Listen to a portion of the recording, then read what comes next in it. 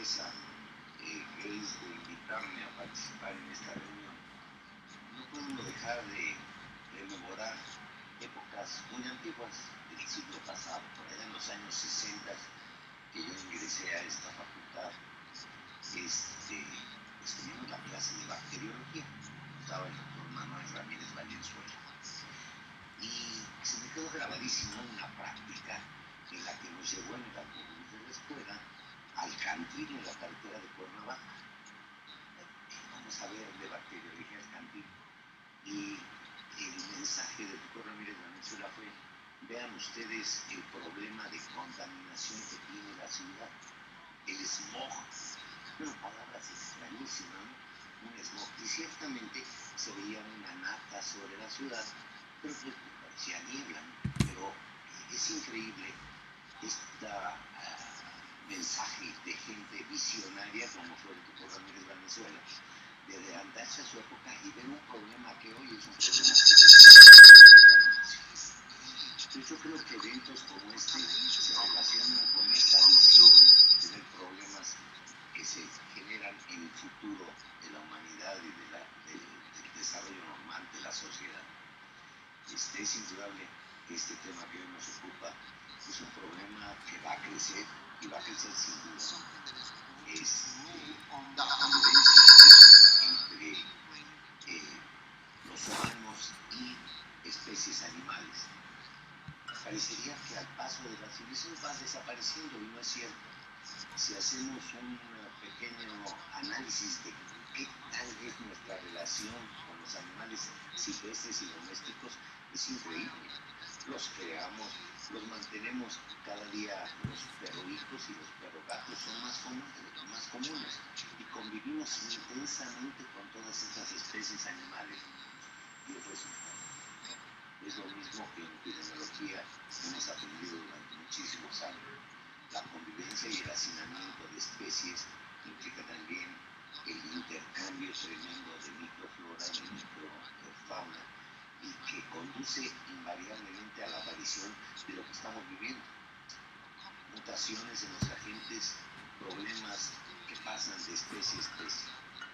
En México tenemos problemas serios de zoonosis, como puede ser la encefalitis equina venezolana, que en su forma epidémica la erradicamos suficientemente, pero que permanece en nuestras zonas selváticas en forma de las cepas endémicas de encefalitis equina venezolana, y que incluso nos están causando problemas, no de tipo epidémico, pero sí incluso de tipo comercial, en la movilización de equinos, tema en el que estamos involucrados actualmente, tratando de modificar los criterios de la OIE respecto a esta enfermedad.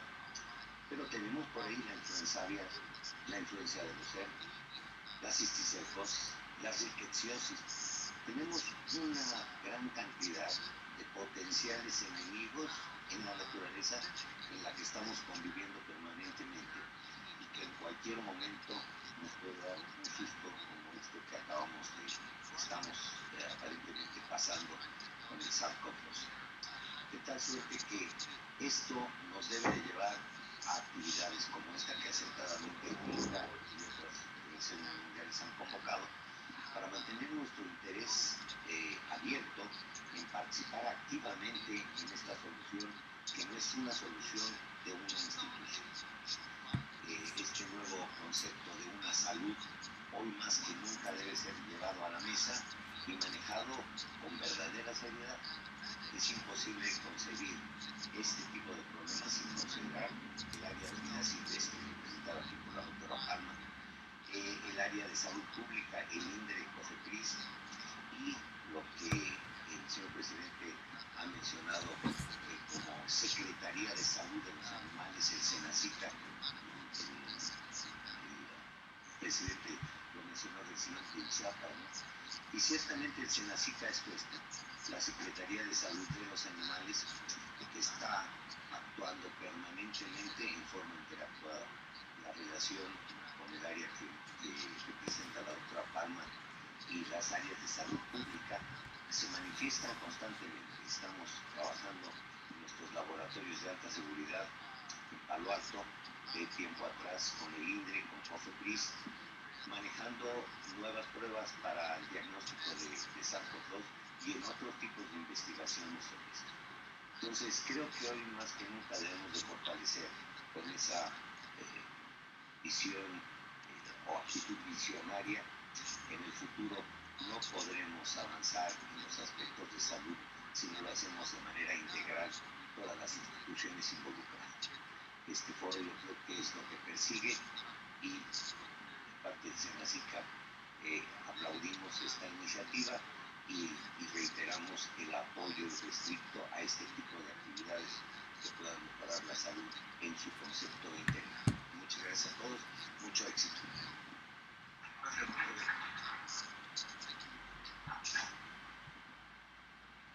muchísimas gracias al doctor Pongay. Por último, pedimos a la doctora María del Ángel Palma Inicial, directora general de Vida Silvestre. Muchísimas gracias, es un placer y un privilegio estar una vez más en este auditorio con maestros y amigos. Para nosotros, la Dirección General de Vida Silvestre, este seminario no es cualquier actividad que se haya llevado a cabo durante la pandemia. Tengo que decir que alguna vez yo estuve en este auditorio escuchando una plática del director general de Vida Silvestre en ese momento. Y yo pensé justamente que me hubiera encantado ser directora general de Vida Silvestre. Tuve la suerte de lograrlo. Sin embargo, jamás me imaginé que iba a estar al frente de la dirección en un momento histórico como el que estamos viviendo, frente a una pandemia de las características que ustedes bien conocen. Tengo que decir que a lo largo de mi experiencia profesional siempre vi a los mercados húmedos como un problema. Esto viene un poco desde el prejuicio. Creo que tenemos que transformar estos mercados húmedos, tenemos que regularlos, tenemos que vigilarlos, pero la idea generalizada de que deben desaparecer de un plumazo no solamente es poco sensible de las comunidades y los pueblos indígenas que en estos mercados húmedos también comercializan sus productos, sino que podría incluso llegar a ser peligroso. Sabemos por otras experiencias que cuando una actividad que está muy arraigada en la sociedad es desaparecida, pues surgen, ¿no? Otros problemas, como puede ser un aumento en el tráfico, como puede ser una falta de trazabilidad, como puede ser el que no nos demos cuenta de mercado migre, por ejemplo, a las redes sociales, que es algo que estamos observando, y que no podamos hacer nada al respecto, ya que pues sale obviamente de la visión que tenemos y que podemos controlar los profesionales de la salud. Celebro muchísimo este seminario, ya que se ha podido conjuntar justamente esta visión de una sola salud materializada en muchas instituciones que están no solo preocupadas, sino ocupadas todos los días en trabajar para que algún día esta pandemia termine y que estos mercados húmedos se transformen en lugares más seguros y de alguna manera de menor riesgo. Agradezco mucho la oportunidad y pues comenzamos. Muchas gracias, doctora. Sí, despedimos a los miembros del presidio, agradecemos su presencia y sobre todo también el valor de sus palabras, la importancia de que estén invitados de alguna manera a los tres foros para que ustedes ya reciban algo que seguramente acompañados con la clínica y con la facultad vamos a poder hacer menciona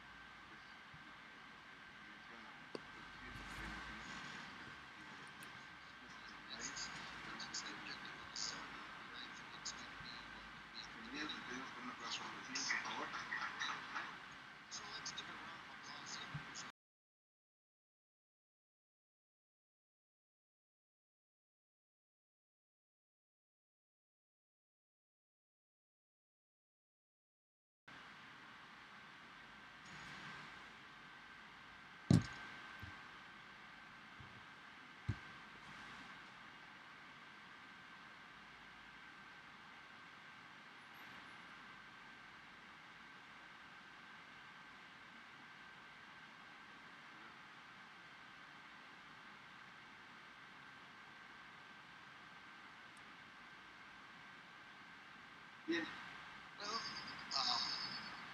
a dar inicio ya a las actividades propiamente dichas del seminario. Y para que nos den un panorama y nos cuente un poco cómo inició toda esta idea, tenemos la presencia de la doctora Graciela Peña Flores. Ella es egresada de la Facultad de Medicina Veterinaria y Zootecnia de la UNAM y también tiene estudios de maestría en el IMBU de y ella tiene una gran experiencia en el sector público, durante muchos años ha trabajado tanto en la Secretaría de Agricultura como en la Secretaría de Salud, también en la iniciativa privada. Tiene pues un par de años que está trabajando como especialista en sanidad agropecuaria del Instituto Interamericano de Cooperación para la Agricultura y Medicina. La doctora, de alguna forma, es la persona que dio inicio con todo esto y le vamos a pedir que nos relate el tema que va a tratar ella, abordaje de la salud humana general, virus por zoonosis y por qué es posible. Le damos un aplauso de bienvenida a la doctora Graciela Peña Flores.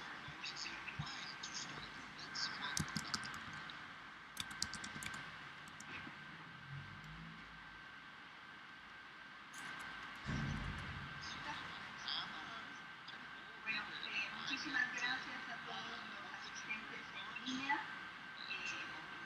todos los colegas, estudiantes veterinarios que están aquí y a todos los colegas que se incorporarán gradualmente a estas presentaciones. El IICA está feliz por una preparación de semana y media aproximadamente de haber podido lograr este proyecto, que como ustedes escucharon de nuestras autoridades es de suma importancia literalmente poder prever todo aquello que implique riesgos a las poblaciones. Entonces, de manera relativamente breve, nuestra agenda va a ser muy cargada todo el día de hoy. Voy a presentar lo que motivó todo esto, cómo se originó a detalle, para que ustedes lo conozcan. La siguiente, por favor.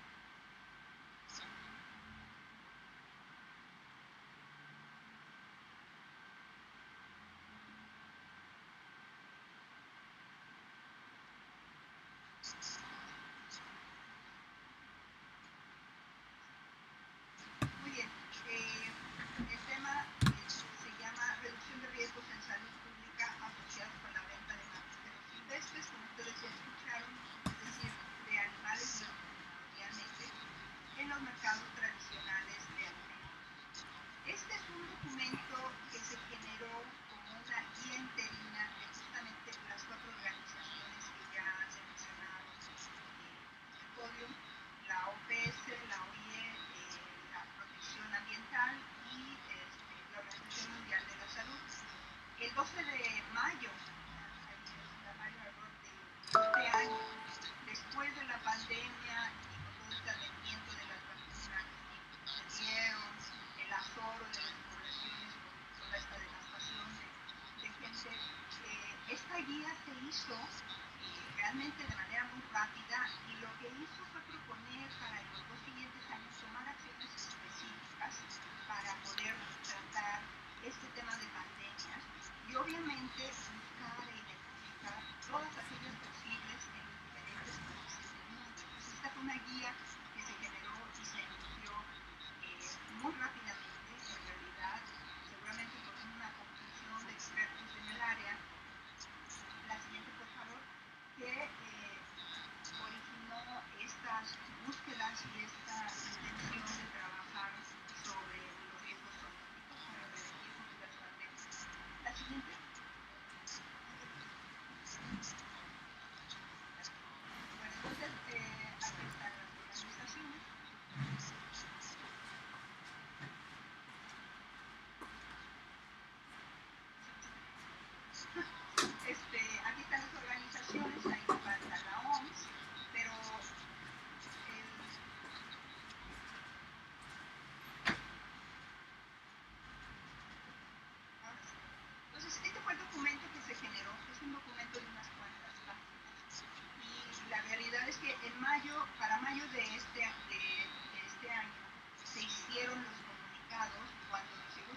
información que nos compartieron desde Washington, de nuestra contraparte IICA en esta región, nos abocamos a la tarea de literalmente difundir la palabra porque este tema era de suma importancia, sobre todo en un periodo en el inicio de este año en que todavía había muchísima incertidumbre y el tema de las vacunas pues no era concluyente ni se había avanzado todo lo que se esperaba.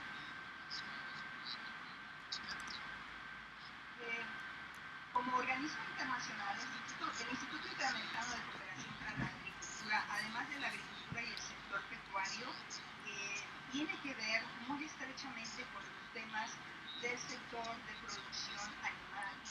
Y nos abocamos, por un lado,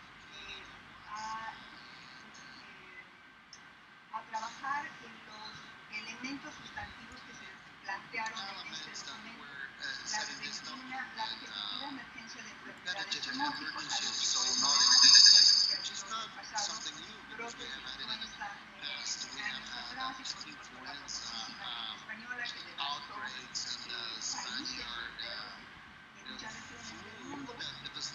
También las interacciones en las cadenas de valor de fauna silvestre en particular. ¿Y por qué de fauna silvestre? Porque esos son los riesgos, no son animales tabulados en un rancho, que animales que provienen enteramente de áreas vírgenes o semivírgenes con especies de organismos que desconocemos, virus, otro tipo de patógenos.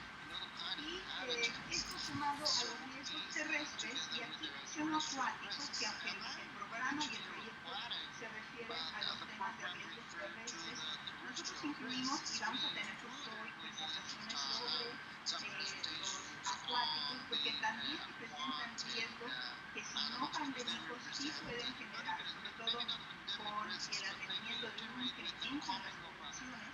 Esto va a generar necesidades de alimentación que ya vienen de los mares, océanos, de la acuícola, de la pesquería, y por ello lo incluimos en esta serie de reuniones que empezamos a tener, donde se formó un panel de expertos que, afortunadamente, y con el apoyo de nuestro productor, el doctor Francisco Monroy López, fuimos avanzando y revisando esta temática particular. Así que, además de los diferentes sistemas de producción que se dan en los diferentes países, estos sistemas de producción involucran una gran variabilidad en la forma de producción y, por supuesto, generan riesgos, sobre todo cuando los animales son de caza o son de cacería o son introducidos de áreas o de lugares donde se desconocen qué enfermedades pueden.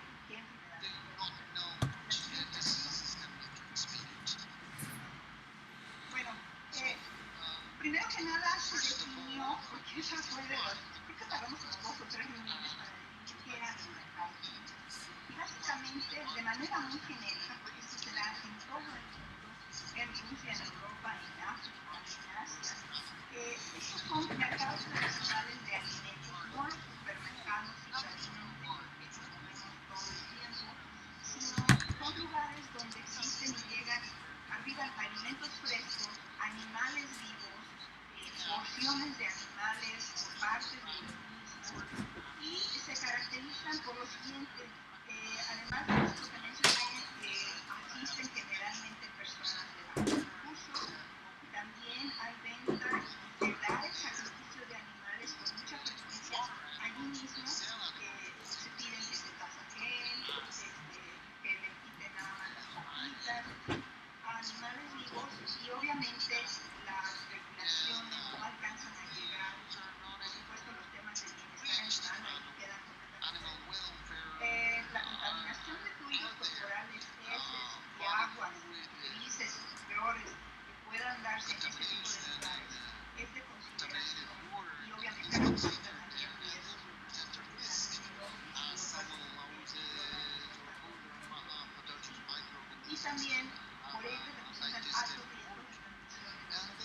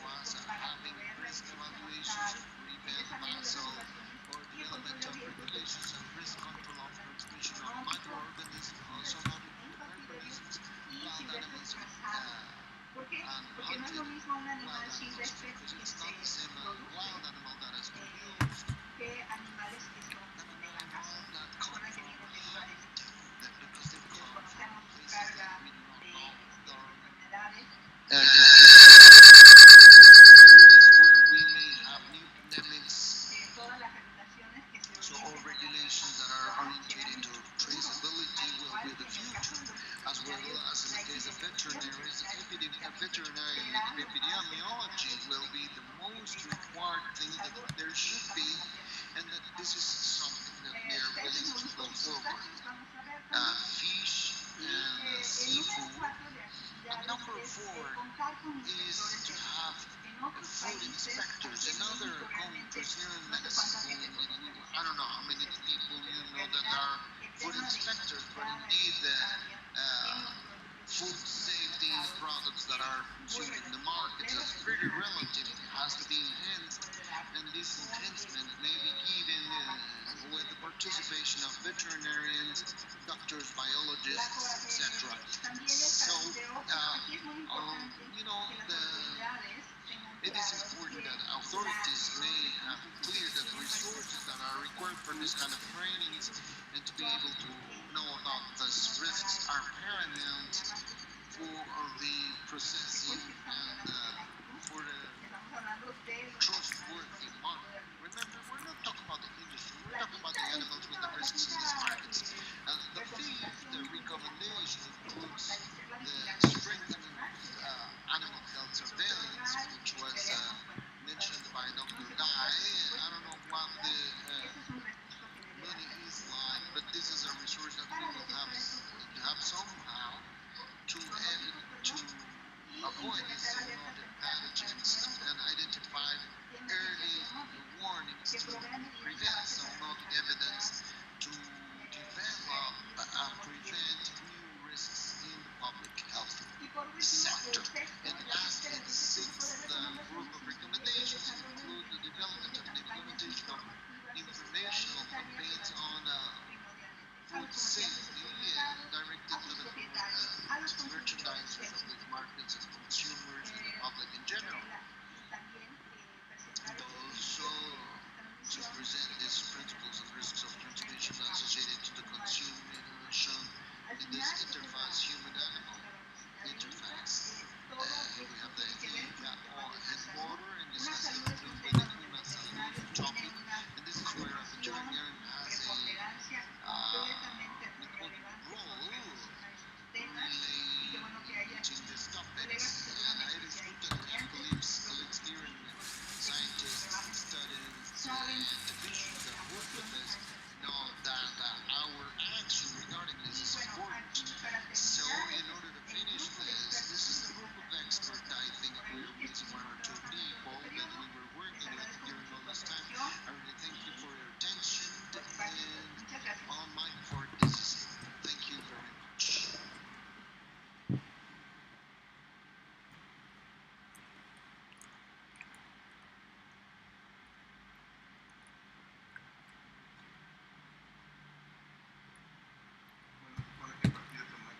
I think here on we're going to have Dr. Juan Ayala, but let's wait for him a little bit. I think we have Dr. Verónica Gutiérrez online. Is she online already?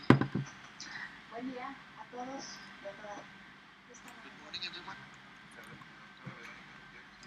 Dr. Verónica Gutiérrez, is she online? Can you hear me? Buen día. Good morning. Aquí estamos ya. La doctora Verónica Gutiérrez Murillo es subdirectora del programa de rabia y otras zoonosis del Centro Nacional de Prevención de Enfermedades, The Central Secretaría de Salud. Center of Le invitamos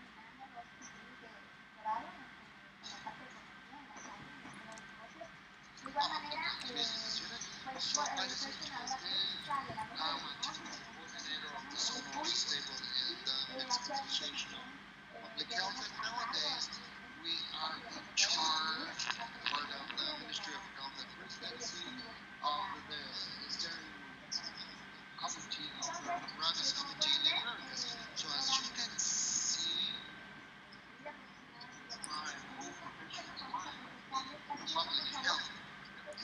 Next slide. We're going to talk about rabbits in Mexico as a public health issue. In the presentation, you'll see some concepts that are defining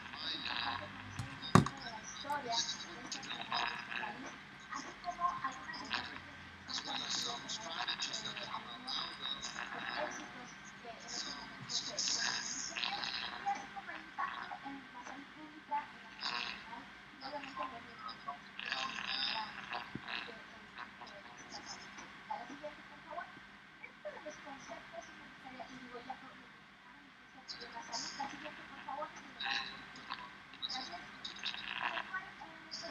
Where obviously it was said by the presenters as to see this kind of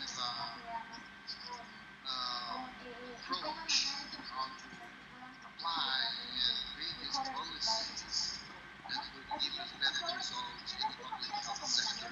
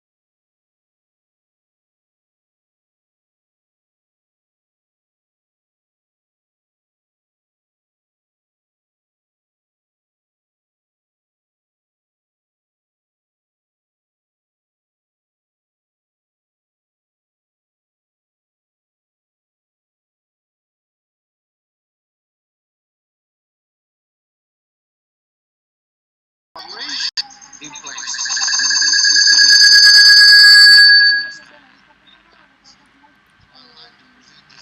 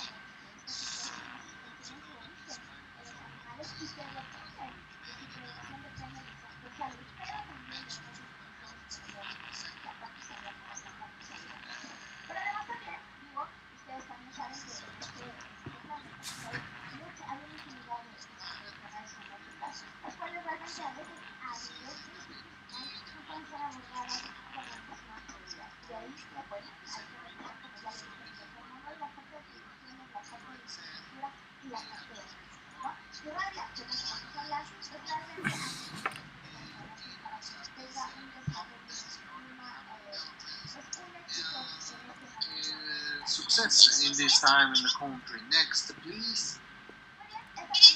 So, we've also talked about part of wild animals, and this is what I like to talk about, and we've seen it in all the presentations from other speakers, because it tells about the transcendence that the part of the wildlife has for the manifestation of zoonotic diseases. Next, please. So here we are going to present to you some photographs of our Mexico. It's not another country, it's our Mexico. Places that we as responsible, so operational norm responsible on zoonotic in all these places to talk about the transmission of goats and associated risk factors. So as we can see, the precarious conditions of some places, the presence of animals, domestic and wild animals together, the conditions of locking down, the conditions of the soil, etc. So these are the risks for the transmission of zoonosis. And then talking about the topic about rabies, you also, as experts in this regard, know that rabies is a zoonosis. It's the most important one that we have today in the country. You also know that it's an acute, contagious, and mortal encephalitis that affects domestical and the wild animals. And at the same token, at the same time, it's a disease that in almost all cases, if not treated in time, is mortal. So that when we have this nervous symptoms, there's no way back. There is no treatment. This disease is preventable by vaccinations in humans with prophylaxis as well as in domestic animals, which is available in our country. Next, please. So here, just to remind you, the transmission mechanism is direct with saliva and maybe with bruised skin or mucus like eyes or lips, maybe with beating of these animals or the nervous system or the brain.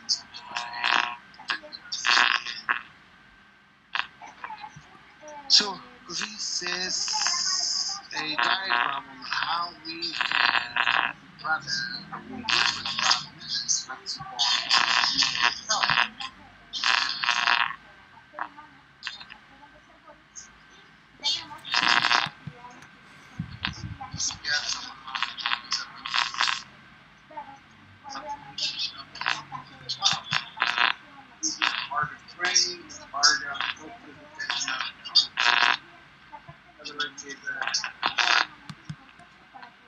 prevent to monitor indeed if that disease is present in some places or is not there anymore due to the activities performed during several years.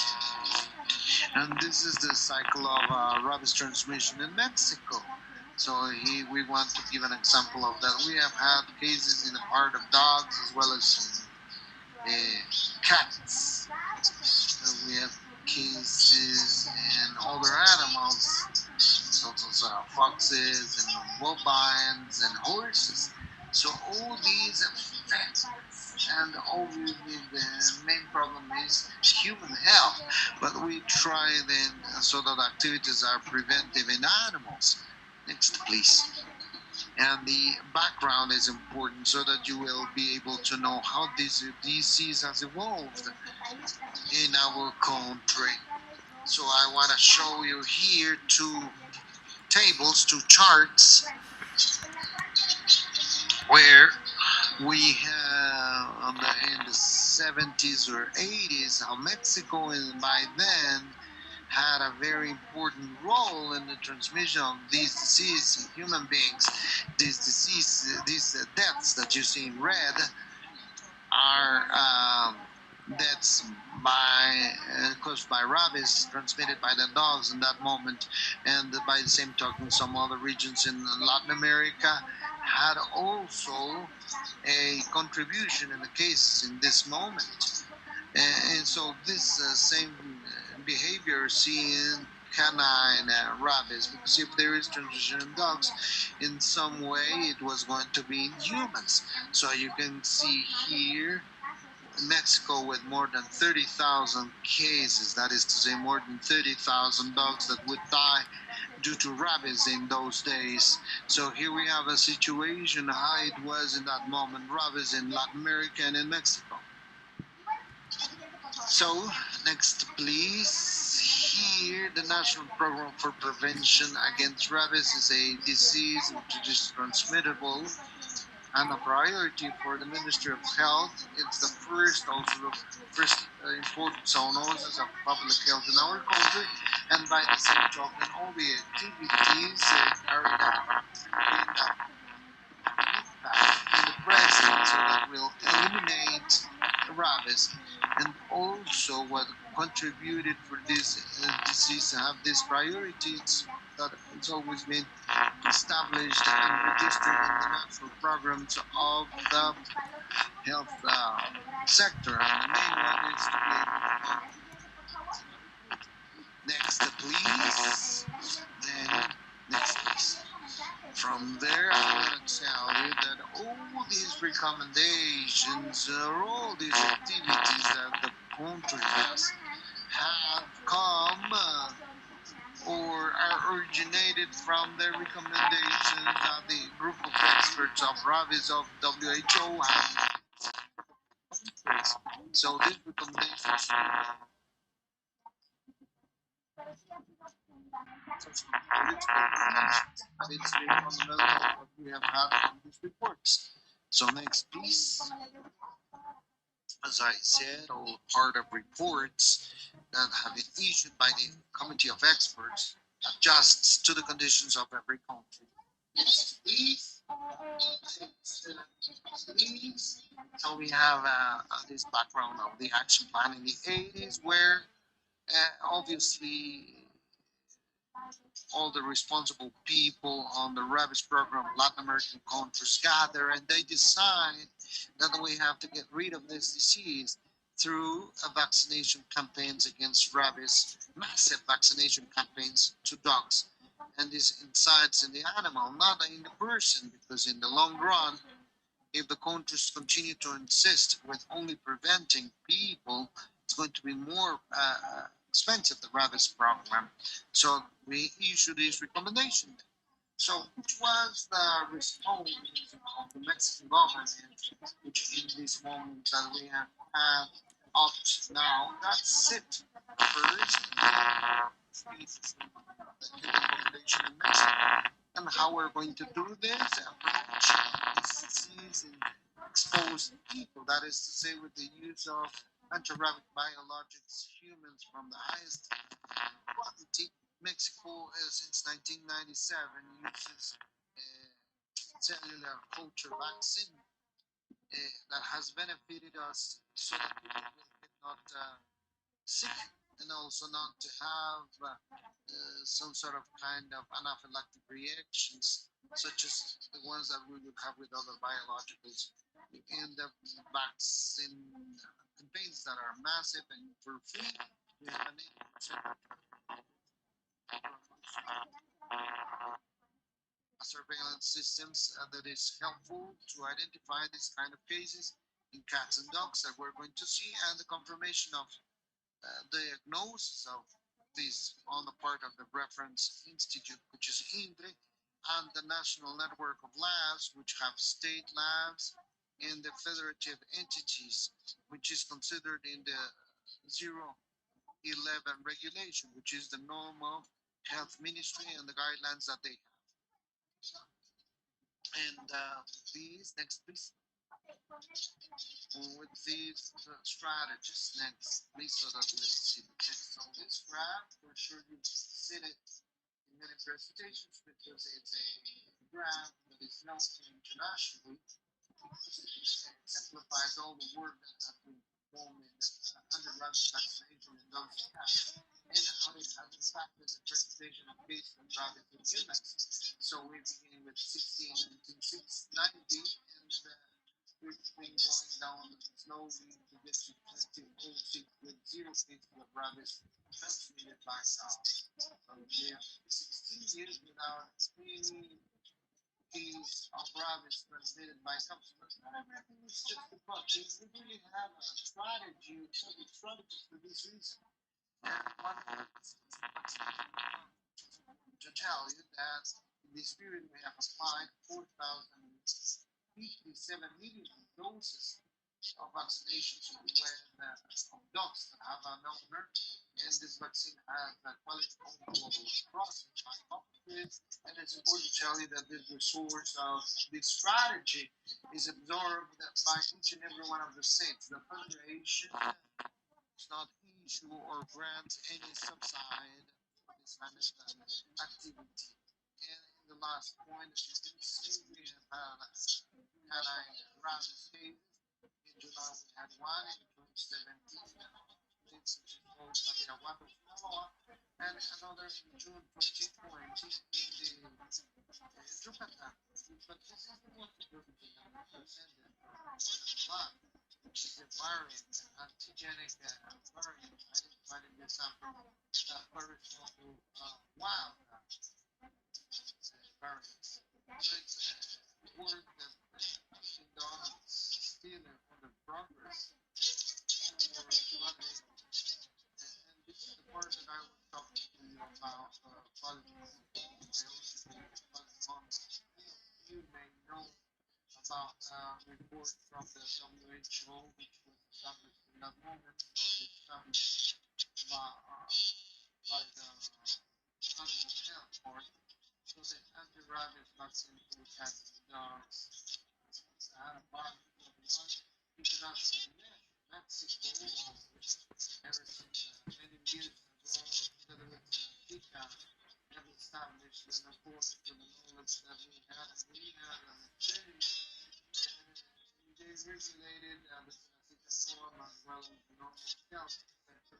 That anti-rabies vaccination was added to the community, which also brought some questioning in the moment because the conversation was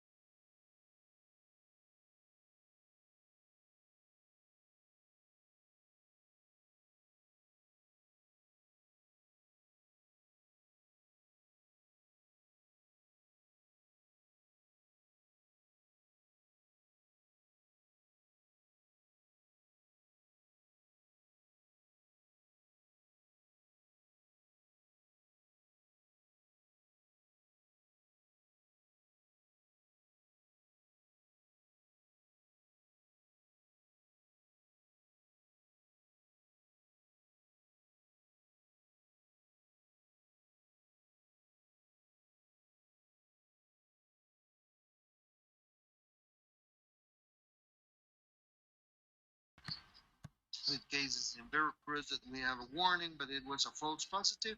Next, we have cases in felines and the Yucatan that are associated to wild variants, which is an approach that we have for next year in a specific way.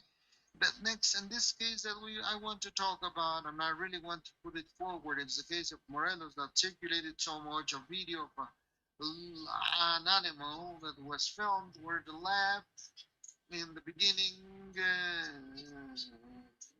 gave positive, but later was negative. For all this case was not positive, but negative. So I wanted to put it forward. And next, please. Next. Next. Yes.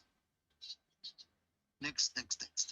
This is the part of the Americas. What is the risk regarding bats? And this is the part of Mexico. Next. Just for you to know, next, so that we'll see the map, how there are rabies cases in the wild animals. We have very many cases in the country where the country, all the states are giving a case and a case of rabies in human transmitted by other species. What I mean, bat, fox, and other animals. And it's a risk that we have due to this living with this species. And besides living with this species, the lack of knowledge that this species may transmit a disease, and people do not see the risk on this. And next, those are the maps, just for you to see what the cases of rabies and other species, what we have had, and some entities have repeated, and others have not had any kind of cases. And here we have also the maps. And by the same token, the reported cases of all the species that also Mexico is notifying, not only cat and dog and bovines, but other kinds of species. And next, please. Next. And the last one, thank you. And this was already seen when they presented all the risks that we have for these diseases to remain in animal species and human health. Human health. We have natural approaches between animals and people, the consumption of misprocessed food, consumption of antigenic wildlife, and then we have the part of the climate change that we've talked about this and how it impacts in the zoonosis. And finally, thank the MVZ school for the invitation, as well as IICA and the people that have participated, so that through myself we'll be able to give this kind of information. Thank you very much. Thank you, Dr. Veronica Gutierrez Cedillo, for her presentation. Thank you very much, Doctor, really indeed, for your talk. Now, we're going to start with the water topics. We have Dr. Paredes. He is a veterinarian from UNAM. He has a doctorate in the veterinary and water studies for the aquaculture in Scotland, United Kingdom, with physiology and fish. He has a doctorate in the same institution. If you can start with the next talk, with a postdoctorate in the same institute, with collaborating OIE for the emerging diseases in water animals in England, with the biograss and lungfish. More than 15 scientific articles and review of these scientific in Mexico, and with more than 10 congresses in Mexico, Canada, Thailand, Spain, Ghana, Chile, United Kingdom, and Philippines. He has worked as a veterinarian specialized in water animals in Mexico, and he's an aquaculture business manager for the Rashway Company Biological Limited in England, which is part of French corporate Seva Santé Animal. We welcome Dr. Gustavo Ramirez from the United Kingdom online, and he's going to, we apologize ourselves if there are some technical issues. Thank you very much for the presentation. If you may allow me to share my screen to have my slides. Thank you.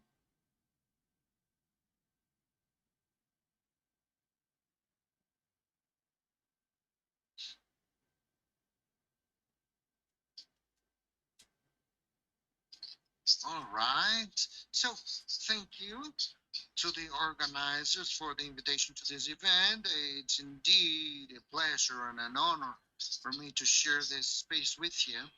And most of my slides are in English, so I believe it is easier if I give the narrative of what I want to give in this language.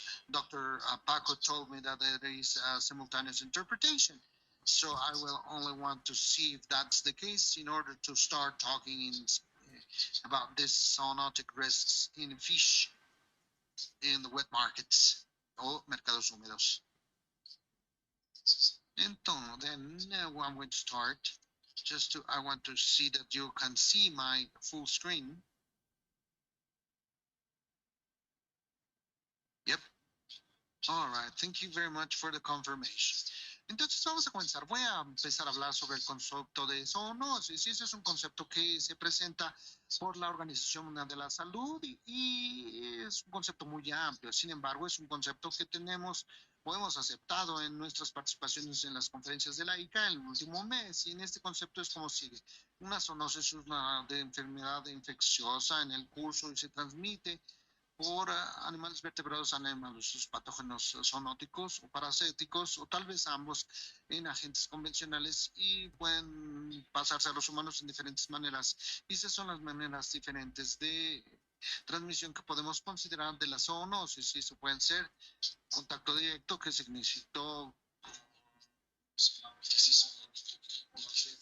u otros fluidos corporales de un animal infectado, y esos ejemplos pueden ser peptina o animatoxinas en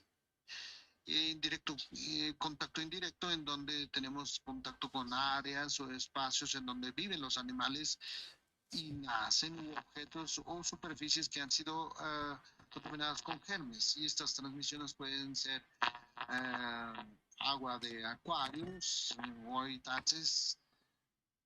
Y otra ruta de transmisión puede ser un vector. Eso significa cuando estamos siendo mordidos o picados por un insecto, por una mosca, un mosquito o la comida. Y esto es muy importante porque comer o beber algo inseguro como leche sin pasteurizar, como sushi o sashimi, en donde comemos la carne cruda del animal o fruta, puede estar contaminada. Y estos alimentos contaminados pueden causar enfermedades animales, inclusive las mascotas. Y esa es otra ruta de transmisión. Y finalmente la con transmisión con agua transmitida con las heces de un animal infectado. Entonces, como pueden ver, este es un muy amplio concepto de zoonosis. Sin embargo, es importante de tomar esto porque nos explica las diferentes posibilidades que pueden ocurrir de brincar de una especie a otra o de otro hacia atrás. Entonces, si quieren saber más sobre estas definiciones, les dejo aquí los links para accesar al sitio web de la OMS, así también como en los Estados Unidos. Quisiera yo hablar de estos aspectos llave de la zoonosis. Habemos 200 tipos de zoonosis y comprenden un grande porcentaje de nuevas enfermedades insistentes en animales. Y por esto nos significamos que vendrá en los próximos años. La zoonosis no solamente afecta a la salud humana, sino que también afecta a la salud animal y el bienestar de los animales y sus buenas condiciones de salud. Y eso causa una menor productividad y eso obviamente traerá afecciones a los granjeros o las economías de los países, disminuyendo la producción. Un 60% de las infecciones humanas tienen un origen animal y estos son datos interesantes. Todas las nuevas enfermedades humanas infecciosas, un 75% van de otros animales a las personas, y esto es un aspecto muy importante. De todos los nuevos infecciosas, el 75% tienen la posibilidad de brincar entre especies e humanos. Las zoonosis ocurren indirectamente, y esto es importante por la zoonosis de peces. Alrededor del 80% de los patógenos en los animales son multihuéspedes, y eso significa que se mueven entre diferentes animales y ocasionalmente entre los humanos. Entonces, ¿cuáles son los tipos de zoonosis? Hay diferentes tipos, maneras de clasificar las zoonosis. Podemos clasificarlas en el ciclo de transmisión, los podemos clasificar con base en el tipo de huésped, y también los clasificamos por el riesgo, y en este caso es la clasificación que considera el riesgo de los patógenos, y observando esto podemos zoonosis emergente que aparece nuevas en la población humana, o puede existir previamente, pero no son rápidamente crecientes, y la transmisión no crece rápidamente, y tienen una incidencia regional y puede estar en diferentes lugares, y tenemos una zoonosis epidémica, y este es típicamente que ocurre de manera intermitente y tiene un origen doméstico, es decir, local, puede ser anthrax y otras. Y en el tercer lugar tenemos la zoonosis negligenciada, por ejemplo la epidémica, y está continuamente presente, siempre está ahí, y estas enfermedades afectan a poblaciones pobres que son ignoradas por las settings internacionales y los gobiernos nacionales. Y estos entonces están ahí. Aquí tenemos algunos ejemplos de estas zoonosis epidémicas emergentes. Y esta es una manera de clasificar la zoonosis en riesgo. Ahora bien, vamos a ver los niveles de riesgo de zoonosis. Esta clasificación de los niveles de riesgo nuevamente es sólido de lo que adoptamos, de lo que estuvimos discutiendo durante nuestros talleres, que tuvimos alrededor de 9 u 11 trabajos semanales en el IICA, y esto fue nuestra evaluación de riesgo. Entonces tenemos en el primero de los riesgos aquellos que son capaces de causar casos clínicos en los humanos, que se pueden aislar o no, pero que no se pueden establecer entre los humanos. En el nivel 2 son aquellos que son los que causan pestes humanos, que no se pueden establecer y transmitir entre humanos. Brotes, perdón. Y tenemos aquí también, en el tercer lugar, el nivel 3 de riesgo, que pueden causar epidemias y brotes, y tienen la posibilidad de establecerse en sí mismos en las poblaciones humanas y se pueden transmitir entre ellos. Entonces es un nivel más alto. Y finalmente tenemos aquellos que también pueden generar epidemias y también brotes, y que pueden transmitirse entre humanos y animales, y pueden pasarse en el mundo, y estos son los de mayor riesgo. En nuestro caso, la zoonosis transmitida por peces normalmente va a estar alrededor en unos nivel 1 o 2, como más. No hay muchos reportes o informes de zoonosis que vengan de los peces que van más allá de ese nivel. Entonces no hay tan alto nivel que venga de peces que causen una pandemia. Y esto es desde luego porque necesitamos considerar la especie. Entre más cerca esté cercana a los humanos, será un mayor riesgo de que un virus y una bacteria pueda adaptarse a los humanos. Entonces, como tal, los peces no tienen o no poseen una grande amenaza para una pandemia. Sin embargo, es importante considerar que mientras acabamos de discutir la pasada diapositiva, pueden causar algunos brotes en humanos e incluso causar enfermedades endémicas. Necesitamos estar de ojo en ellos y entender por qué tipo de patógenos los causan. Y en esta diapositiva que publicamos este año podemos ver las diferentes rutas de transmisión de patógenos en los mercados húmedos, y esos contribuyen a las emergencias de estas enfermedades. Y aquí podemos del lado derecho ver animales domésticos y salvajes para venta, incluyendo peces. Y después tenemos el mismo mercado vendiendo comida para su consumo en el mismo lugar. Y si no hay buenas condiciones higiénicas, tenemos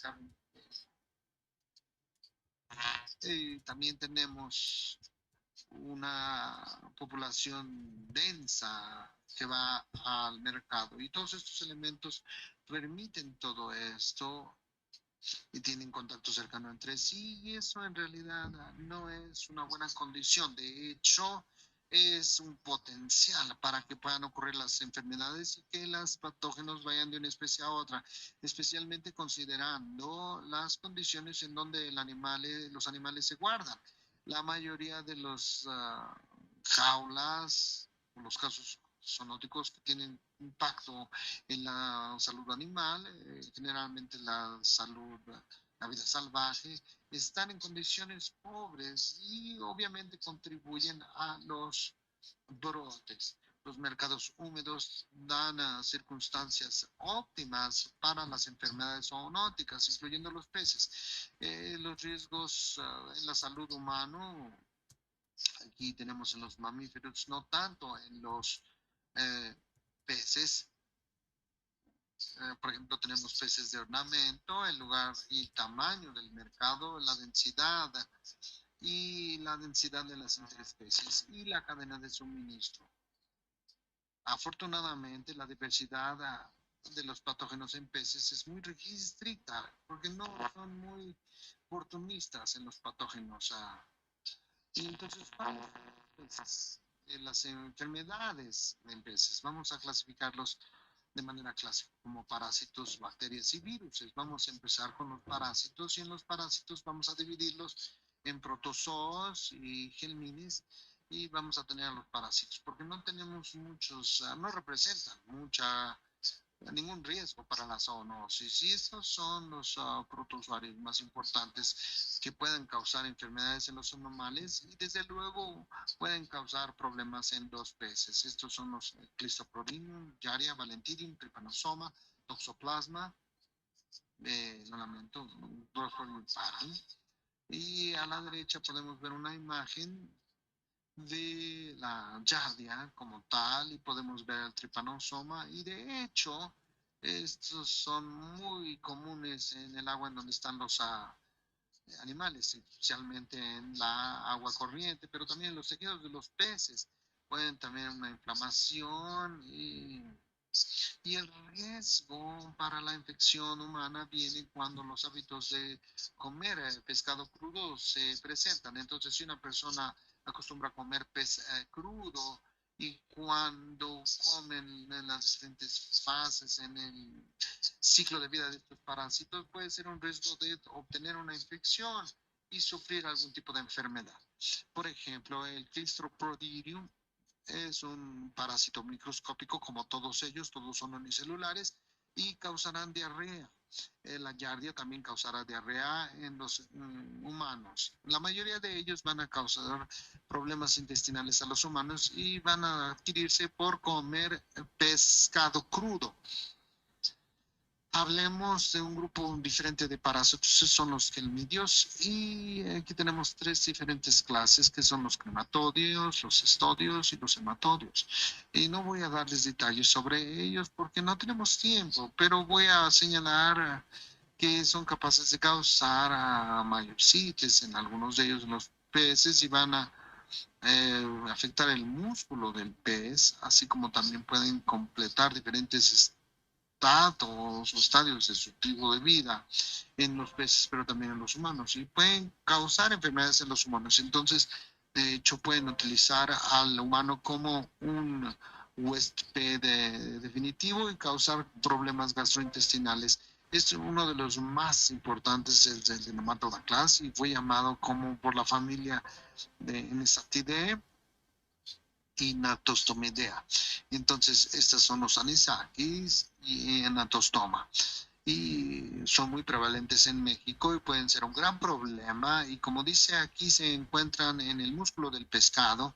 Y pues, el problema más importante es comiéndolo crudo. Nuevamente, este es una enfermedad transmitida por la comida. Ahora vamos a hablar de los virus. No tenemos muchos virus. Entonces, para que un virus pase a los humanos del pescado, sería muy difícil. Necesitarían tener la capacidad de adaptarse a muchas circunstancias distintas. Pero podemos hablar, por ejemplo, de la hepatitis B, el novovirus o rotavirus. Estos son virus que han estado reportados en humanos o que son patógenos comunes en humanos y han sido informados en detecciones en pescados.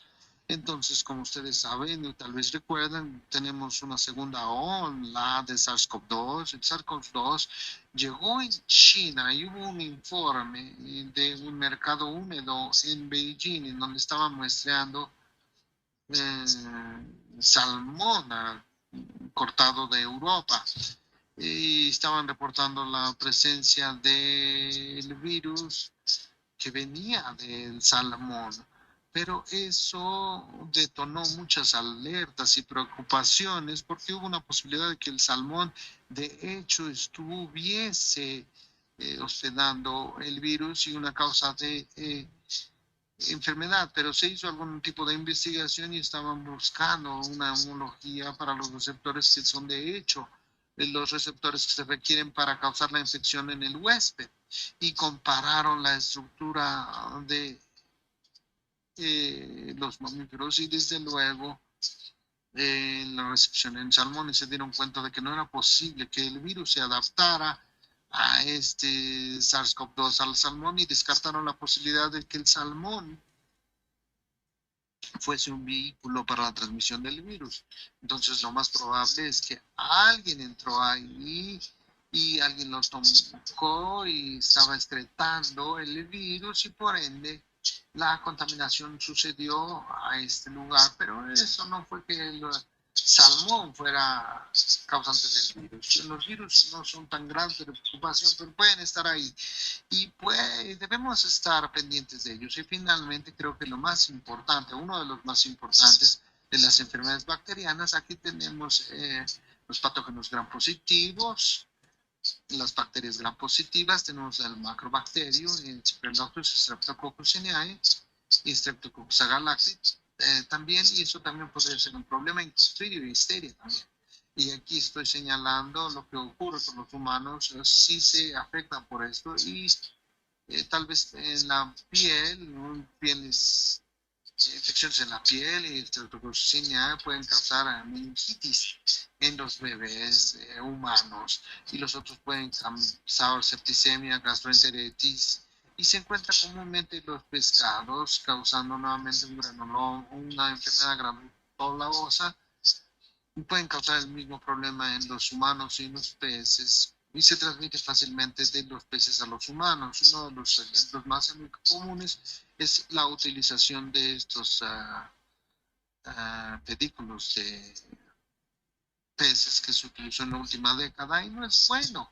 Como pueden ver, el hecho de que el pez pueda estar comiendo y masticando su piel abre la puerta para una lesión y transferir el macrobacterium en ustedes y causar este tipo de lesiones locales que son lesiones granotomalosas. Entonces, en este video quiero mostrarles el caso de algún estreptococo que se encontró en México. De hecho, esto fue causado por el Streptococcus cineae. Pueden ver las lesiones aquí. Y sería un problema, creo, si cortáramos nuestras manos y después de cortarlas tuviéramos contacto con estas bacterias. Probablemente tendríamos la posibilidad de que la bacteria los afecte, pero de hecho sería un problema si comen tilapia cruda, pero si la cocinamos probablemente no sea un problema tan grande. Pero es importante observar que en las granjas de tilapia en México los peces están afectados por todos estos patógenos que pueden ser un agente zoonótico. Y finalmente las bacterias gram negativas, tenemos aquí algo grande y lo voy a dejar aquí para su referencia. No es una revisión exhaustiva de la información, es apenas una referencia, podemos ver lo importante y el mensaje aquí es que pueden causar problemas a los peces o pescados y pueden ser un patógeno apropiado para los peces y pueden ser para los humanos para causarle infecciones y gastroenteritis, infecciones tisulares o en el tejido o generalmente están en granjas de peces y se curan con vacuna o con algún otro tipo de Y las feromonas se pueden transmitir a los humanos, no solamente con la manipulación, sino también con la comida cruda. Durante nuestros talleres quisimos establecer un semáforo, un sistema de semáforos en donde clasificaríamos cuál sería el riesgo más grande para la transmisión en un mercado húmedo, y decidimos que pensábamos que la transmisión por comida sería el riesgo más importante por la zoonosis en pescados, y en segundo lugar establecimos la manipulación de los peces para el consumo humano, y finalmente pensamos en los peces de ornamento o como mascotas, cualquier pez o pescado que no sea destinado al consumo. Esa es la manera en que pensamos que sería importante dirigir el riesgo de enfermedades zoonóticas de peces en un mercado húmedo, y finalmente tratamos de adaptar esto a una matriz de las diferentes especies, y en la final de la columna tenemos a los organismos acuáticos. En mi caso voy a hablar de los peces y mis colegas van a hablar de los moluscos y de los crustáceos, pero pueden ver aquí que pensamos que tal vez no estén en la parte más importante de la lista para una pandemia, pero debemos tomarlos en cuenta cuando estemos visitando un mercado húmedo, especialmente si ustedes tienen gusto por comer sushi, sashimi o pescado crudo, o si tienen algún tipo de acuario, deben tener cuidado con estos patógenos. Y es importante entender los factores distintos en derredor de la presión de la causa de los problemas. Entonces podemos tener organismos que vengan de fuera, o las fuentes nacionales locales, o los sistemas diferentes de producción o cría, y usuario final del producto. Esto va a ser para las mascotas o para la comida, etcétera. Entonces la edad del pescado, y en nuestro caso viene del mar, si viene de una granja de mar o de agua corriente fresca, y obviamente el patógeno involucrado, si es un virus, tal vez no sea tanto problema para nosotros. Sin embargo, si es una bacteria, sí, o si es un parásito, definitivamente lo será. Y la ruta de transmisión, si necesitan tomar la comida o tocar el agua o tocar el pescado, o si tienen un problema en su sistema inmunológico, si están suprimidos, etcétera. Entonces, todos estos elementos han sido considerados durante nuestros talleres, y creo que eso sería todo de mi parte. He terminado a tiempo. Básicamente es para dirigirles o decirles que los que pueden causar enfermedades en los humanos sí necesitan considerarse, deben considerarse, y el riesgo de que ellos tengan contacto y causen problemas a los humanos se necesita evaluar, se necesita establecer un protocolo para trabajar con ese riesgo, y a pesar de que está estrategia para prevenir o reducir el riesgo de que ocurran estos problemas. Yo creo que con esto termino, y espero que los intérpretes hayan podido decir todo lo que dije, o tal vez mi acento sea fácil de seguir. Si tienen alguna pregunta, por favor, indíquenmelo. Gracias. Thank you. Muchas gracias, Gustavo. We have no time for questions. Thank you for your presentation.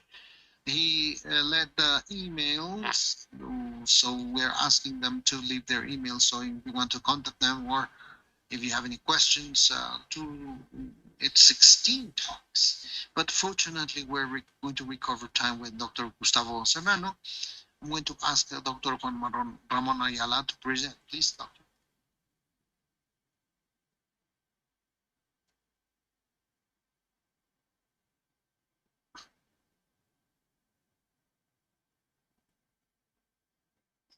Good morning. It's a pleasure to see you, as they said, and it's a pleasure to have you here in presence and virtually too.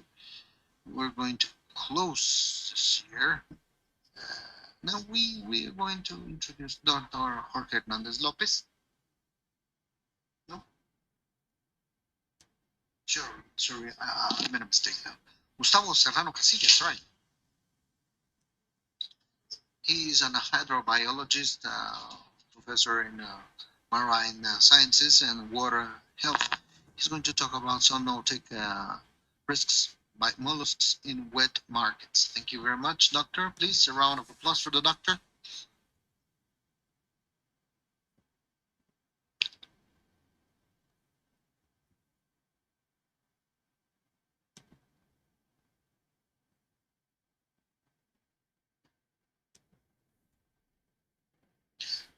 Good morning.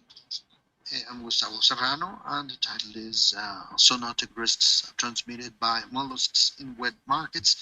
And as many people said, the mollusks in the field of mollusks is the greatest and the second most diverse after the arthropods. There are 7 classes.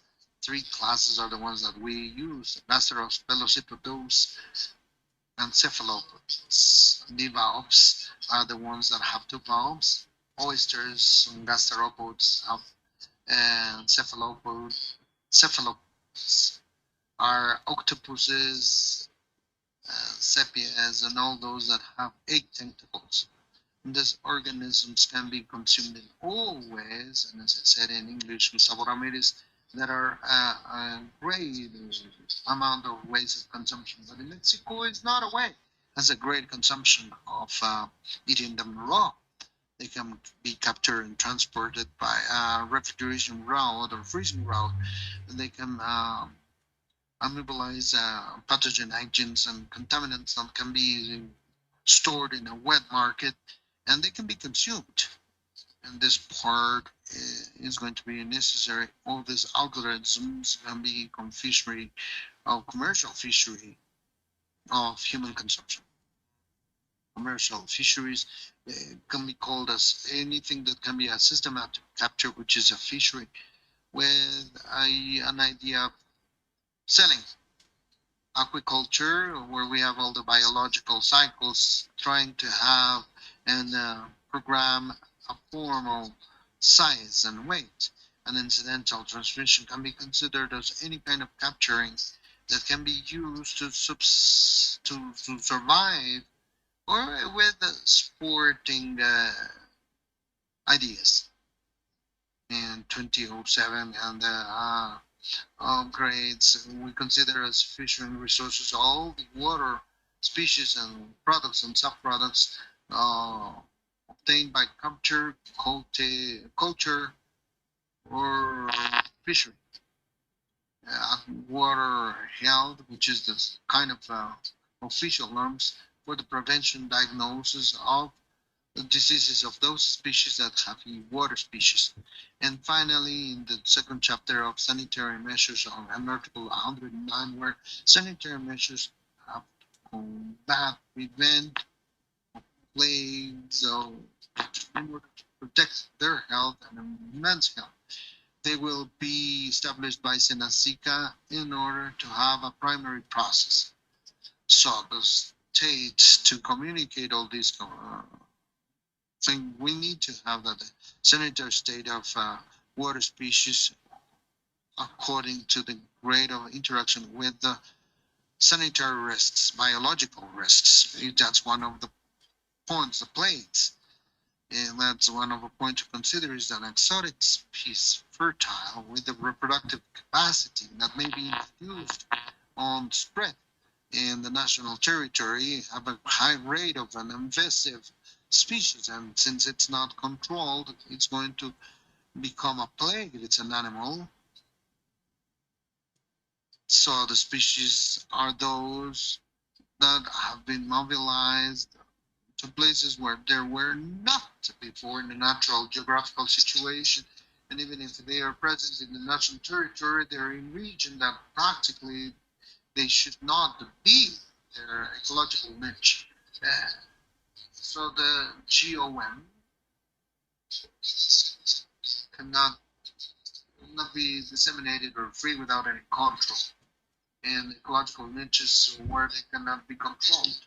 So these biological risks are going to give sanitary risks such as the pathogenic, and we have to have certain measures to interact with the organisms, but also we have the zoonotic diseases where this is where it's between our needs of action. The plagues, as we said in the first points, our biological risks are also considered, and there are the parasites, and a very special point that we have to consider, which is the weeds, the aquatic flora, phytoplankton, which is toxic microalgae, invasive microalgae. All right, so they have a special work that is being carried in CANASA, which is table 1 and production. We were working several months ago with the zoonosis transmissible in water animals in Mexico. We are talking as a definition of WHO, which is an infectious disease that has passed from an animal to humans, and the zoonotic pathogens can be bacteria, parasites, or non-conventional agents to be propagated to the humans through the food, water, or environment. Direct contact of mollusks have a great amount of sanitary risks. We're going to talk about pathogens that can be virus, bacteria, fungi, or parasites, and the microbiological interaction that can be in the management. Natural toxins are the toxins that are produced by the explosion of the red tides, pollution, medicine residues used in the aquaculture, and the composition of the salmon for preserved products. In the national territory, we have two instruments, non-theoretical instruments that mark the fishery, that inform the species that are being cultured or fished, and that can be taken into consideration. Nevertheless, not all of them have a managing problem. On for mollusks, a national aquaculture letter does not have any data, sanitary data, neither zoonotic or sanitary red abalone, which is a high value gastropod. It can cost 1,500 pesos kilo, free to be captured. Root fences is the easiest to culture, and it is used for exportation and national consumption. Those in the national consumption, has very few people that can actually consume it, and it's not sold canned as it was seen 30 or 40 years ago. So from the zoonotic positions that we have, there is one only norm, which is the 242 norm of the Ministry of Health, in vigor ever since 2009, that gives certain general guidelines, but there's no specific information on their consumption. Casustrea higas is an exotic species introduced in the 70s from Mexico to Mexico, trying to take advantage of the cold waters of Baja California Peninsula. And practically, they increased or tried to increase their production, even though there were endemic species that were pretty good, but never searched to develop the biotechnology to be able to do so. They are producing in the Baja California North and South cold waters. We use it for the exportation and national consumption, and its presentation is fresh, frozen. There is no specific information about zoonotic diseases, and practically there is some information about the microbacteria or microorganisms that can be affected by safety, but there is a disposition for this species that is the technical guide of the Mexican program for health of mollusks by COFEPRIS, which is an agreement that we have with FDA and some people in the United States of the certification of water in order to have the sanitary safety and that may not have toxins of a phytoplankton origin, not of soil-thickening diseases at 242 norm or fresh products from fishery.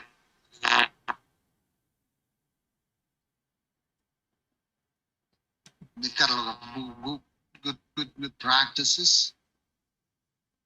I forgot the name, the manual or guidebook.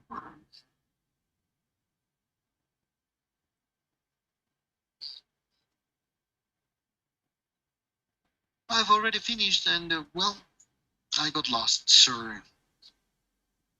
Please, if you may help me to zoom it in. The national letter, which is what the national letter only talks about some diseases. I got lost. I lost the name of a manual.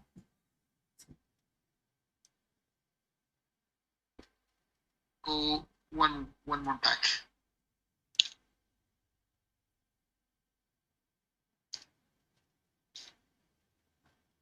It does not allow you. It comes. Okay, let's see. Let's go back.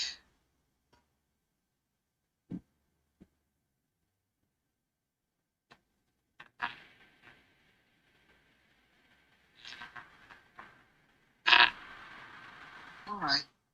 From the national letter, we found that bacteria and virus found in the fishery areas are microorganisms that are used in innocuity zones for human health, and they are only marked part of fish and bivalves.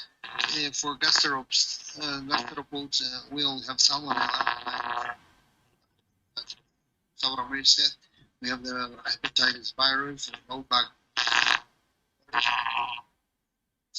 And practically we only have a few on the revision, on the review for the bacteria. Food for cephalopods, we only have norm 242 coliforms, fishes, and those the other ones are not reviewed. With parasites, this is a very special point because we only have the norm 242 for the part of fish and with Lactostoma and Paragonimus. But nevertheless, there is a grand manifestation in all the coasts of the country in the Pacific and the Gulf of Nesakis, mainly with marine water fish. Those reports tell us that there should not be found in fresh water, but something is happening in the ecosystems that coralline fish that have the ability to support and tolerate different gradients of salt are presenting anisakis. There is another nematode, which is Netoxoma. It's from fresh water, and it can be found in each almost all the national territory locations. One of the reasons why I had it yellow, it's that it's being found. It's very well known in the international market, European.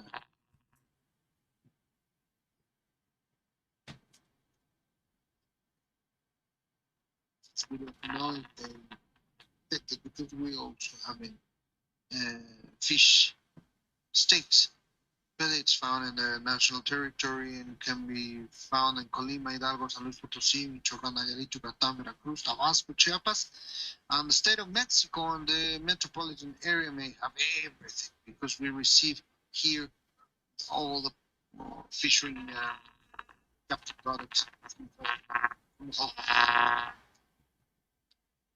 products and services, products, fresh fish products, processed and frozen products. So on for the refrigerated and frozen products. We only have coniforms, microbiological, no virus over there. And we have the uniforms, crustaceans, and lobs, mollusks, gasteropods, vibrio, paramolitids, and crustaceans. Listeria, toxins, forever. We have some points. Biologist, which is one of the characteristics that we have to take a look at if so we want to have an ecosystemic dominion of water species. We have to know the phenomenon of the aquatic conditions, are the environmental conditions, logistics of culture, and the genetic status. On the left part, I see it as a species of rectangle. Nevertheless, we all know that in order to have a disease, we have the guest,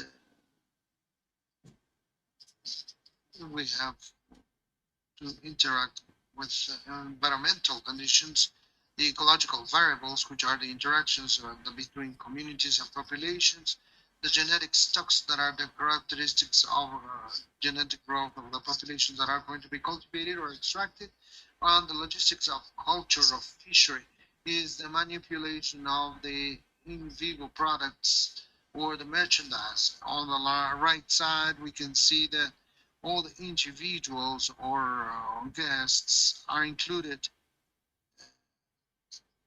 from aquaculture populations.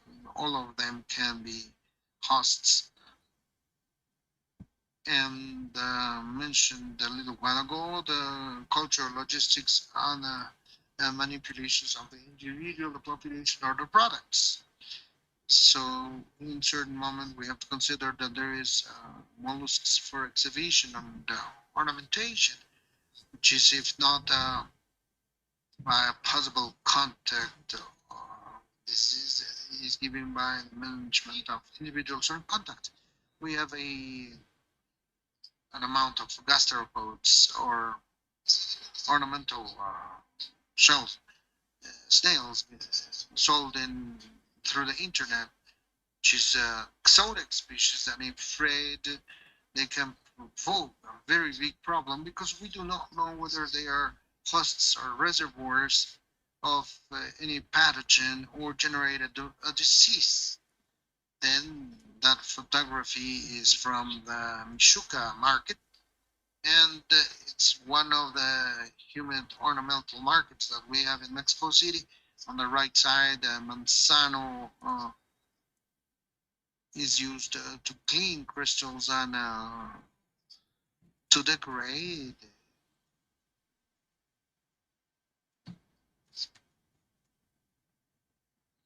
So wet markets of human markets that we have in the country, we have Central de Abastos, Nueva Viga in Mexico City, and the sea market in Zapopan, which is pretty good.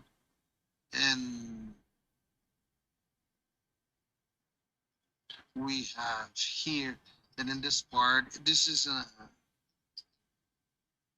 here we have the octopus, and the truth of the matter is that we don't know where it comes from and how it is. And this is great because this is oyster, this is pata de mula, and this is chocolate oyster, and this is Jalisco on the coast of Jalisco. And if you know that pata de mula lives in the mangrove zone, the mud zone,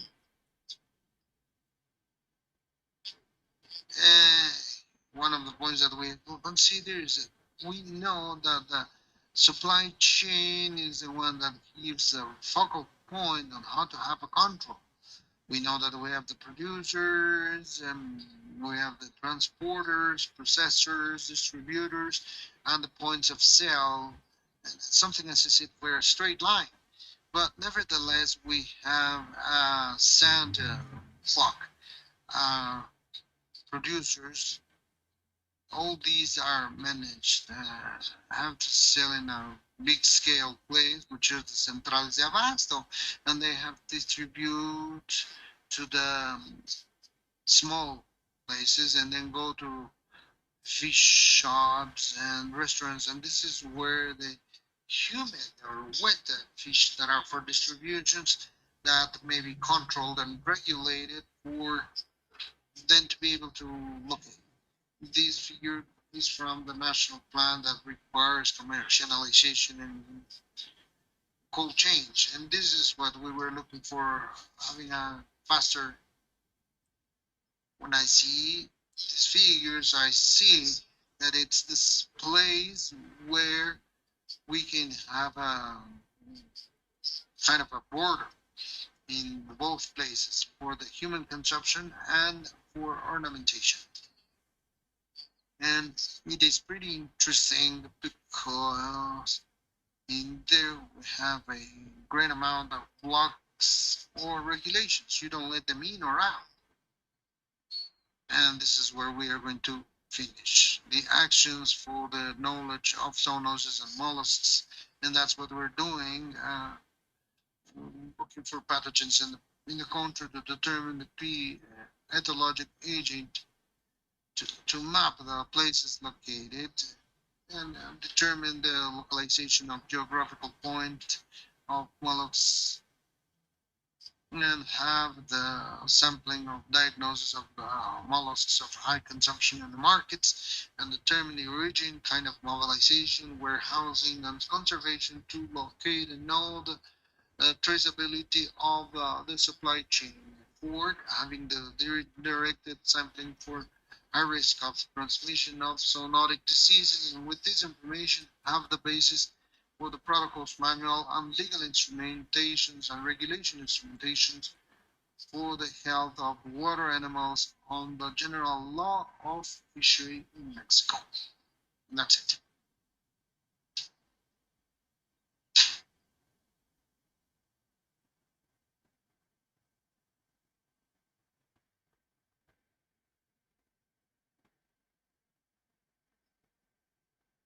We thank Dr. Gustavo Serrano for his presentation.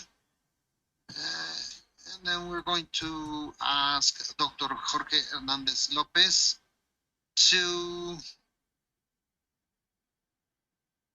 present. Sorry, we got lost of Dr. Monayala.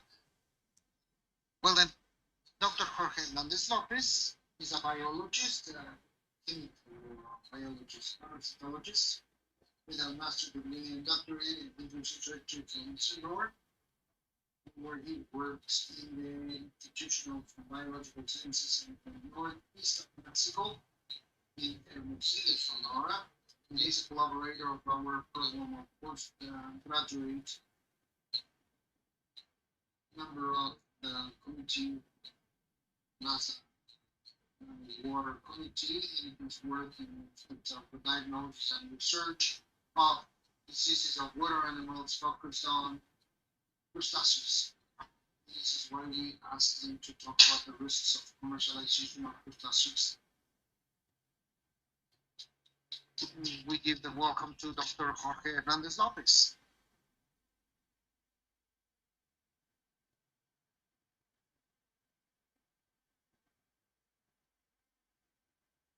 May I use one of these mics?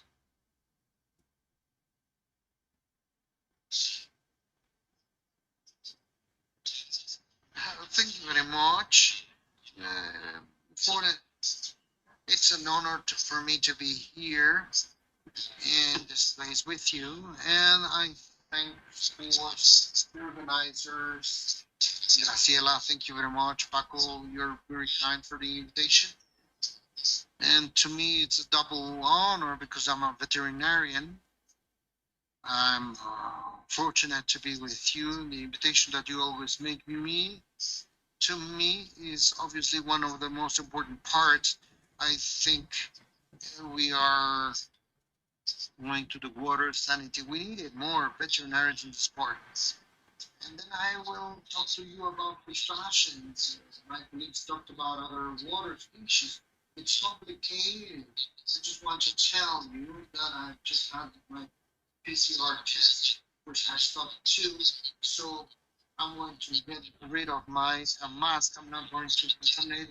If you do not understand me with a mask, you will not be able to understand with that, with a mask. So just like my colleagues, I want to clarify this thing of the zoonosis. I wanted to understand what a zoonosis was because there is pathogen transmission, a mechanical transmission, and to me, what I understand, and that's what is going to be in this talk, as I'm going to tell you. To me, zoonoses are those pathogens that are causing problems in animals, and animals can be transmitting these pathogens to the humans. This is the species I'm going to talk about now.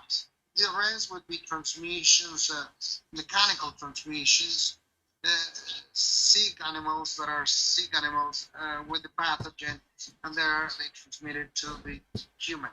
The rest will be for mechanical transmission. So I want you to pay attention to this because what I want to talk to you is what we're doing so animals, water animals, marine animals, crustaceans, there's also freshwater crustaceans, may transmit diseases. So, and I want to talk about the way it is because of what we've also talked both established.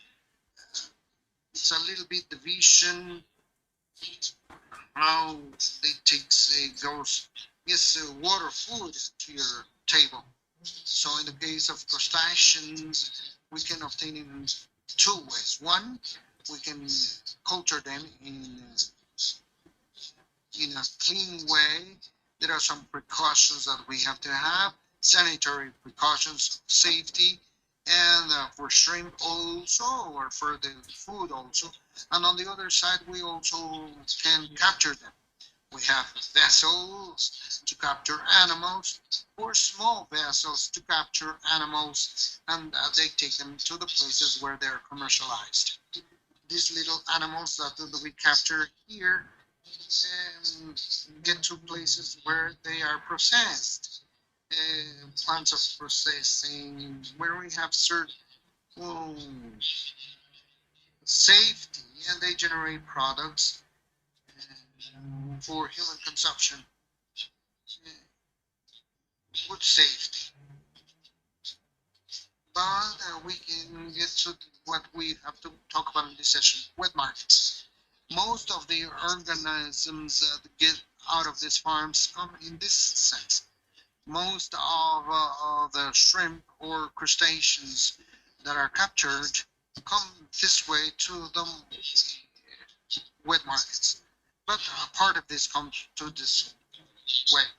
And the product that they give us is cleaner, healthier. So this is the way we get the problem of water organisms. Just for you to see the physiology of animals, because this is why we are going to understand why we have the risk that we run with the consumption of these animals. In the case of shrimp, which is the classical case, I'm going to tell you that the rest is the same. So this is more or less a cartoon of what an animal has. This is his mouth, he gets food, this is his stomach, and here we have an organ which is called the pancreas, and we have the intestine and the anus. So what we eat is we get rid of the head and we eat the tail. So what do we eat with the tail? The intestine. The whole intestine we eat together with the muscle. So if you see there are some people that prepare the food, in the case of shrimp, they get it rid. They do not get, they get rid of the intestine, and when they get rid of the intestine, it's a source of contamination because they contaminate the muscle. What we eat is a muscle, but in the muscle, I'm going to zoom in this slide. If you can see here, we have the intestine full of many bacteria and many other things. And of course, the idea is that if I can get rid of it, I have to cook it well. But other crustaceans is the same story. We eat the tail. We eat the intestine. So the risk comes on this side. So those risks with organisms that come from water in my case, crustaceans. In the case of viruses, all viruses that cause problems in shrimp or crustaceans in general cannot cause problems in human beings. There is not a possibility. Fungi either. But if you can see these photographs in here, if you see these in the market, you don't buy it. They don't buy this kind of products. Animals that are like this are not bought. We don't eat them, regardless if it's harmful or not. So we have more or less the idea that this is not going to cause problems in the case of parasites. Neither the parasites that may exist in the crustaceans are intestinal parasites that are in the intestine. We eat the intestine, but these parasites are normally only when animals are cultured in a very, very dirty way, without any care, when there is a very dirty pot. So they do not cause any problem in humans. So the only possibility of zoonosis would be bacteria. So if animals have bacteria that may cause infections in any human beings, then we have a problem. Which are some of the bacteria that are important in zoonosis? Vibrios. Vibrios are a species of bacteria that live in environments with a high amount of salt. And this kind of bacteria, these three that we see, they live in the animals. They live in the intestine. Here we have a little animal and the intestine. They live in the intestine, and also they may cause disease in the animals. Animals have stress. In the culture, there's high stress. So what they generate is animals get sick with this bacteria, though they are bacteria that make sick animals and humans. These three are the ones for risk for humans as zoonosis. There's Campylobacter, which is a species of vibrio. We discovered Campylobacter was a vibrio. Now it's named Campylobacter, but it's very similar. This Campylobacter is there, and it's generally in residual waters. So it gets to the places when there's an introduction of water that is contaminated, or these bacteria live in the intestine of birds, and they are a very important vector in the transmission of diseases in the place, because they eat animals from spot and they defecate in another. So that's an important problem. But these bacteria do not cause any problem in animals. They cannot cause problems to animals. This, yes, this, if they are there, they can cause problems in the humans. And BB cholera, I placed it in red because it's interesting. All the shrimp or cannot have in its origin BB cholera for the human transmission, because BB cholera may exist in crustaceans, but sweetwater crustaceans, because these requires salt concentrations to survive, but very low concentrations compared to concentrations of salt that there are in marine water. And the problem here is that there are many projects in Mexico where we want to culture shrimp in sweet water, and that's a problem because now vibrio cholera may also be a problem for the consumption of shrimp cultured in sweet water. And the other bacteria, there are some others that I considered as bacteria of diseases transmitted on food, where we have crustaceans. There are pseudomonas, but it can be Shigella, Escherichia coli, Klebsiella, Streptococcus. But all these are really for accidental contaminations, though that manipulate food, contaminated food. Well, we saw that any of the bacteria that I mentioned may contaminate fomites, utensils, kitchen utensils, but also it's easy to avoid the risk if we cook it well.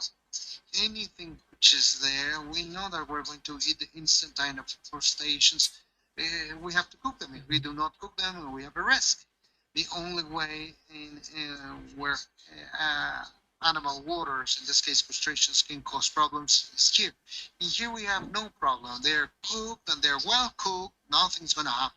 So the only way to contaminate ourselves is this way.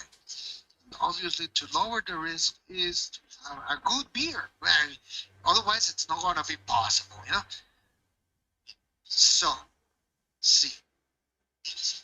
Additionally to this, as I would consider urgent that may cause problem to humans, it's 3 or 4 bacteria. The rest are for accidental contamination. And let's see, here we have the pond, it's been cultured, and we need to get the animals rid of here. This is the way we get them out of there. We have contamination sources. These people that do not have any adequate clothing, and maybe they come from another farm and they get here, and maybe they went to the restroom and they did not wash their hands.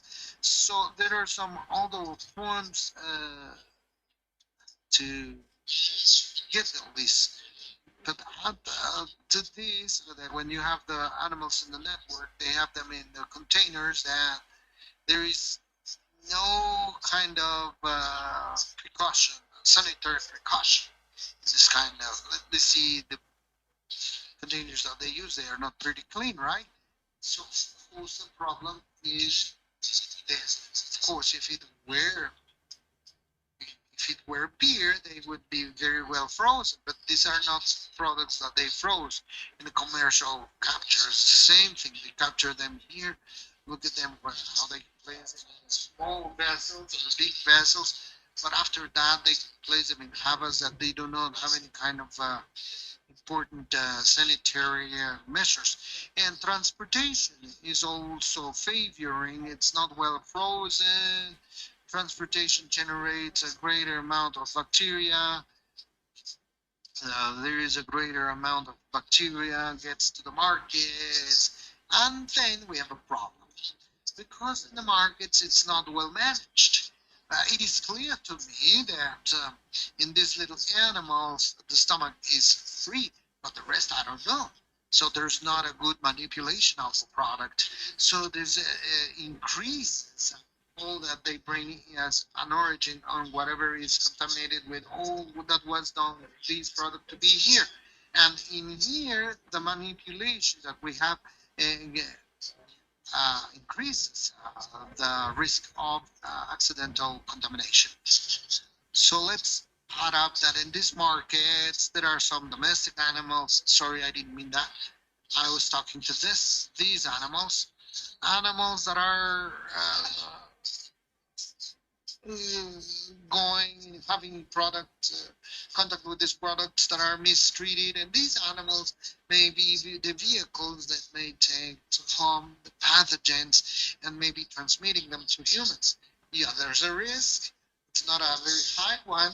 There are not very pathogens that may be transmitted as a zoonosis. There is a greater possibility of pathogens transmitted, which are contaminated of the contamination of these products, and just added up that in the markets there is not a formal sanitation measure. Maybe with the pandemic, they're trying to, look for more efficient ways to be more cleaner. But this might be the correct thing, getting some soap in the water rather than just rubbishing the water, rubbing the water. So there's a possibility of contamination due to the manipulators. So, but you have to know what the real risk is. And I gave this scenery tree that I'm learning in a very good course of epidemiology that I'm taking with 2 good teachers. I hope this will give me some points.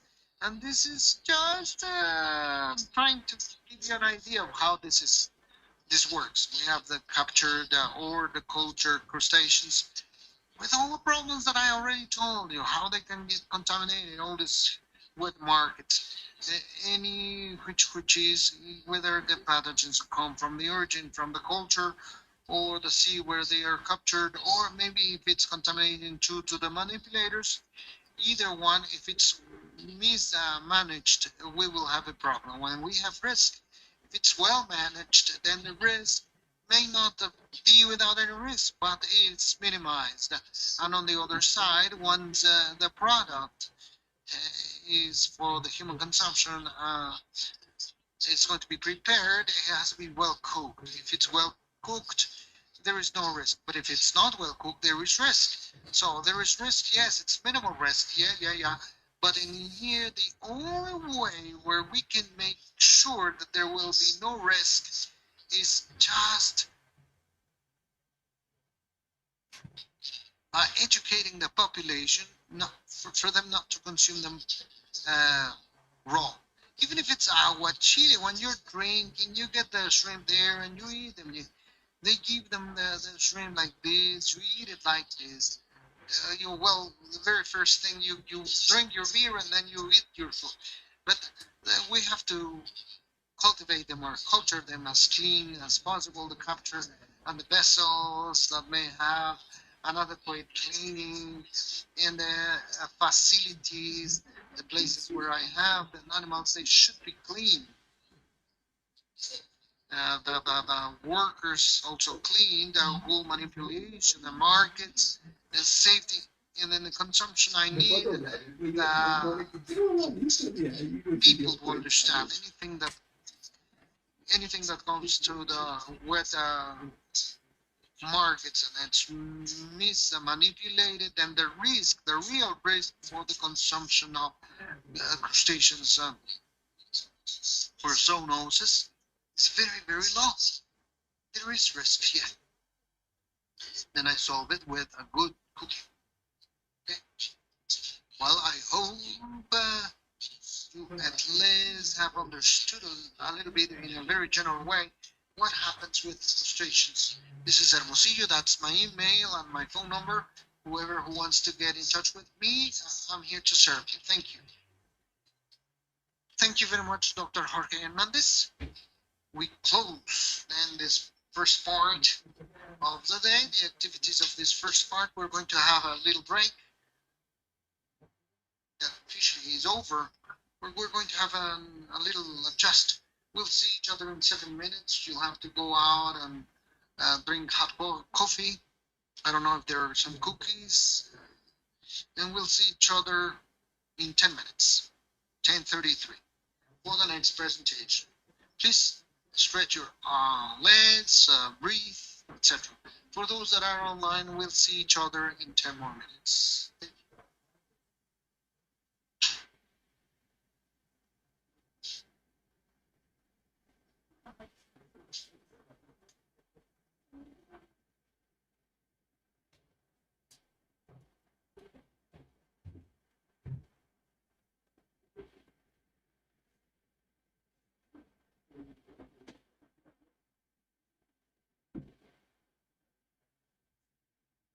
Hola, mi vida, hola. Por primera vez, desde hace mucho tiempo, salí a la universidad a un pequeño evento presencial y en línea. Le llaman un evento híbrido. Mira, te voy a mandar una fotografía.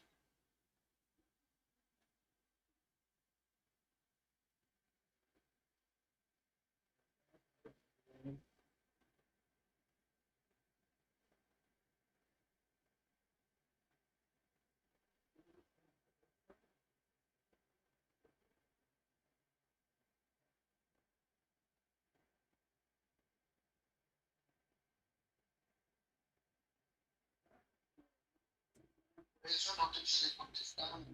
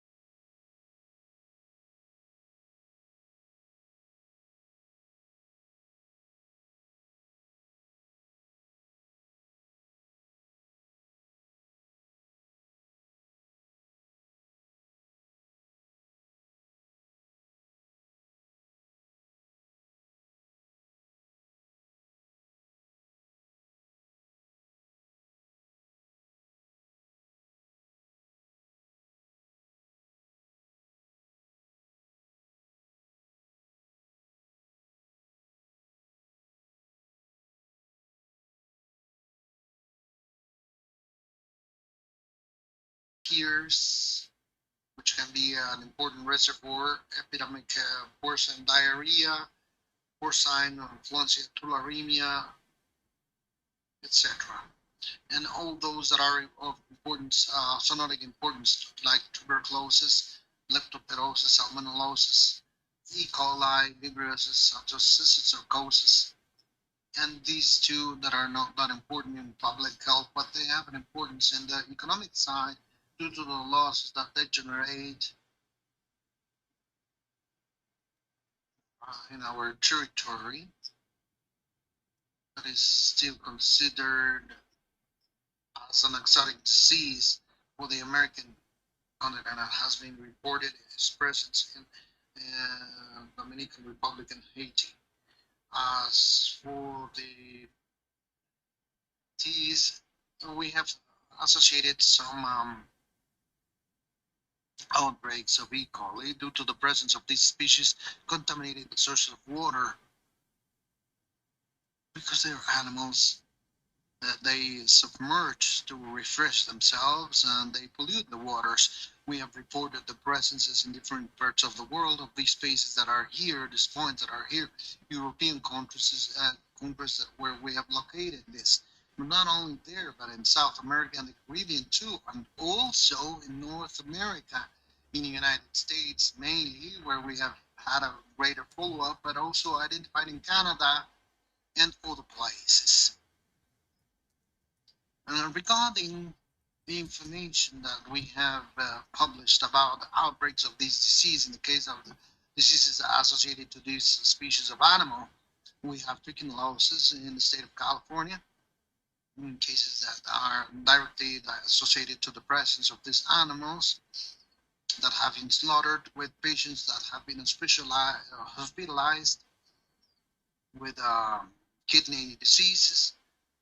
Some animals that have been hunted and have used brucellosis outbreaks a few weeks after this food have been ingested. And these other outbreaks of H1N2 influenza that has generated respiratory outbreaks in swines in Brazil, brucellosis in the United States, and the place of these animals as reservoirs of this disease. The detection of Clostridium difficile and Salmonella and feral pig in Northern Carolina, and with human population affected and the exposition of pigs of swines to H1 and H3 and other kind of influenzas or flus, H1 flus, H5 and H9 that have been identified in China, which is a variant that have a potential that is also zoonotic. We have identified antibodies in feral pigs in North Carolina and the east of North Carolina, with important figures also with the presence, and we've also searched zero prevalence in this kind of species of feral pigs. It is said that it has an importance of as porters of Salmonella, and they have the possibility to transmit this Salmonella resistance to antimicrobials in the north of Spain, for example. Outbreaks of trichinosis in people that have consumed meat prepared with these species that did not have any kind of sanitary inspection.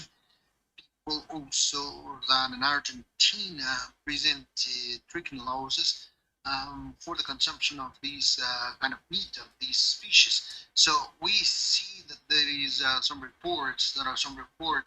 This is not a hypothesis, and it's a risk that has been already identified due to the interaction and proliferation of these species of animals. That is calculated that there are some several millions of species in the borderline with our country, with northern neighbor, but also in Campeche, we have identified a great amount of herds of these animals.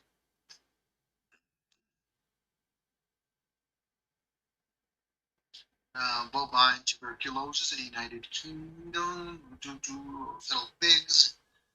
And we see all this information where we see antibodies with influenza or flu, with a trend of contacts with tuberculosis, brucellosis.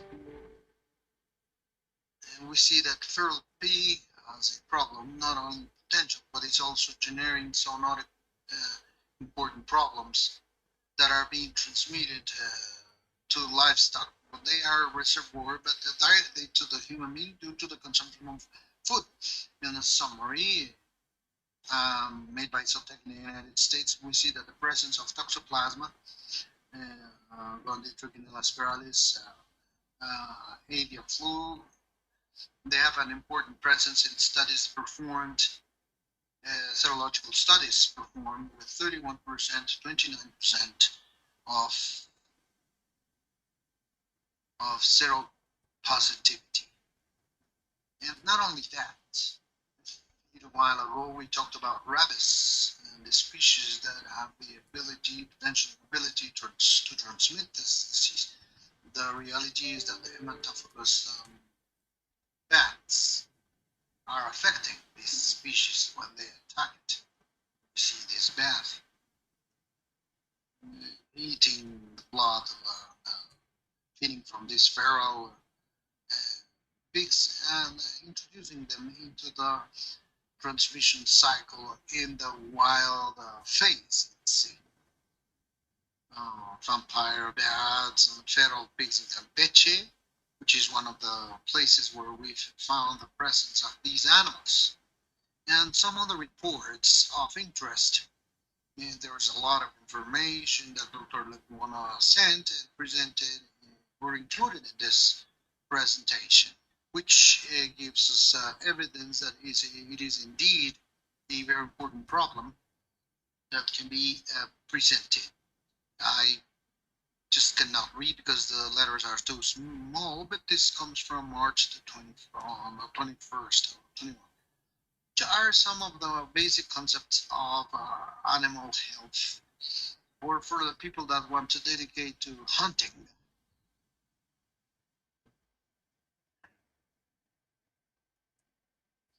I hope you can hear. Then hunters have a very important role in the epidemiological surveillance of the disease because they can identify changes in the populational dynamics, critical changes in the behavior, mortalities, and they inspect the hunted animals. And of course, also it is important to identify signals where they can see them with due to the relationship they have with these animals. So in this other parts, we have surveillance of these species of animals, but also we request to have a notification before the presence of any of these signals for the people that are participating in hunting these animals. So it plays a very important role from the point of view of epidemiological surveillance. They are part of the surveillance, and they contribute with confidence for the information of hunters for the veterinary authority. It is important to recognize the paper they play, even if we agree or not with their synergetic activities, but since they're having these activities in a regulated way, they have to notify about the presence of the diseases. Dr. Lecuona regrets not to be here, but he thanks you and offers his apologies and expects him to accept his apologies, and he thanks you for inviting him and for his presentation. Thank you. Okay, let me change my cap. I'm now pleased to introduce a colleague that is not the only one, but has been my student, and now I have the honor to have him as Dr. Camposano Campo. He's a veterinarian from this school. He had his Master of Health Animal. He had a grade in the to get in the last 5 years, he has worked in the area of Dr. Mariana Isari in the direction of wildlife. He's a sub-director of animal health and wild animal. He's going to talk about the sustainable management of wildlife in Mexico.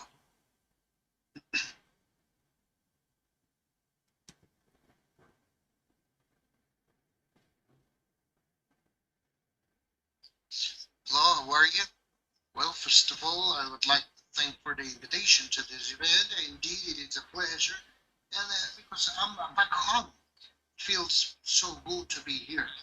And the other is to participate in this matrix of risk that was made to evaluate which are the possible risks in the transmission of zoonosis in the wet markets, particularly talking about wildlife, which many times we think that by the presence of the animal is a risk on its own. And it has some implications, but there are some other production systems that give us a different perspective of how these processes of productions are done in the wildlife, in the sustainable advantages. And the risk matrix can be identified in the document generated through the work that has been done. And part of this is for you to know how sustainable we take advantage of the wildlife so that you may identify the elements that we already see in this risk matrix. And then we'll talk about management of wildlife sustainability. And in Mexico, wildlife is regulated completely by the general law of wildlife and the regulation of wildlife. And these two instruments give all the tools to know what we have to take advantage of, how to take advantage of it, and when to take advantage of it, and how we have the conservation of these animals in the national territory. It is very clear, differently from domestic animals, here all the activities performed with the wildlife have to have an authorization on the part of the General Direction of Wildlife of Semarnat. So all activities will be regulated. Well, but talking about the two guidelines of the wildlife law, which is conservation and sustainable to keep the animal in their ecosystems and have a sustainable use of these resources. When we talk about this, one of the clearest examples is the gray wolf, Mexican gray wolf, species that was extinct. There were no animals strolling around, but through the different private and public instances, we have changed this animal in category. Now it's in danger of extinction. It's still in danger, but he's now there. We know that we have more than 50 animals living freely. So this gives you all the directions on how to keep this conservation. Because it's not just conserving by conserving. Should open the door to the exemplars when they have no clinical conditions, because that's one of the risks that we have.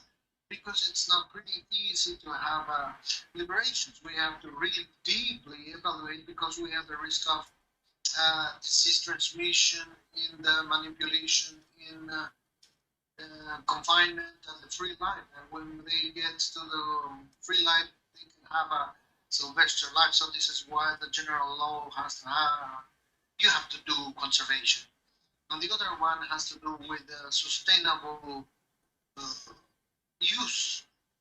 So we have the idea that wildlife cannot be touched, commercialized, or seen. But no, there are some guidelines that so that we can use them in a very sustainable way. So many people say that I didn't buy it because it's illegal to have the commercialization of buying these animals. But now, indeed, you can do it. There are some parameters for you to do it. In the example, peccary of color, of necklace color peccary is reproduced, and we have the commercialization within the national territory. And we're going to see how this legal commercialization is done. Well,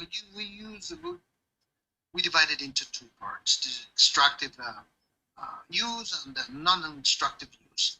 When we talk about extractive, that means that we're going to take those animals out of this environment, either in captivity or in wildlife or free life. Either it's going to be through the collection, either hunting, direct hunting, or sporting, sport hunting. So we have many wildlife animals that we're producing, like crocodiles. They have we have places where we have the controlled reproduction of these animals, which is authorized by the direction, so that we can have a sustainable use. And this is a market that is increasing nowadays. Skin industry or fur industry is requesting this kind of forest. And the non-extractive use, it's the activities related to the natural use of these animals and their habitat. And normally it's observation, the observation of sharks, whales, and bird tourism.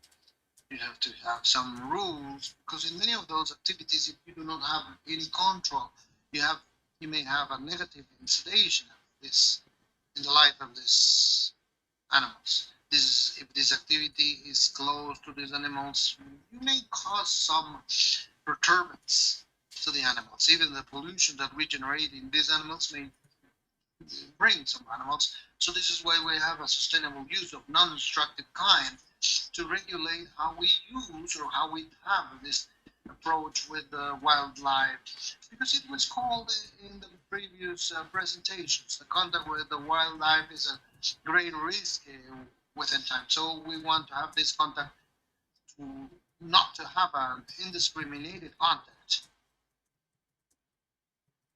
When we talk about manipulation, we talk about two kinds. As it says in the upper part, conservation and sustainable use of wildlife and their habitat. Because many of the times when talking about their habitat, we manage and we keep them there. If we keep in the forest, the animals will stay there because they have the adequate habitat. If we destroy this habitat, will disappear animals. So all these affectations to the habitat have an effect in the wildlife, and understanding by wildlife, the flora and fauna elements. We're not talking only about animals, but also flora. It has to do with the direction of general direction of wildlife, where we have a sustainable use. In this use of can be used in an intensive management and in free life. This is called extensive free life, but it's called manipulation and free life. And it describes what happens when we manage these animals. They are animals that are developed in natural conditions without any restrictions to their movements. We can manage them with free life, with no perimetral fences or anything. The owners of these places have the possession on the territory, but not on the animals. Animals can come in and out freely and develop their biological cycles the way they better want to establish their home habits, such as like the cimarron sheep needs a good amount of territory to develop. And in the end of the day, these animals are free, even though they're strolling federal territory or in a line. They are not in captivity, they are free. And when we talk about intensive manipulation, maybe as veterinarians we're more familiarized with intensive manipulation due to the work that we have. It's the one that we have with the animals that are under captivity and confinement or under the care of human beings. So it can be the different species that we have, and where we also have a very thorough regulation. But who can have the sustainable use of natural resources? Human life. There are some elements established for these actions. In the case of intensive management or manipulation, we talk about UMA, PINS, private collections, and scientific collections. Maybe UMA is a word that talks to us about wildlife and the manipulation. which by means is the units of management for wildlife conservation. They sometimes it's the unit of management of animals, but no, the people that work at UMA, we call them umeros. The same thing as you could have in the pecuarian production. You have the UPPs and we have the UMAs. They are authorized to manage and use sustainable the resources. And intensively talking, we have this figure, which are the pins. That are places that have wildlife in a confined way outside their natural habitat. We're talking about places where we have productions with commercialization purposes, but because what they want is the commercialization of these animals in the modalities that they may exist. These that are not very common ones, the private collections and safe collections that are in institutions, they can have a manipulation also. The only difference between the first two and the other ones, these are not this cannot be done with use, economical use. So they have very specific plans of manipulation. When we talk about in the free life management, we have these three figures. UMA, as you have just seen, it has two figures in free life and intensive. When we talk about the first one, it's these two places where we have these synergetic activities. They are the only places where we have sporting hunting. That means that they should not be in a perimeteral fence. You would have to go to the forest, look for the animal, and then hunt it. In the federal, they have management plans, and we have established the requirements needed to use to make the sustainable use. But in here, they do not have any fences around. So what we do at UMAS is not caring for animals for the ecosystem and habitat, so animals will keep themselves there. Maybe the best way to maintain the animals is to have a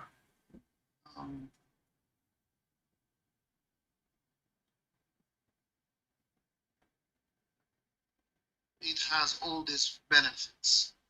Maybe these that I have here, the use of substance, it's something that we're not familiar with, but the legal owners of a place have the right to use the resources that they have there.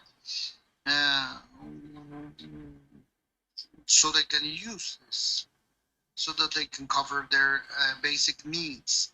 That's what the law says. There's a definition that we have, but within this authorization, we have birds, bird sellers, those people that work with the birds,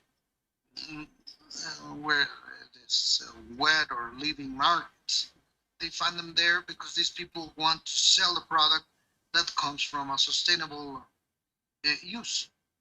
And we have to be very careful here because maybe it's not the bird sellers, those that make the paperwork, maybe other bird people, that they make the sale in the public places. In the end, this activity is regulated, and what we can search for is the traceability. When it's the bird seller, we can know where he had the capturing, and it tells you how many animals you can capture. Besides that, the animals have to be marked, which is one of the requirements to show the legal origin of these animals. And when I told you about this, was very strict, which don't set them animals to reproduce themselves and commercialize. When we talk about the management of these animals, these are the requirements that we ask, and they have to have an approved management plan. And here we find all these elements. Among these are the contingent measures and the surveillance mechanisms. Many of the sanitary problems that we have identified have to do with the report done by the Umeros. We heard that the hunters also help us with the surveillance processes, but Umeros also because they have to go through their territory, and this is where they find their animals either sick or dead. It happens in the viral hemorrhagic disease of rabbits. It was because of fumeros that we found dead animals, and the coordination that we have researched to have the report with Senasica of all the cases, so that we will have a differential diagnosis and know what it was about. What happens in the case of pins? When we talk about confinement, the requirements go higher. And if you see, the list is great of all the requirements asked for having a facility to have a wildlife in a confined way outside their natural habitat. So I would like to talk about the good practices of pecuarian industry. We also have certain requisites that are asked so that animals will be in the best conditions. Many of them have to do with preventive medicine to avoid illnesses in animals, such as another with diet, clinical and health cares, safety and hygiene, surveillance mechanisms, safety and contingency measures, and in all cases, before any report or sanitary problem, you have to have a contingency format filling in. It might be a contingency due to a mechanic problem because they had an accident, a press or whatever, any kind of situation. But when they're infectious, we have to be very careful. And if this happens, then we also have the report to Senasica. That's another mechanism to report the wildlife illnesses through the report made by the pins. If you see the production of animals is not just maintaining them, getting out of their habitat and take them to the market. It's a market that is really growing up, and it's very specialized one. And many of these animals found in the wet markets do not come from these places where we lose all traceability, hygiene measures, and preventive medicine. We lose. So finding them in these markets talks about a risk and a problem. Why was I talking about that many of these animals that we get in the wet animals do not come from a sustainable use? Because there is something in Mexico which is called legal precedence. And this means that these animals have a possessor, something that manages them and takes them to the market and has certain safety measures to show their legal origin in all moments. Some animals lose their legal origin. They say they're legal, but that's not true. And those are things that we cannot buy. Many people ask, is this legal? Because it has, there was a ring in the animal. But if it doesn't have a note of legal origin, they gave me the papers of the animal. They only give a note that does not comply to law requirements, but it doesn't have a marking system. That means that it doesn't have a legal origin. If you see the animals in the living markets or wet markets, many times you're not going to find these legal precedents. This gray area cannot be divided. If you don't have that, any of those, you cannot credit this legal origin. And in these markets, we cannot have this marking system. How do we mark them? Depending on the animal, it can be rings, or can be microchips, or it can be earrings, whatever. Interdigital place to identify the animals. Depending on the animal that we're talking about, it's going to be the marking system that has to be permanent and has to be with the animal the rest of its life. If you're missing any of these marking systems or any other element, the animals do not come in a legal way. So productions that were it's not legally done. It's different use document that can give us the traceability of these animals. When you buy an animal or sell an animal of this, you can know who their parents are, and we can have the search if this is the case. And there are many elements when you have sold, you're never going to receive any copy of this. So it's very likely that they do not come from traceable place, because we have the data of the owner of a facility, the number of mark, the authorized tax, their vigor, and any other uh, safety measures that have to be present, and the kinds of extractive or non-extractive use, etc. So we've seen false documents that they do not worry about who the general director is, and they have a recent date, but with a former general director, and you can see that they're even making animal washing. So this is why we talk about this use. Conservation is to reintegrate the animals to the habitat, and the commercial one. When we talk about the commercial use, we see these kind of actions uh, that may be company, exhibition, synergetic, or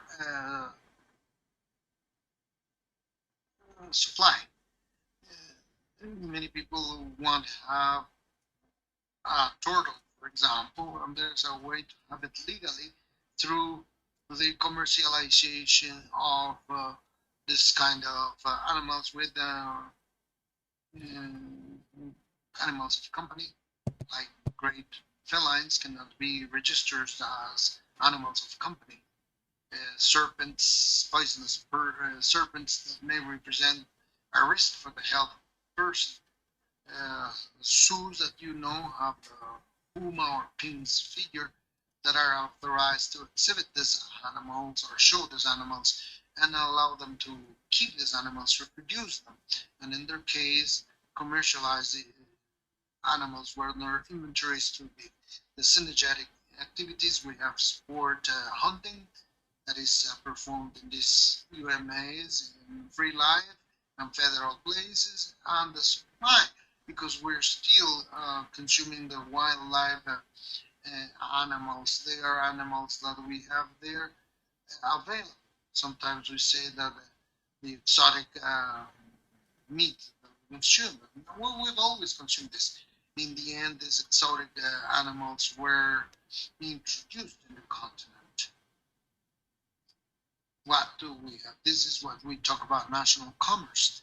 But what do we have about international commerce? We have this convention of CITES that regulates international trade between countries and gives certainty of what animals have to be commercialized or not due to the restrictive measures that we have. And this group, this organization groups 183 nations that give the guidelines so that we can export or re-export animals worldwide. There is a series of guidelines that tells you how to do this exportation. So whenever we have animals in the national territory, we have to comply with the IICA and the CITES regulations so that they will enter the national territory or they may go out of the territory. That's one of the requisites asked by the CITES to comply with the sanitary requirements for every country. So what happens if they don't come from these two uses? It is illegal trafficking, and this is what constitutes a real problem, a sanitary problem, and increases the risk of zoonosis transmission. So all the possession of flora and fauna in Mexico is regulated either nationally or internationally for the importation through cities. But what triggers this commerce?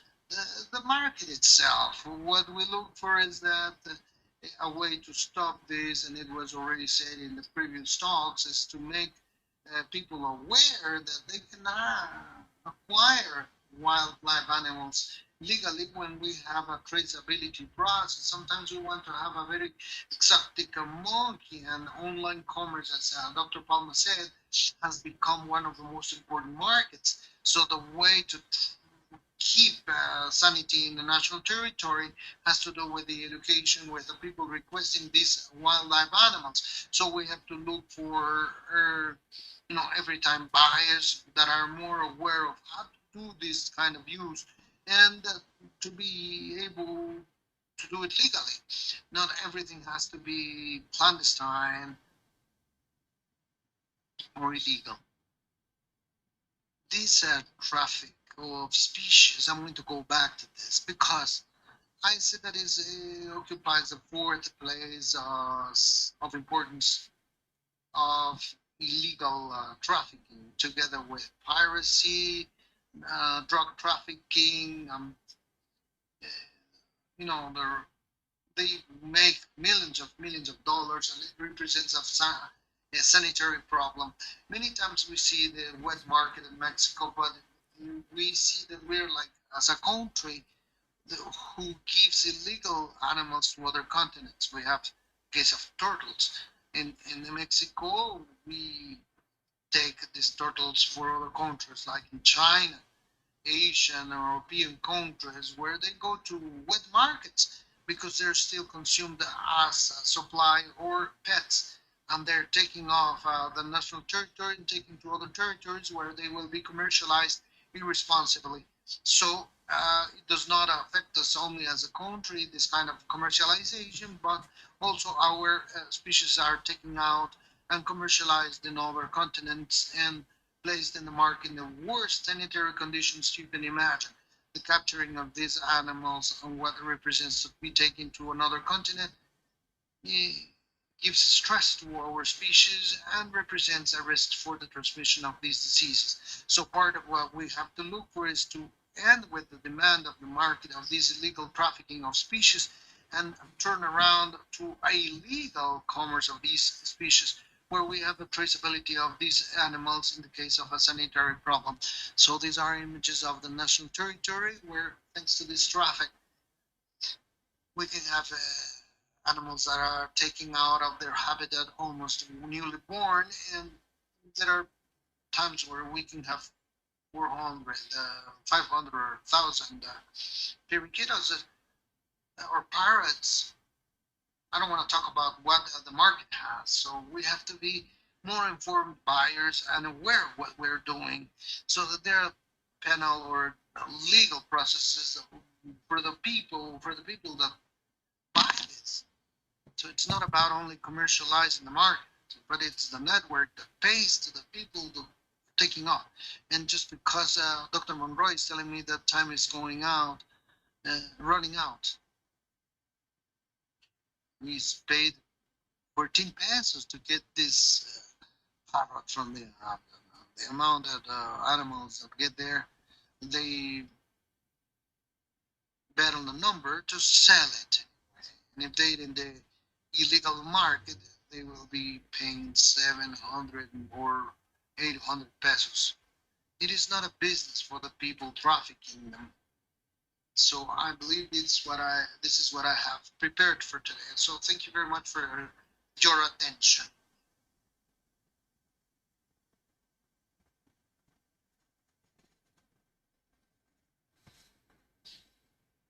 We thank Dr. Manuel Campuzano Campo with a lot of knowledge about this topic. And I believe Dr. Jesus Eduardo Luna Martinez is connected already for his presentation. He's in Torreon.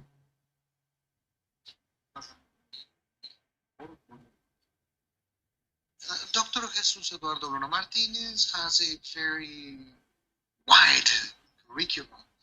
He recently became a member of the Epidemiological Surveillance Committee. So I'm not going to read his curriculum because it takes an hour and a half to do it. He's a technician, veterinarian. He studied in this school.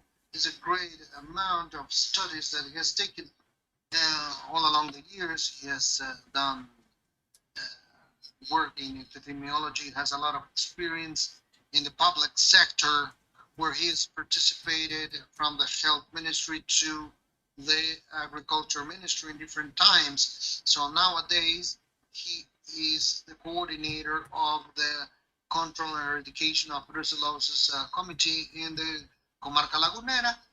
Doctor is already online. Do we have him online? Do we have him online? He was going to connect through Zoom. I'm here. Now we can hear you, Dr. Luna. Please, a round of applause for Dr. Jesus Eduardo. Welcome.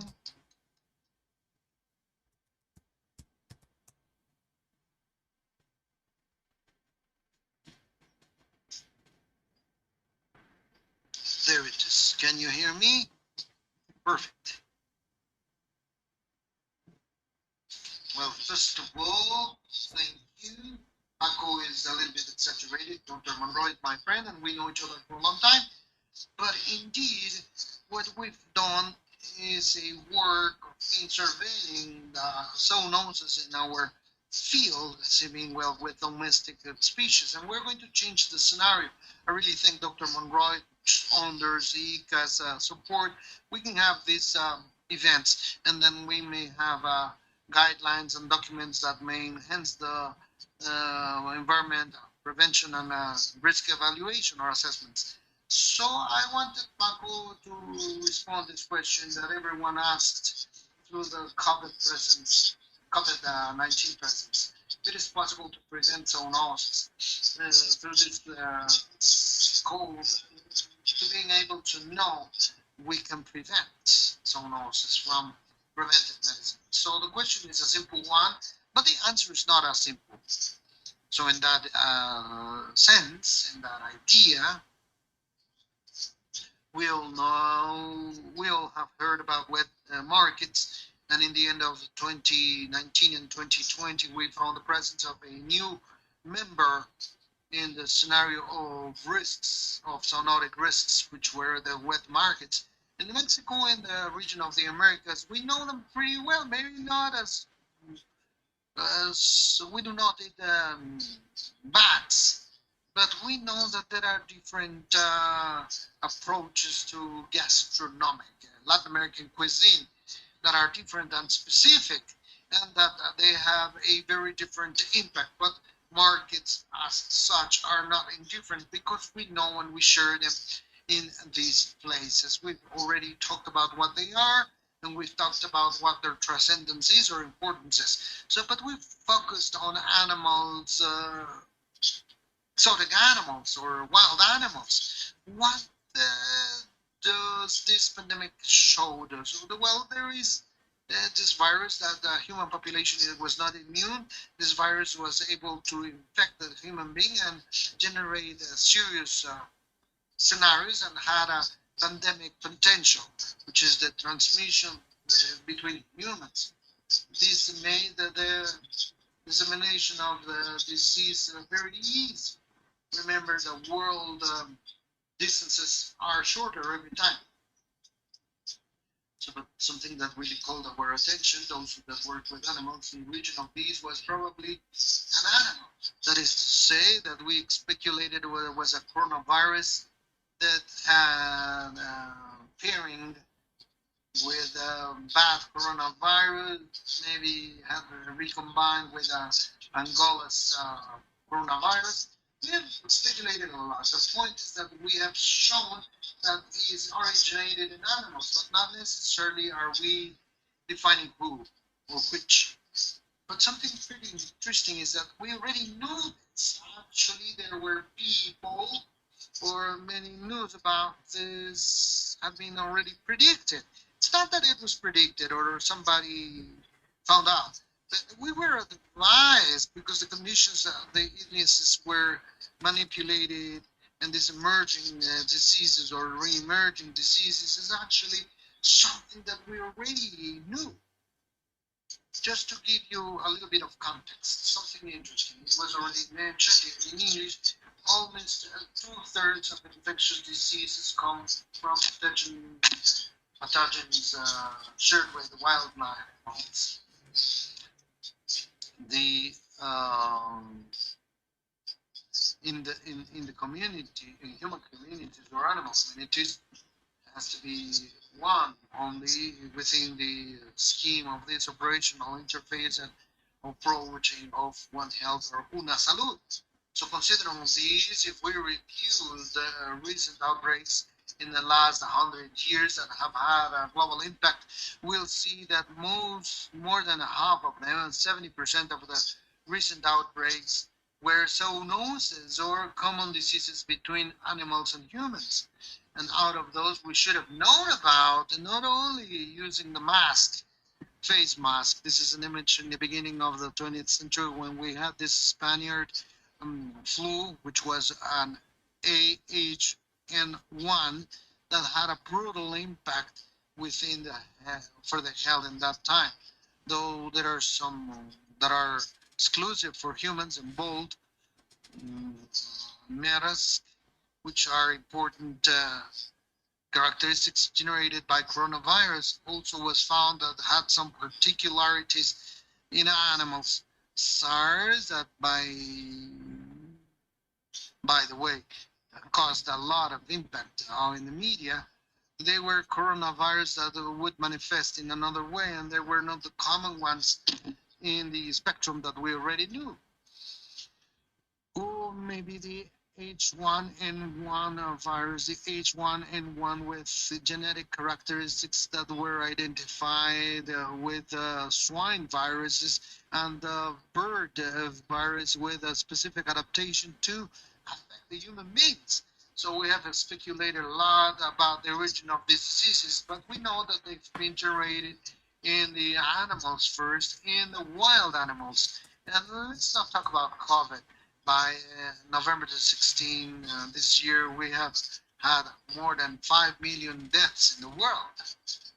One more thing that we have to talk about is the coming of these illnesses, of the resurging of these other diseases that were already forgotten, not coming from overnight, but it's related to human activities, related from the globalization and check the development of neoliberal economies that have expansion and growth of purchase power through the modification of means of production. It's not something that has to do with a socio-economical discussion, but it has to be contextualized on what has happened in the world. But it has an impact that affects the balance given in the ecological parameters. Let's remember the natural habitat, the different ecosystems are kept in a very thin balance, but let's say a very well organized schema. But it's so the interaction or an interface given with the domestic animals, which are the potential hosts of any disease, if we're in a balance with this productive balance. So they're going to have an incidence on this balance with the idea of having such factors, food mainly. So according to societies, is by maximizing production. And this of maximizing production is nothing else but linking yourself with a socio-economical organization, which is specific to increase this productivity. But these forms of socio-economical organization are influenced by many variables that do not always have a biological surrounding, and it has been talked about this, about the governance elements. The governance elements. What are the policies for agrarian development or rural development in order to enhance or keep a good conditions of reproduction, maintain that the forms of socio-economical organizations to produce satisfactors do not have an important effect in the community. We don't know about it. It's very variable, just as variable as the color of the country that is ruling the region that you choose. And by the same token, the other laws that have to do with sustainability that do not always are assumed as a principle of governance, and that has to be considered from the growth given in the human population in the different regions, but most of all in the need that we have to keep the means of production of food in a controlled way that would be warranted for the next generations. And on the other hand, we have the intrinsic production factors, the use of land, the use of monocultures, and how we change the use of soil in a disorderly way, and the enhancement of the productive conditions, as well as the incorporation of technology or appropriation of transfer of technology in order to enhance the productivity within this sustainability scheme, whatever you want to call it. And these, of course, will have effect different effects in the environment that we are trying to modify. and these effects are going to be undesirable because we're modifying a productive habitat, and a habitat which is the house of the animal where we can get satisfactors from. And why do I talk about this? Because this is the animal that is going to be in a wet market. This is we do not consider everything that is behind to get this animal. We are affecting this productive habitat is going to have adaptation response that can be very different, very different according to the different impacts that we may have in the environment. This is going to generate responses that are not desirable, always like a high secretion of cortisol that will bring permanently increase in immunological system defense that we have in animals. And if we expose our animals to an encounter with potentially pathogenic agents, either known or not, this is going to generate an interference in the interface population environment with a change in the balance and very frequently diseases. These diseases may be called non-emergent or emergent. So we have taken this article. This is a balance between the wild populations with the causing potential diseases. But if there's an alteration in the habitat, we call it spillover in English, and that is going to give a propagation to the causing host. And in this population, there may be an amplification of factors. And at the same time, these colonies may enter to a propagation of the modified agent in human populations, and this may amplify or modify the virus, such as happened with COVID virus and its varieties. Or this propagation can be done directly when human beings break the ecological balance or the wild habitats. Nevertheless, this author tells us that there are some levels where we could have seen this happening. And this was proposed before the pandemic. So I was telling you that if we established mechanisms or early detection strategies with prevent contact with wild animals and human population so that we have a fast answer, the affectation that we will have in the human population as was not going to be that big. And maybe if we apply some contention or quarantine or segregation measures, those that work with animal population, we understand it pretty well because it's easy for us to take a colony or a batch of animals that are infected to positives to a disease. We isolate them, we feed them and give them water, and we can give them 15, 20 or 30 days away from people. And in human beings, it cannot be possible in the different places. It's difficult to lock down human beings more than 15 days because there is no economy that may support that. I don't think there is an average family in Latin America that may have a food to support 15, 30 or more days locked down. The human being is gregarious and also needs to acquire their food, consume them, and generate economies for their development. And this was evident. We cannot apply the contention measures that are basic or typical that we know, and we have tried to find other measures, and we have to be very creative in how we develop these contention measures in human populations. But going back to the animal populations, we can find that not necessarily there must be this contact of modification that we may penetrate in the habitat while the life inhabited. This is something very simple. In highly populated zones and where the climate change is evident, we can see wild birds that instead of passing by the zone according to the migration by station that are not so evident, because stations cannot be differentiated that much in terms of heat or humidity. That makes that birds may stay longer than what we expected. Besides some great amounts of food, so we have to say that there are studies that even 20% of grain destined to the dietary dates is consumed by these birds. There are some flocks that may have more than 100,000 or 200,000 birds flying.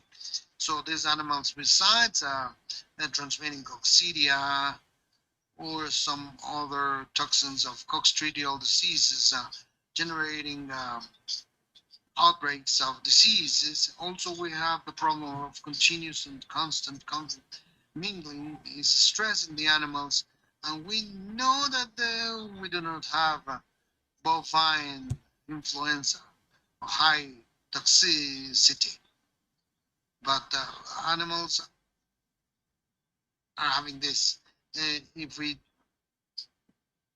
consider that birds are very prone to the influenza virus, and that's an example. In the beginning, Dr. Peña told us about the series of documents and organizations that are involved in the approach of prevention of zoonotic pandemics. And one of these organizations is the UN with the Program of Development. And they had a very good document where they sent some key messages to consider by the decision makers. This document is online. I'm not going to speak thoroughly about this, but it talks about governance and the decisions that should be made at a high level to enhance conditions. But what happens in situ, where domestic animals are generated to feed humid markets? So we need concrete actions at a governance level, at a regional level, to have normative focuses. Let's forget all this competence of the health sector or agriculture sector, or this zoonosis is the most important because a sector has decided so. That is not possible. They have to be taken in an integral way, so that we can approach the problem from the different perspectives, not only human sanitary vision or animal vision, but from the perspective of the ecological balance and the sustainability of productive activities to generate animals, regardless their genetical predisposition, to generate healthy animals so that when they get to wet markets, they will not become a risk. And that we should have the capability to detect any alteration that animals may have that are getting alive to the wet markets. And this, of course, forces us to develop a model of basic regulations to have animals in commercialization and the consumption chain, regardless of the selling mechanism where these animals are. This includes these kinds of markets that are not informal. There are people that call them informal. No, I wouldn't say so. They are part of the uses and customs of our original people or population. So, but we have to be respectful, but telling them to go through sanitation and health. These animals that are going to feed the wet markets, to develop strategies to substitute production models with a low environmental aspect, to have a recuperation of phreatic to avoid monocultures and things like that, enhance the conjunction to adaptation of diversities. Someone mentioned the good practices, but they have to be certified, not only pecuarian, agricultural, manufacturing, and elaboration practices, because we are dealing with products that are food for human population, from the fact that they are fed until they are slaughtered to be consumed. So all these within a scheme of animal welfare that has to be evaluated in 4 axes that are fundamental. In order to evaluate these animals, we exercise the 5 liberties in life to be a good food product when they are slaughtered.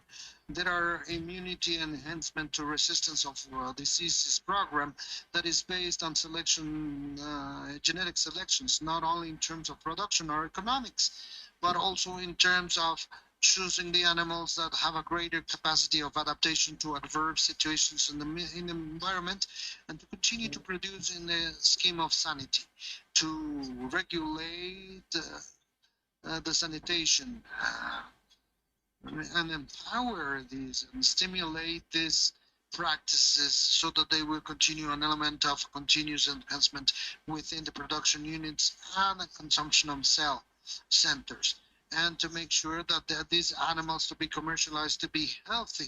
And it's very generical, but it's very complicated and generalize the use of identification and traceability systems. We have already talked about the identification of the wild fauna. It is necessary to incite the identification traceability of domestic animals. Unfortunately, now we have a very good traceability system, but that is only for 2 species, for bees and bovines. We have to have an immunization registration to all domestic species to enhance the abilities of the veterinarians in the early detection of non-habitual health conditions or behavior in the markets. It's important to have agricultural inspectors that can be people from the same region, that they may have the capability to detect any alteration in the health or behavior of animals that may imply the incubation of a disease. Maybe they are known diseases, and it's good to know them, but they can also be new diseases or diseases that were not within the epidemiological spectrum that we know, to boost the timely detection in markets, and to extract and eliminate animals that may represent a risk, and assess permanently the food safety of the products that are sold there, because in the end they are food. Let's remember that today many of the animals that reach the wet animals are animals of that are not productive or sick animals. We have to modify that. We cannot get rid of wet markets, but we have to regulate them and incentivize them to be better.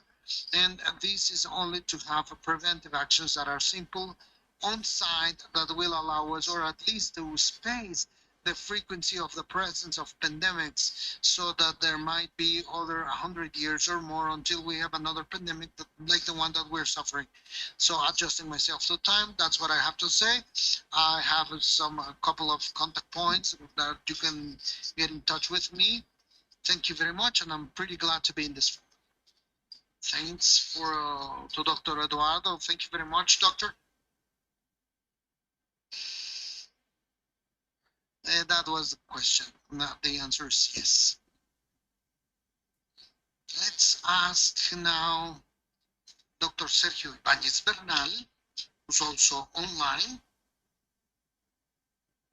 to be here with us to share his presentation. Dr. Sergio Hernandez Bernal is a researcher of area biology and chemistry in the Institute of Ecology in Veracruz Institute, in the line of animal biology, and director of sciences at UNAM National Researcher Level 2. From the Ministry of Health. He nowadays is an honors researcher of sustainability of the Institute of Ecology AC. So if doctor is already online, let's ask kindly to share his presentation. Is he online?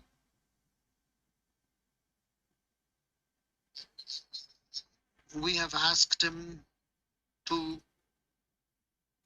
talk to us about zoonoses and vectors.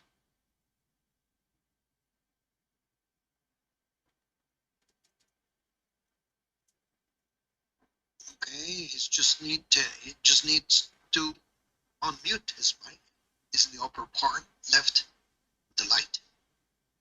All right, there he is. I'm trying to share my screen. Just a little minute. Yeah, take your time. Don't worry. Let's see why.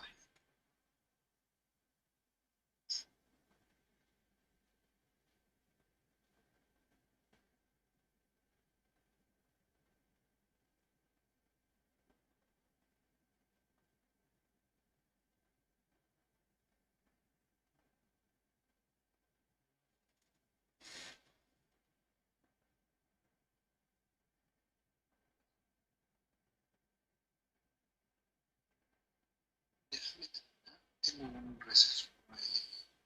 Después de eso tenemos las dos.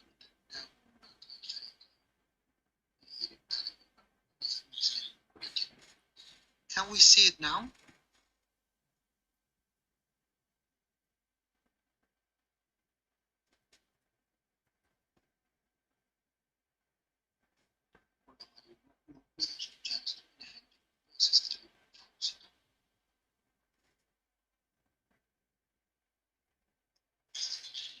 Can you see it now? Sorry, can you see it? Oh, sorry. Thank you very much. Well then, before anything, I want to thank for the chance to participate in all the meetings that have been performed with this so interesting topic, which are the zoonotic risks in wet markets. I really thank all your hospitality to participate.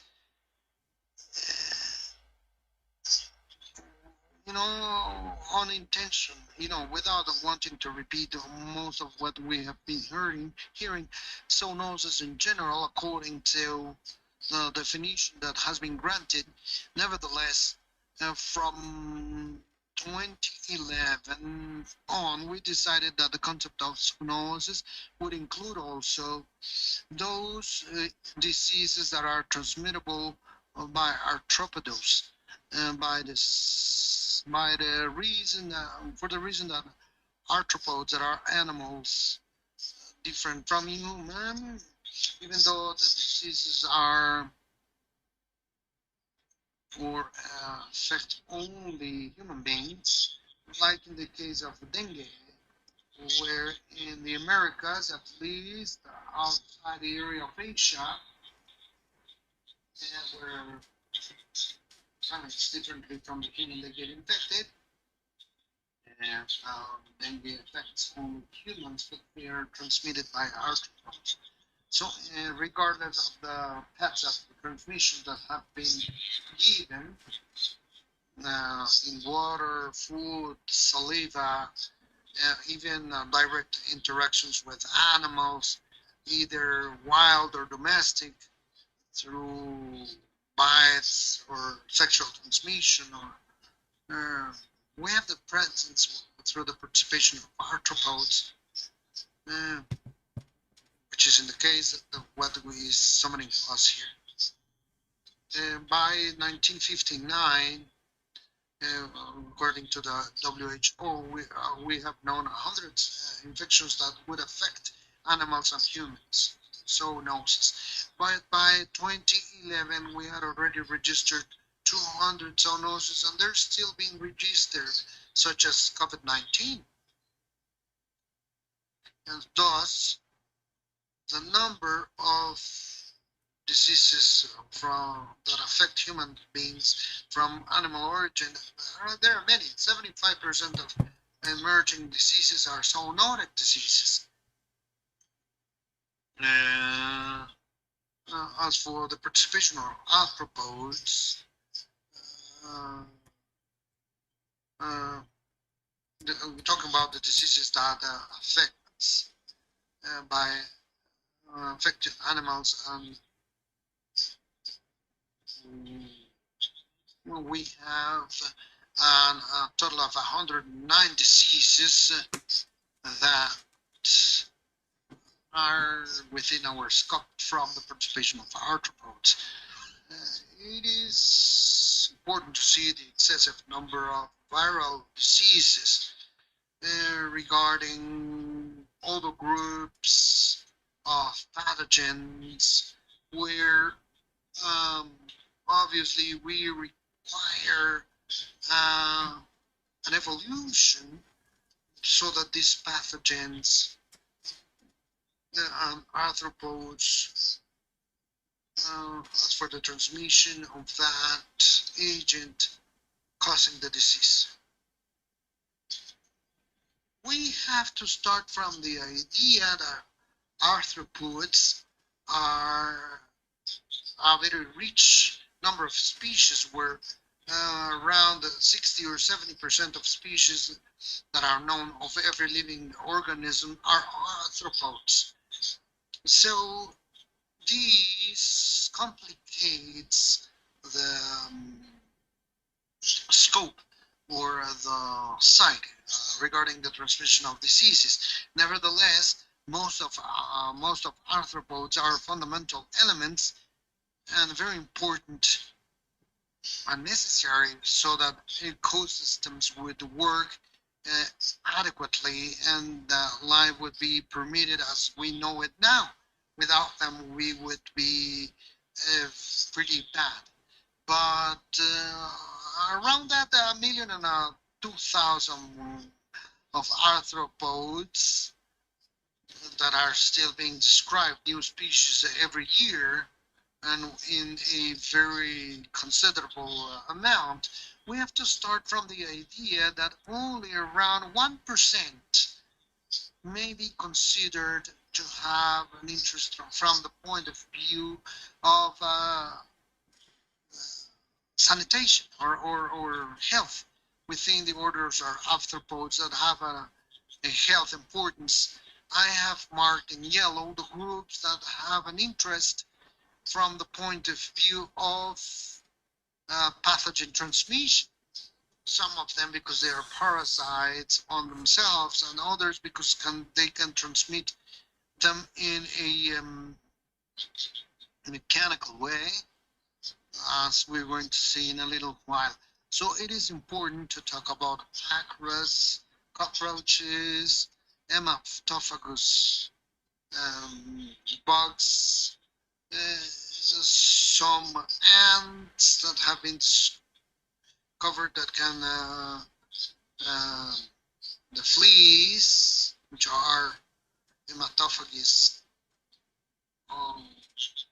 and within the dipters, a series of families that are very important, like mosquitoes, that are the kings of transmission of pathogens to humans. We have to consider also a little bit about how this transmission is carried out. So we have two kinds, general kinds, that would be a mechanical transmission that is due to contamination. It can be indirect. Let's say if a fly posts first in feces that are polluted and then passes it in a salad the human being is going to eat, that would be a way to contaminate, or in a direct way when it is organism that is polluted by a pathogen is consumed. So this generally involves pathogens that are or that have other methods or other means of transmission, being more important the biological transmission, that there are three important kinds or different on how we transmit this pathogen. The propagation where the pathogen multiplies within the insect's body, and that it's a multiplication on its own.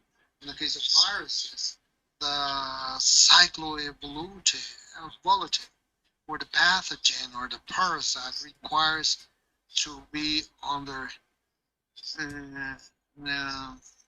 within this insect or vector arthropod, and the cyclopropagative, where the two first things happen in the same pathogen. such as the protozoals case would be. This has an implication, an important implication from the biological point of view, because it implies that this parasitism has to be perfected through millions of years, so that it would be feasible, that mechanism of transmission would be feasible through an arthropod of an infected host to a susceptible host. Nevertheless, these three-part epidemiological of zoonosis that includes arthropods is observed and involves different pathogens within the groups that in this slide we see it would be viruses, bacteria, very interesting too, and important, rickettsia, fungi, protozoals, and insects that may transmit,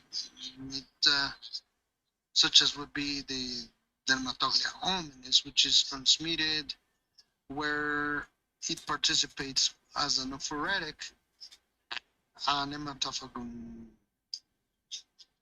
insect. We have to considering arthropods, and this complicates a little bit the possibility of transmission. Their classification depending on the habits that they have. Regularly, there are parasite vectors of arthropods that are forced, that they require the host to survive. But there are others that may be facultative parasites. They can invade vertebrates to survive, but does not necessarily the population requires of them to do it. But a classification that is pretty interesting is the one that to be considering as a continuous parasite. Those are arthropods that live along their whole life cycle on the host. The transitory were a single stage of the life cycle, remembering them that many of them holometalons, so they suffer a metamorphosis. A single stage of their life will require a host, and intermittent parasite, which are the ones that are more important ones, that only take part of the host, vertebrate host, to feed himself, and they are a free life, such as the case of mosquito. So they can also be classified as a protetic parasite. Those that only parasite being juvenile, the imaginary parasite that parasite only when they are adults, and those that they do it along their life cycle. And they also have to consider that when we have a vector participation, not all of them eat everything. There are some vectors that are euryxenos, that they maybe use different hosts, but normally they are either monoxenos or xenoxenon that along their evolution development, they have been specialized to feed themselves from certain hosts only. Okay, nevertheless, considering these and the possibilities that we have that a zoonotic disease may reach human beings, it depends on the fact that the systems, ecological systems, and the possibilities that there are to reach a vector to a human host from a wild host completely, like in the case of that was given with leishmaniasis. We can have a wild zoonotic cycles or domestic cycles. The transition between these wild zoonotic cycle and the domestic cycle, which would affect domestic animals, uh, the possibility that these vectors may have the parasite from wild reservoirs directly to the human, or that may transport and transmit this pathogen to domestic animals to the human. Then we can have the anthropomorphic cycle where humans are the actual reservoirs of the pathogen, like in the chikungunya, Zika, and dengue, where wild reservoirs are non-existent, and where infections are going to keep or be only in humans. But for these, it requires a perfectly adapted vector, and where the vector has to be competent to be able to transmit this pathogen to other host, which is susceptible. As for the risk of wet markets, it's obvious that we will have to analyze which of these arthropods, which are the transitional ones, or hologenetic, that are transferred through the wet markets to human populations, or where they can have contact with the human beings. These obviously would require an inspection, not only in the search of pathogens, as normally a veterinarian would do, but also integrates the possibility of detection of arthropods that are completely related. The other possibility is that animals may be infected with a pathogen from its origin, and that, by any chance, there might be competent vectors within the populations or in the wet markets that may transfer that pathogen to other animals or to the human beings that might be there. Nevertheless, we should consider that many of these zoonotic infections, that even though originally require to be transmitted by arthropods, might be acquired by human beings through contaminations with tissue, feces, and liquids, or exudates from the body, and thus infect human beings without the participation, natural participation of a arthropod vector. So I consider this is one of the parts that are essential in the wet markets, because many times if the hygiene measures are not appropriate, or if we use water that is contaminated, or the feces, urine, or whatever, may maintain the places contaminated. So in that way, they would be transferred to the human being without the participation of vectors, even though this disease originally would be through a arthropod transmitter. And so this way, I consider as measures that we require to take in something that has been a little bit behind due to the difficulty of study of arthropods, given the fact that it's a very complicated group, a very rich group in species. It's to incentivize the faunistic studies of the group of arthropods, parasites, and vectors. And this way we'll be able to know what are the native patients or which may be introduced together with the animals that are imported. So that would constitute exotic species or invasive species that may work as very important vectors, such as the case of mosquito that transmit dengue. And they are not original from the world, but they have been spreading thanks to the commercial activities, to trips and conquer and all that on the part of human beings. And so having this exotic vector in America is giving the transmission on the part of these viruses.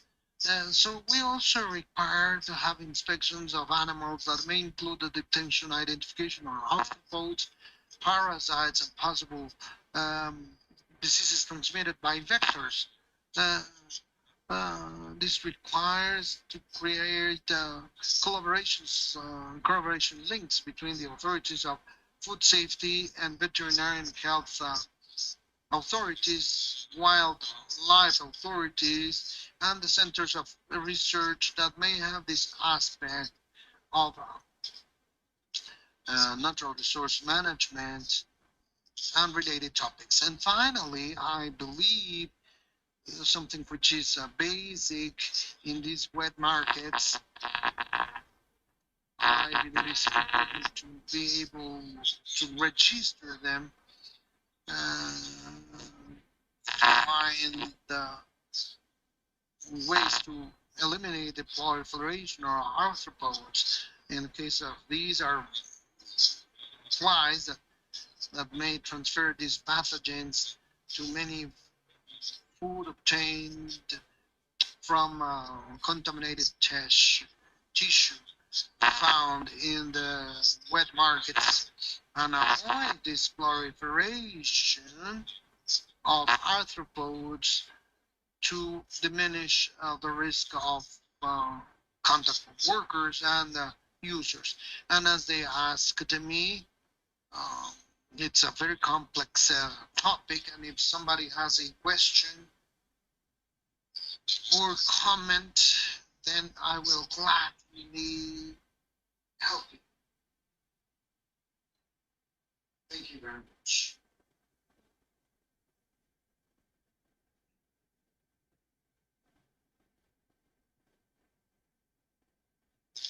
Continue with our program. We're a little bit delayed.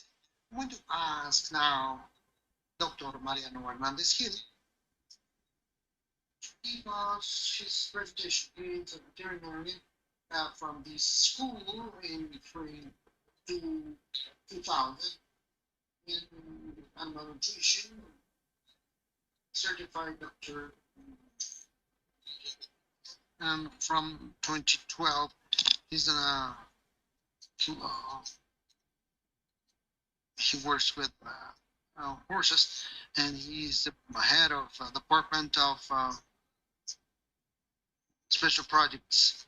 He has participated since 2002 and 2020 in the UNAM to talk about the well-being initiatives and communities dependent on horses. He knows about this related to the markets of animals. He participated as a panelist in the panel of FAO experts for the impact and well-being of work animals.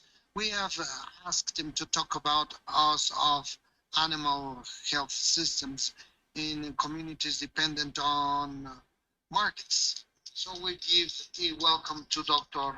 Mariano Hernandez Gil. Welcome, doctor.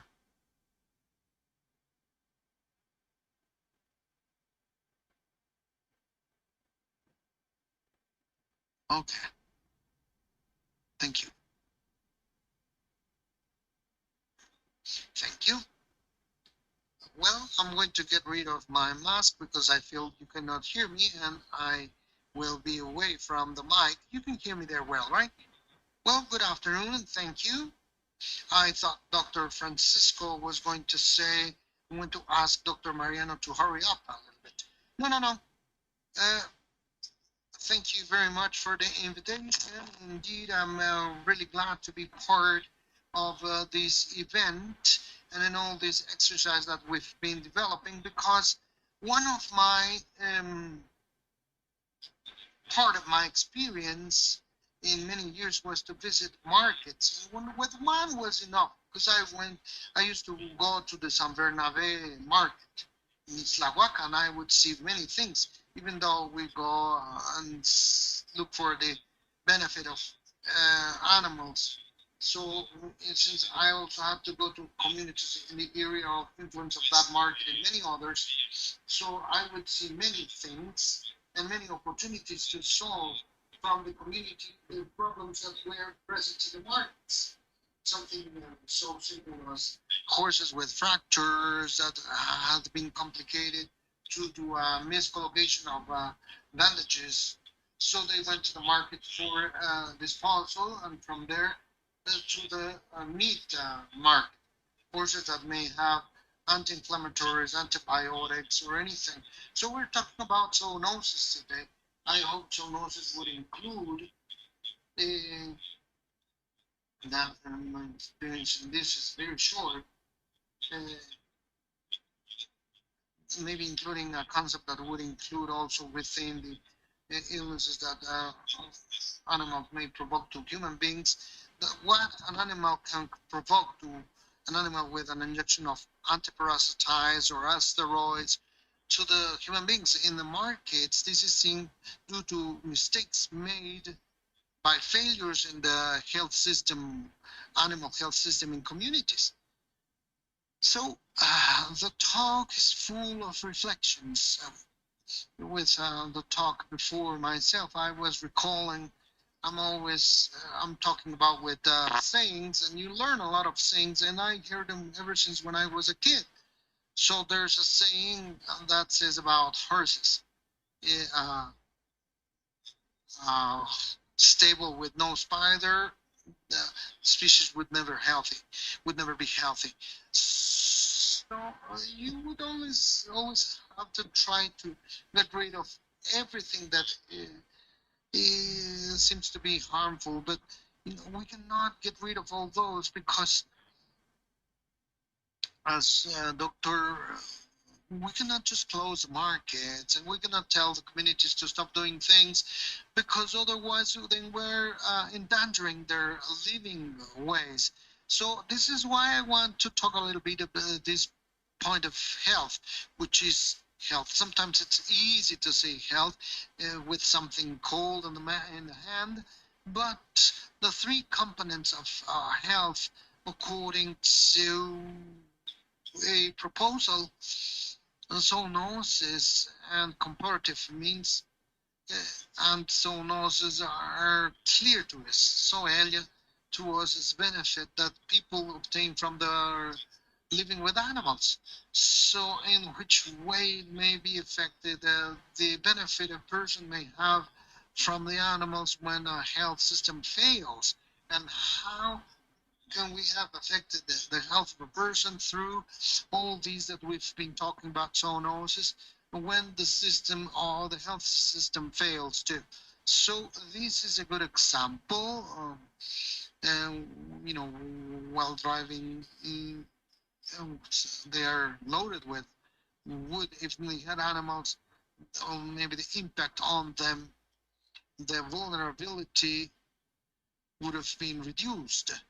So this is the importance when we talk about health in a system that includes animals and animals related to people, not only thinking of the impact that we may have in the health directly due to infectious diseases.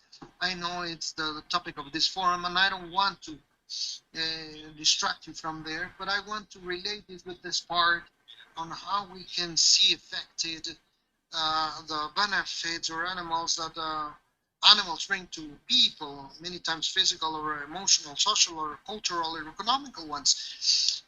So OIE proposes that veterinarians would have to have a very important function by guaranteeing public and animal health. But this is also important to contribute to the sustainability of the rural areas locally and worldwide. But it can also be a peri-urban or suburban sustainability. So many people do not know whether they are in the field or in the cities because they have been eaten by big urban areas. So they have to do the most similar thing that they used to do before they were surrounded by the communities. So the Brook Foundation gives us a very clear definition on the health, animal health systems, which is the organization of people, institutions, and resources that look for the health services for the animals and their owners. And so for this system to integrate, there should be health, animal health practitioners. And the word practitioner, indeed, if we translate it, it would be a practicante, but it sounds not so good. So we changed it by promoters. I'm going to talk about horses many times, but the cowboy is also a promoter of animal health. We can think of the animal health professionals, veterinarians, and the paraprofessional ones, and they are only those that work at the same space of the professionals to get an objective that we all want. That is to say, they are professionals that work for the benefit of horse. Something or someone that gets milk from them would be a paraprofessional. So I can talk to you about many people that work in this. They can be seen as a paraprofessional that help us to help with the health of these animals. They can be veterinarian solutions in terms of solve something. And there must be a surveillance and diagnosis of illnesses. There has to be a legal framework and financing. So the last week we had a conference with a doctor that I had to work with for many years, and he said that in Great Britain they have subside and so it's interesting. I hope we would have a meeting. So the communities that depend on markets, we can see, as Mary said in the morning, to sell their products and to sell their animals or products and bring their animals. This photograph is from a community in the Huasteca in Puebla. We see a kid holding a little turkey. Well, these people were expecting the Tuesdays in Tepeaca, near Tepeji de Rodriguez, in the Poblan Huasteca. They were expecting that day to sell their products, whatever, their pigs, their turkeys, or anything. So there were other people to bring animals to. So this morning, a friend from Oaxaca was sending me photographs from Baratillo, near Etla, Oaxaca, and the diversity of markets and animals that are going to be in those communities is big. We see all kinds of things: birds, bovines, swines, and I'm going to talk about this to suggest systems of health, animal health, in communities that depend on markets. I do not just don't want to give a proposal So I'm not willing to give you a solution for all.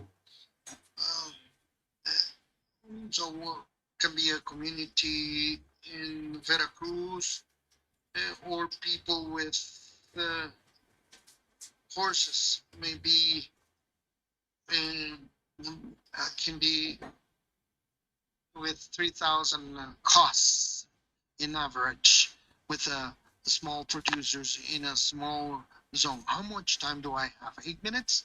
Okay then. They depend on markets, and this is a donkey that Jaime Enriquez sent me this photo. A colleague that works with communities in Oaxaca. It's an example of colleague, you can have to learn from him because they come from they go back to their original place to boost colleagues that may stay in their original place and help in these remote zones. So this is a donkey that brings honey from the Oaxaca Sierra to a market. So it's a donkey that may have an illness, but it also has milk that may bring bees or anacrus that we do not want him to have any problem. I have forgotten the diseases on bees, but this is the way how we carry these things to the market. This is a donkey that brings mangoes, and then the mango may be something that may affect people, so or that may affect other animals. I don't know, but it's not that for that we're going to judge the donkey. But I just want to see you some scenarios, and this is a donkey that brings milk from the rancho that to the town, and this is where they make cheese, and that cheese goes to a market. So horses connect production chains, and they're part of these. And this is this morning's photo. Please send me a Baratillo photo in Etla to see that there are animal markets there. We know very big ones like the San Bernabeo Tepeaca, but there are animals everywhere, not only from the region, but from very many different places. But that's another horse that does not come from a market and is not going to go to a market. But in many markets, they sell animals that can go to charreria. So in these places, there are some other people. I'm giving you horses as an example because that's my closest experience. And that veterinarian may be in contact with those horses and then be in a club where they can have a contact with horses. 6 horses that go to an international competition, come back from that international competition place, and they come back with ulcers in the mouth. It can be many things. You have to report it. I don't know whether they reported or not. It was the helper of veterinarian. They have to report this because you may know that even in Querétaro, a few time ago, there was an outbreak of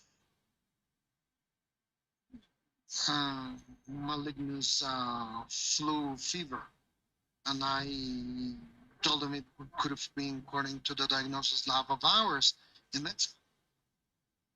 So these 6 horses got back to their stable or the barn, and then there's 600 horses. It can be a market, a competition. The contact may be animal with veterinarian, animal with people, or whatever, and everything is spread. So why do we have to think of health systems actually to take care of that part that corresponds to us as a professional or as professionals, and what legitimates our profession is that social need of whatever we do.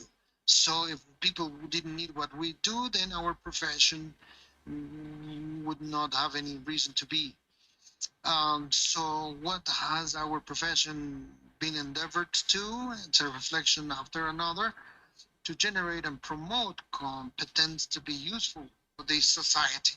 And many times Dr. Gabi was talking about epidemiology, because many of us indeed have focused on epidemiology, which would be the baseline to work with these things. In 1899, Professor Woodhead from Cambridge University would say, a long time ago, knowing the regions outside of a horse and showing ability to lead an animal were not enough to qualify a veterinarian.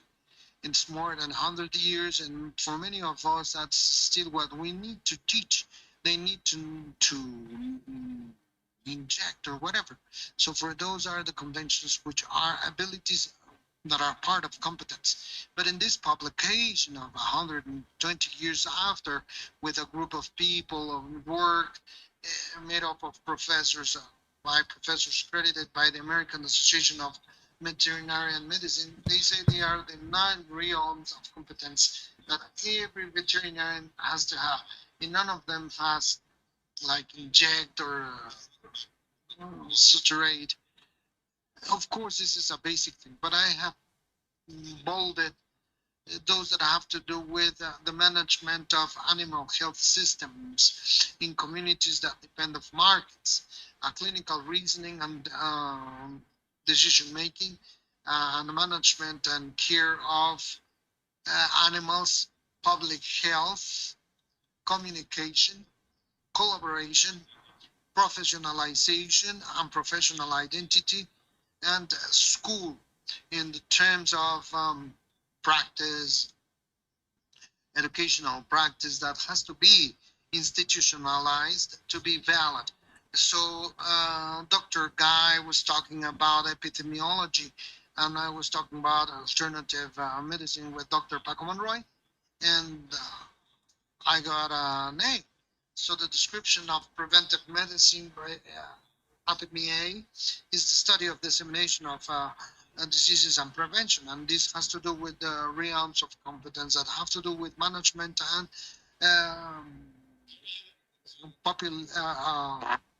animal health populations. It was updated 5 years ago, and that has to do with the surveillance and recognition and management of animal diseases to prevent human health and environment health, promote and prevent zoonosis, and promote food safety related to animals. So preventive medicine is also that, to prevent that what we do as professionals would not affect other people or would not affect us through animals. A kick preventing kick is preventive medicine, but preventing people from eating tacos made out of horse meat injected with femilbutazona is part of what we have to do. It's part of what happens in the markets. I saw horses with the blurry eyes, and that were about to die, to promote humanitarian manipulation of animals, part of the tools that help us to work better in communities. This tool of participative medicine, with which combines the abilities of people to gather information, because the clinic one knows about the symptoms, and the person, the extensionist, knows how to get information. So the work with the clinical means the illnesses in many situations have not been identified and that limit this epidemiologic surveillance. And these programs may help us to the design, implementation of programs and sanitary policies. I recommend you this book and these 2 articles as an introduction of participative epidemiology. You might be aware of it, maybe not. It's pretty interesting. And a couple of minutes more, and then I'll tell you about something that we've been doing, attending these topics. And the truth of the matter is that thinking of all this situation that we've been dealing with, how OIE recommends a network between official veterinarians and private veterinarians and consumers of veterinarian services.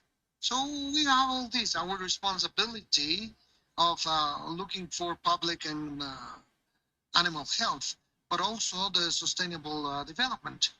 So what can or who can help us to have surveillance in these communities that we know that there are animals? But when I talk about communities, I'm not talking about only rural communities, but also clubs, animal clubs. O tendrá algunas macros, no sé. Yeah. ¿Me lo puedes enviar para ver si lo puedo For analizar? example, ¿Quién lo hizo? and ¿Tú lo this is hiciste o te lo the mandaron? veterinarian drugstore of Jaime. So he's continuously in contact with local veterinarians, and they're private veterinarians, and many of them may be backed. We see the president, vice president of the organization that cover the private veterinary practice, and they get in touch with us together with Dr. Gay Mira, here, revisar, along with the international organizations that are concerned about these public and animal health issues. What I'm going to finish with is this network project that we have between the association specialists in horses and schools as representatives of the organizations of statutory veterinarian in horses. We had a network that has been built in 5 years, but we are working with it little by little, and the idea is to activate things. For example, it is a little bit, I don't want to say regretful. They want to have their social service in something that may let them develop abilities. No, your social service is something that to give back to the society, to something that they gave you. So the best way to do this is there are many schools. These are the schools of the Association of Schools and University that may help us through social services to have some surveillance to establish or strengthen the systems of animal health in communities depending on markets. And I have a photography of Dr. Lin that you know pretty well that would say, I will see a change in the market someday. And I would say, I believe so. She saw it in terms of well-being. There have been some changes. But there are many things on a daily basis that are not solved overnight, and that we can reflect on, and a great work that has been done by Dr. Lin in the project of markets. But I believe that there are many systems that may be implemented that she initiated to understand the health in communities and to give goal to the markets and those that work with them. Thank you very much.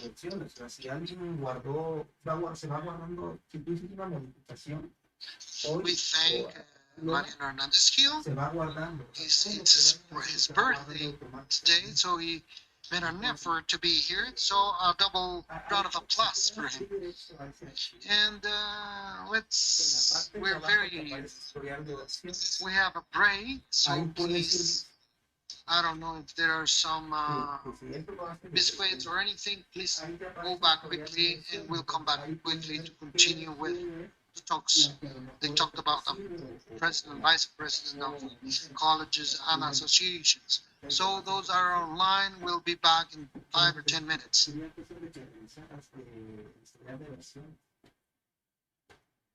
Nada se pierde, se va guardando, pero sí se va reemplazando. Digamos, si yo hice algo hoy y tú lo reemplazaste, se guarda la más simple, pero va quedando un respaldo siempre.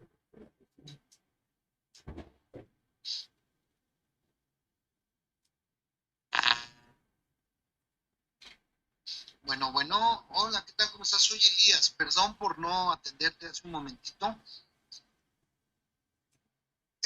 Paso aquí en la Facultad de Veterinaria de la UNAM.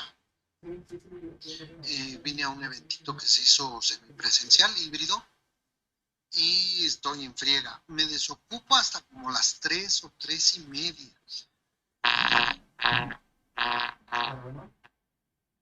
¿Vale? Entonces, ¿algo más? ¿Pero qué es en particular? El hecho no conduce al documento. Sí. Sí.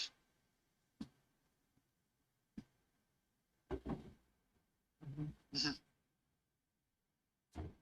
Sí. Lo veo. Sí, sí. Ujú. Ok, listo. Y de nada, bye.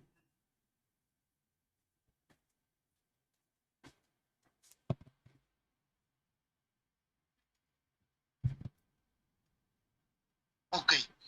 Mi-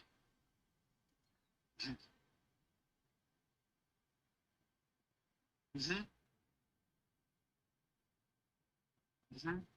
¿Quieres un voiceover, no? No.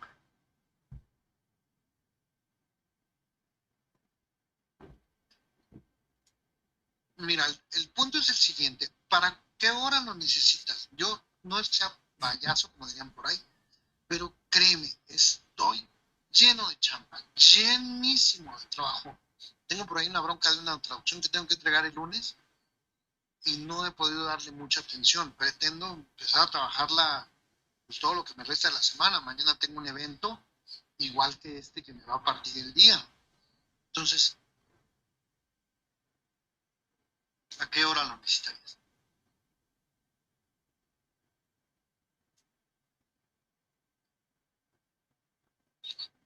Perdón por lo de la regla. Es que el punto es que la verdad es que no sé si tenga tiempo. No creo que sea muy complicado, pero el asunto es, yo estoy, pues quien me recomendó Mario. Para mí Mario es de lo mejor que puede haber. Incluso mejor que este servidor, y lo digo con toda humildad.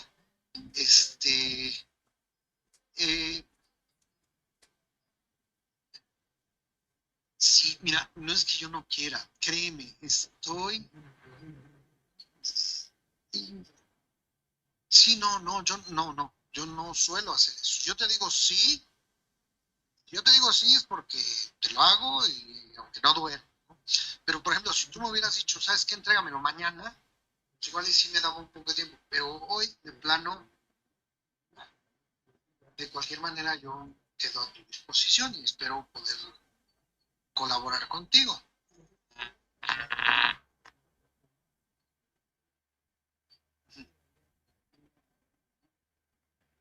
Ok. Sí, no, en lo que yo te pueda servir. Ok, muchísimas gracias. ¿Cuál es tu nombre? Perdón, soy un grosero. Ana Lilia. Ok, voy a guardarte y de veras te agradezco enormemente me hayas contactado. Agradezco que Mario y Gaby me hayan contactado. La verdad es que me honra, pero te juro, estoy súper lleno de chamba. Y no te quiero quedar mal. Realmente es eso. No quiero decirte que sí y a la mera hora salirte con una estupidez. Yo no soy así. Yo te agradezco más. Gracias, Ana Lilia. Estamos en contacto. Igualmente. Bye, bye.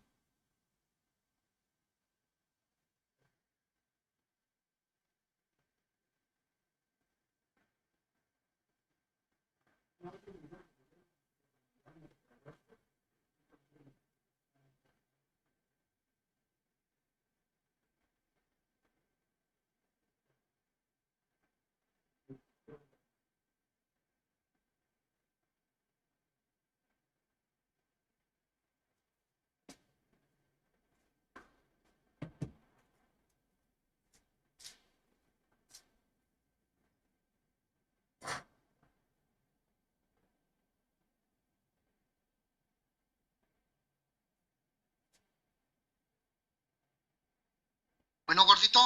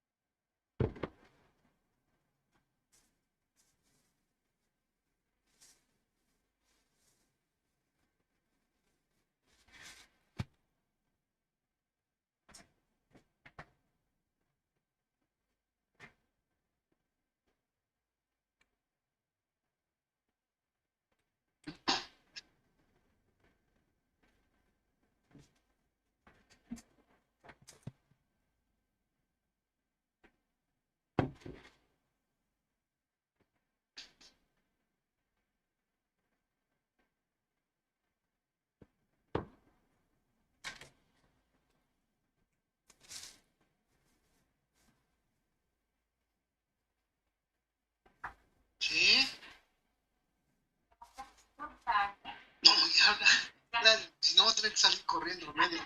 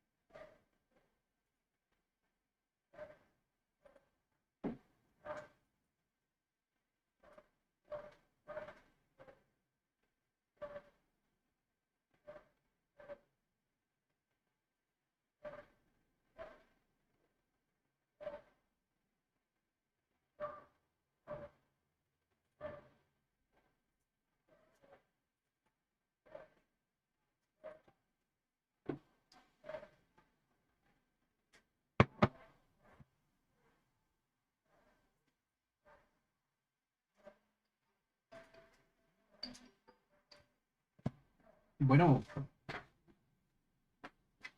bueno.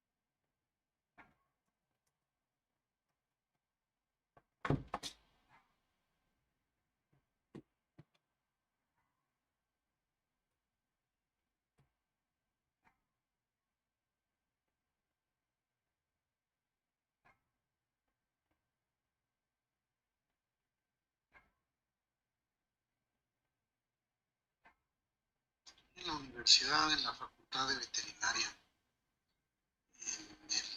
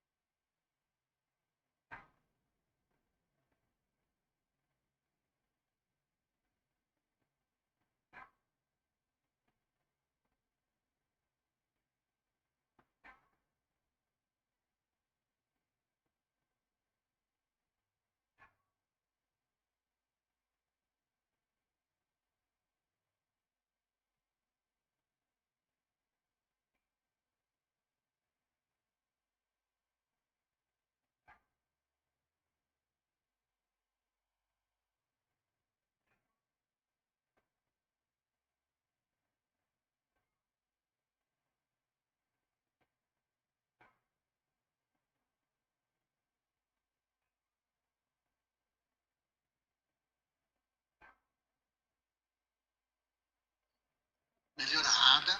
Então, é professor, especialista e certificado assessor de Beira Laguna, é vice-presidente da Federação de Colégios e Associações de Médicos Veterinários no México, in Mexico. He will be possessing in January. I've just heard in the news. We welcome him for the presentation of markets and mobilization of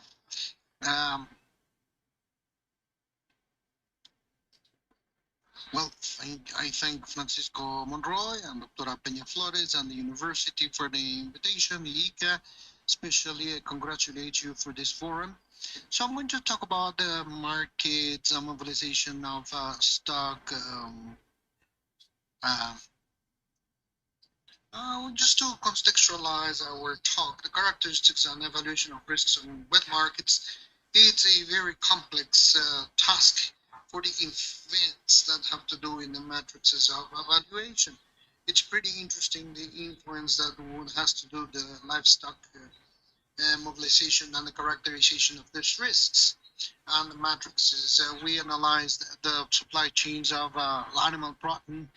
We identified only bovine and pork and meat and poultry. The mobilization internal and external concept is paired with the traceability and reduction of zoonotic risks, which is our purpose. The assessed risks in the integrated markets are reduced by the good pecuarian practices and the implementation of analysis systems of dangers and control points adopted by the alimentary codex and good practices of manufacturing. But the handicraft market and informal market without evaluations and controls is the one that prevails in the wet markets, where we have all sorts of risks. The sale of high risk animals, the presence of living animals, the conditions of hygiene, the size of the market, the density of animals, and the mixture between species. And finally, the scale of the supply chains. These supply chains from the beginning that include the mobilization of living animals, products and subproducts as merchandises are not the exception, and they represent a threat to the public health due to the zoonotic potential. So we're going to talk about markets and mobilization of livestock and their products. So we had some interesting work in many sessions where we established the matrices for the risk assessment, and we also defined the concept of risk and what it implied in this work performed for 10 or 11 sessions. It's pretty interesting when we talk about mobilization, when we talk about the animal protein supply chains. Well, and in Mexico, we have performed a very interesting work through the last years, maybe the last 2 decades, in consolidating the supply chains through the federal inspection systems that would allow us the importation, and that have made it possible that around 80% of the supply chains through slaughterhouse, the kind of federal inspection go for importation and exportation. We have integrated solid organizations such as the Meat Mexican Council, como Pormex, Livestock Confederation, and brands that give it some prestige and strength to the products of Mexican beef, such as Mexican beef and Mexican pork, that are already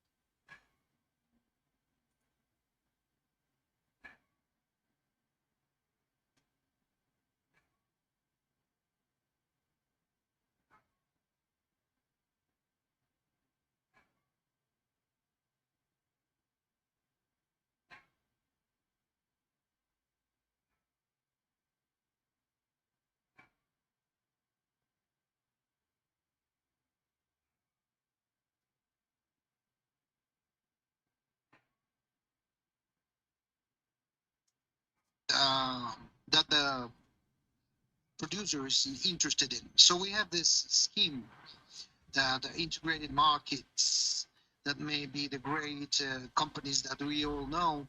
So what happens that regularly the producer produces call at Winnie and 120 kilograms. And those animals can go to the exportation market directly, or either can go to the intermediates, to fatters that are going to finish them, and they are going to, in a vertical integration system, they're going to call them to slaughter and commercialization. And so this is how it's going to, that product going to reach with the TIF CO to the national or exportation markets, with a warranty of agro-food safety. If you ask me how I would know if the meat I am consuming comes from the TIF system or federal inspection system, generally it's the supermarkets that by regulation are forced to consume products that come with this TIF seal, or the boutiques or meat stores that you find in all the territory from these integrated producers. But we have another market which is non-traditional, where by the same token we produce this calf weaned. We have an animal for half seba, and it's going to go with producers that are going to fatten that animal. They're going to finish him, but they sell it to an intermediate, and he's going to sell it to a slaughter or a slaughterer, and then we don't know how they slaughter the animals. And for the national public, more or less 50% of meat is slaughtered in the TIF system, and 50% in the municipal slaughterhouse or in internal slaughtering. So in the integrated system, we have all the regulations applicable. We have an inspection system, but in the informal market, we do not have that. So we don't really know how this animal was fattened, which conditions were used to slaughter the animal or to sacrifice the animal. We don't know what the conditions for warehouse were used and how it was commercialized or transported. So they normally arrive through a seller, and those sellers are the markets. A good part of this meat is consumed in the markets, and it's a low price meat, and it's due to consumption habits. They go to the centers, and the population go to the centers. And I'm going to send you a couple of examples that talk to us about the national reality. In the northern part, the biggest Latin American producer, which is Sucarne, is an agro field with more than 4,000 heads of integrated horizontally and vertically in production and commercialization. And on the other hand, we have the system that operates in the most part of the country. So, for example, if I go to Cherán, Michoacán, in the upper part of La Sierra, they slaughter an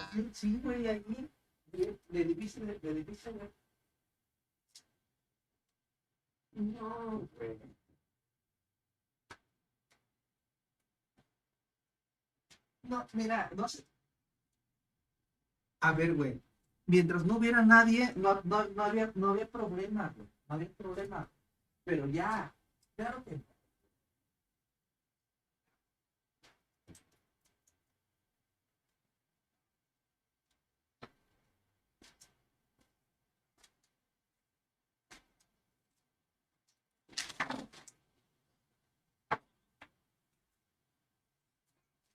no me preocupaba porque nadie más sabe que aquí hay ahí, güey, ¿no?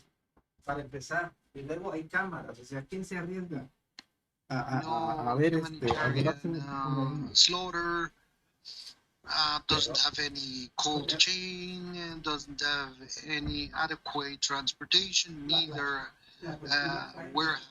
appropriate warehousing. So the zoonotic potential is great. We've all mentioned it. We do not need to talk about all the agents that may be transmitted that may cause a clinical case, or an outbreak that may cause a pandemic, or that may cause a rapidly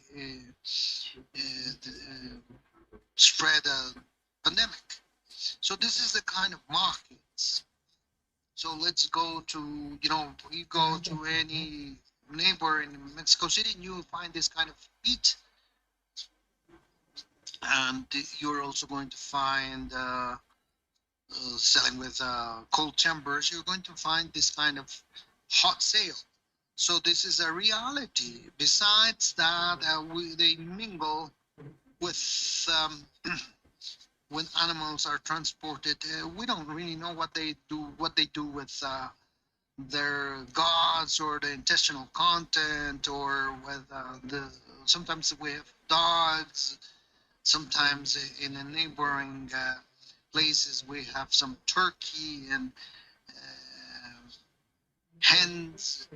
When they finish their cycle for the first or second time, they go to these markets. So the health risk is a very big one.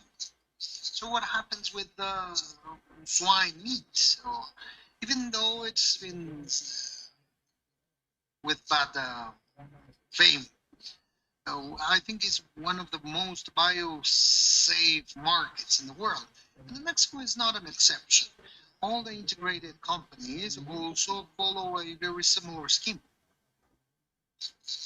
The integrated companies are integrated also in the production, and they have production, gathering, transformation, commercialization, and then they reach the final consumer through supermarkets, or even for exportation, or through their own brand, which they are called meat boutiques. And we have other actors that gather or buy backyard pigs or unknown origin pigs that are normally bought when they are piglets. They are castrated and they go to a finishing, and they go to the slaughterhouse after that. And in that slaughterhouse, they will normally go to a meat store, and in there they do not have a health inspection, disinfection measures, no protocols, no nothing. So they produce, or they have products that are the ones that we all consume every day long. They produce hot cracklings, grease, and whatever, and that goes to the centers of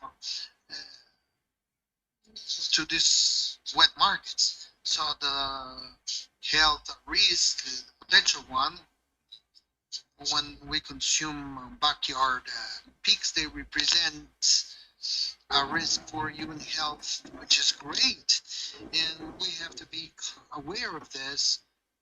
So the zoonotic potential is enormous. If you see all these two examples, it is clear that the supply chain is the critical point where we can have an influence to have a better control. And this is what we see in markets. So this is the way it is sold in the wet markets. Maybe this is a decent market.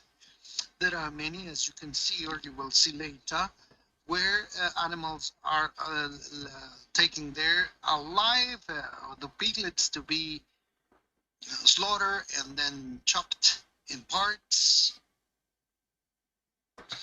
So we have living animals, but also the slaughterhouse and the disposal part, and the other animals that go to that place to be slaughtered. They can be birds or chicken or any other species of animals. So the zoonotic risk is very big. And so we can also see now again that in the supply chain, and that's where we have the greatest risk, and maybe that's where we can actually have an action that would have a greater impact. And then we have to go to poultry. Poultry is particularly important because uh, out of every 10 kilograms of animal protein consumed in this country, 4 or 5 come from chicken, along with egg is the cheapest one and with the best quality to the population. So it has a great economic impact and a very big consumption in the population. So we're very used to see teeth plants with the great companies integrated that in supply scheme, as in all the avian industry, we can see the story of the grandmothers, um, producers of the animals produce chicks, and the chicks that are fattened, and that little chick, once it has been fattened, it goes to the processing plant, can go directly to the sale point and the consumer. But normally it goes to a wholesalers or brokers in Mexico. For in Mexico, Bachoco pilgrims have 1 or 2 brokers, and those brokers distribute at a metropolitan level, considering all the metropolitan area, and they distribute it to wholesalers, and those wholesalers are distributing to small sellers, and they sell them to wet markets.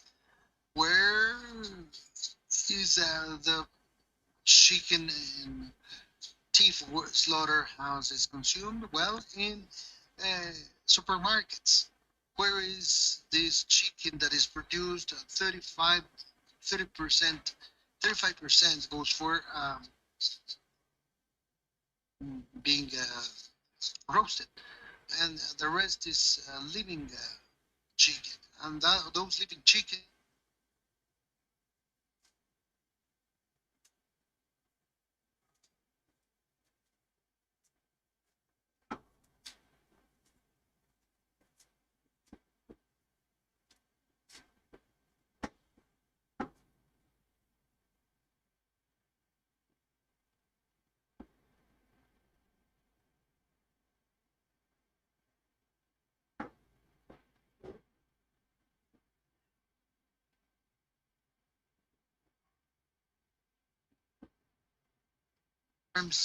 it is transported in an adequate transportation that goes from 8 to 0 degrees. Animals are slaughtered communitarily, so then that transport, we produce a lot of chicken where breast pays for the value of the whole chicken. So that goes to a supermarket, and the consumer buys it, and it's a happy tale because it has food safety conditions and goes to the table to the consumer.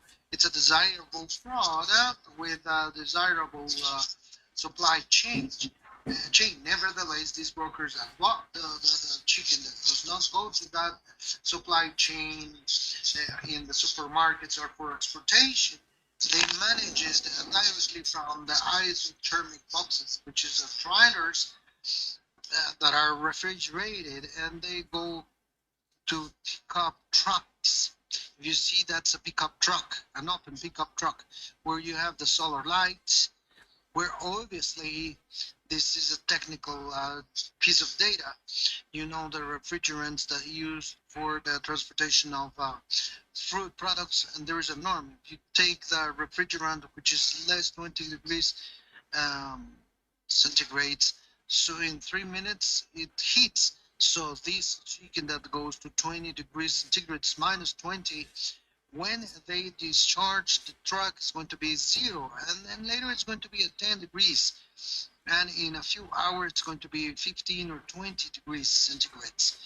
But the interesting thing here is that this chicken is not only commercialized in chicken, we also commercialize the guts and the parts of the chicken that have a specific value. But if we see the free chain at 10 degrees, it's not going to lose a refrigerator or So that the refrigeration should be in some places 2 to 8, in other places. So we have to consider a chicken that is refrigerated, and we're going to have it. And that chicken at 5 degrees is going to last 72. If that chicken goes to 10 degrees, it's going to last for 24. And for 24 hours, it's going to take that pick up that truck to go to another center where they dispose this in warehouses of concrete, and they spread it with ice, and they do the same to take it to the wet markets. So we see that especially poultry is very susceptible to contamination or to pollution. And nevertheless, once it gets to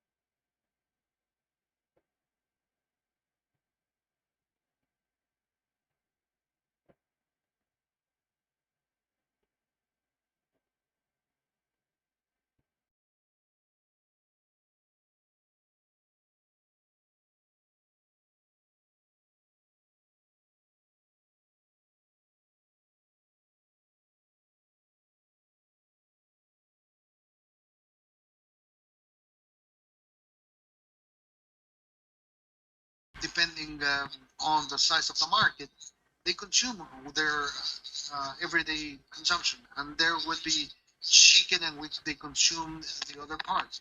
But in a supermarket, they last for 3 or 4 days, and these humid conditions make salmonella to to multiply. But if you want to get frightened a little bit more, see the amount of the zero groups of salmonella that there is in one of these samples. So there might be even 40 zero groups of salmonella. And salmonella will not allow me to lie. It's one of the first contaminants in food. So here we have some of the conclusions that we have. What would the recommendation be? Well, we need traceability. We know that we might not have an electronic registration of mobilization in all cases, and we know that we're not going to have a nearing with individual identification system, but we have to have a traceability system for those municipalities. We must certify the transportation of chicken or poultry. If the transportation of poultry in the mega urban areas where they work in that way, just imagine the way it's going to be managed in the suburbs or in the faraway regions. And second, cold chain. As a recommendation, One thing is the transportation of animals, and this is why I added the word merchandise. And the other thing is the merchandise transportation. And I think the big risk, and this is where we would have a greater impact on our preventive activity, would be in the transportation of merchandises. This is where we have the greatest impact. We have to comply with the requirements of IICA and the municipality for the markets. Now, obviously, IICA has its regular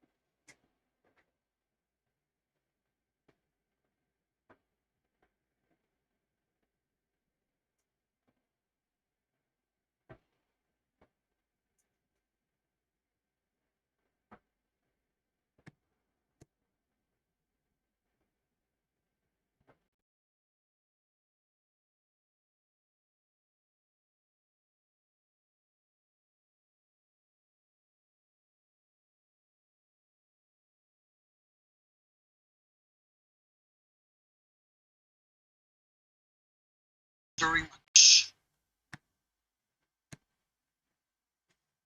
Thank you very much, Dr. Sanchez Mejorada. And we thank you very much for your presentation about this issue. It has a great content. So we are very, very delayed in time. And now we are going to present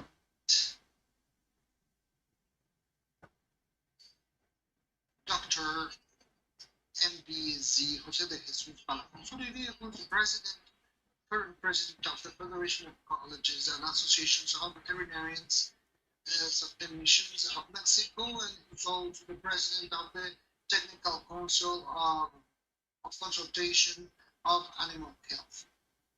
Please, doctor, be my guest. Thank you very much. Good morning, or good afternoon, everyone. It's a pleasure to be here with you. I want to thank Dr. Ayala Torres from the Department of Preventive Medicine and Public Health of the MBC College of UNAM, and Dr. Graciela Peña Flores from IICA, and our good friend Paco Monroy, who in many activities works with the Federation, and we work and collaborate with them. So my presentation is very simple, and it talks about the union aspects of veterinarians and zoonoses. And we've seen excellent presentations. Mine is with little drawings or little dots to a greater representativity.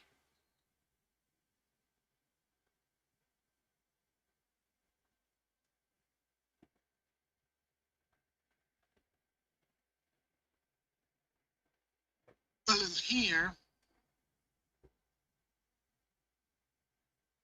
here we have zoonoses in the world. Diseases that we have been hearing about, infectious transmissible diseases from vertebrate animals to the human being. Out of the 1,540 pathogens known to the world. 40% of them are zoonotic. There's an interaction between animals and men for a long time, but there has been an increase in the commercial activity and the mobilization of people, animals, and their products, which has caused a greater dissemination. In the past, we would say that human cholera was very difficult to reach because it was found in the regions of Asia, and the fact of coming in ship for many days would make it difficult to get in here. Nevertheless, communications planes made this very possible so that it reached. Doctors and veterinarians help in the preservation of health of human beings through the prevention and control of zoonosis, of the warranting of care of food of animal origin. We give new knowledge and technological help through the research of animals and on behalf of the human health and animal health too. Nevertheless, veterinarians were social educators, which is paramount to inform people about the permanent risk of that they are exposed to, derived from the relationship that we have with animals that we're capable of preventing. In the last, in the past, the dog was the dog. He was in the garden, outside. Now he is in the living room, and now in the kitchen, and even in our house most of the time. So what happens? We expose ourselves more and more every day, so that this contact, so straight contact with our animals, of pets, would favor us to have some other zoonosis. What do we have to do? To explain and teach the people the good practices of hygiene, which are preventions, pillars of prevention of health. That is to say, of diseases, I have to say. So for the we have to have an intermultidisciplinary approach. We cannot think as we used to think. We were there only, as Diana said, to cure a illness, to bleed horse, to inject a horse. We had to participate in many other activities that in the past the veterinarian didn't participate in. But that gives us the idea of the importance of our profession. And every day we are more and more necessary. Obviously, we have to see the approach of health, one health. So that means that we have to be aware of environmental health. The environment is important, and animal health is important. We have to work as a team. I'm not talking about only as a veterinarian. We have to be integrating to all the neighboring professions, because we're in the same vessel. And in this case, we are in the same ocean. So the fields of actions of the professional exercise of veterinarian and the relationship with zoonosis. So we have to be in medicine, health, and well-being of animals, reproduction, economy, and commercialization of animals, products, and subproducts, technology, quality, and safety of food of animal origin, in public health, in the conservation and protection of environment and wildlife, and biomedicine, biotechnology, and nanotechnology too. We have worked with the Federation in order to have a regulation and delimitation of the field of professional exercise of the veterinarian in Mexico City and in all the country. Nevertheless, the only state that has been able to do so is the Yucatan. Whenever we would be able to delimit our functions and actions, then we would go to pseudo professionals and fake professionals, and many people that harm not only the people that work in the profession, these are our profession, and but also to the general society. From the federation, what do? We spread and we update veterinarians in priority topics that we defend in the national commissions. By the way, the 26th of January, there will be our next convention that you're invited to. And as Dr. said,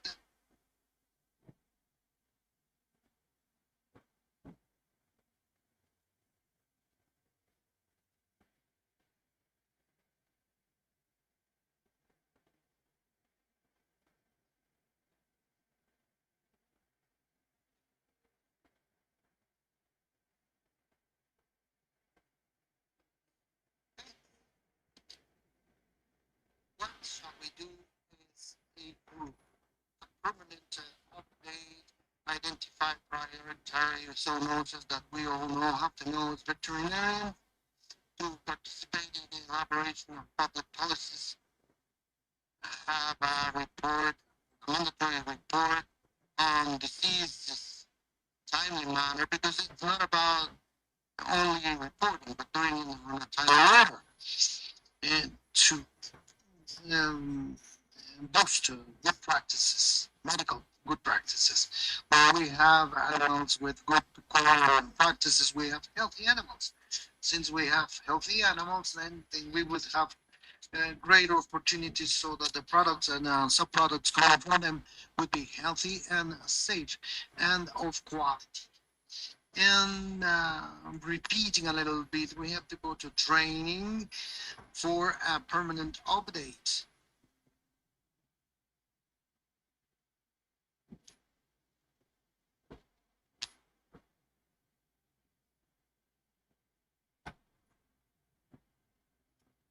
From CONASA, what do we do?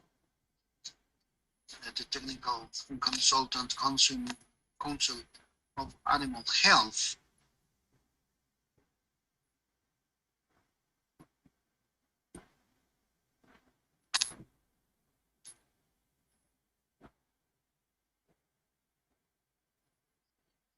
has 22 committees. Committees work on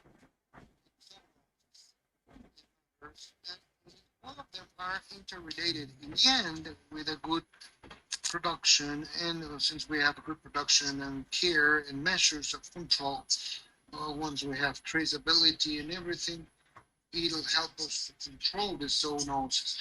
Nevertheless, we have a committee of zoonosis that specifically dedicates to this. And in this group of experts, we analyze the priority topics and we give recommendations to the federal government through IICA for all these with a focus on health, on one single health.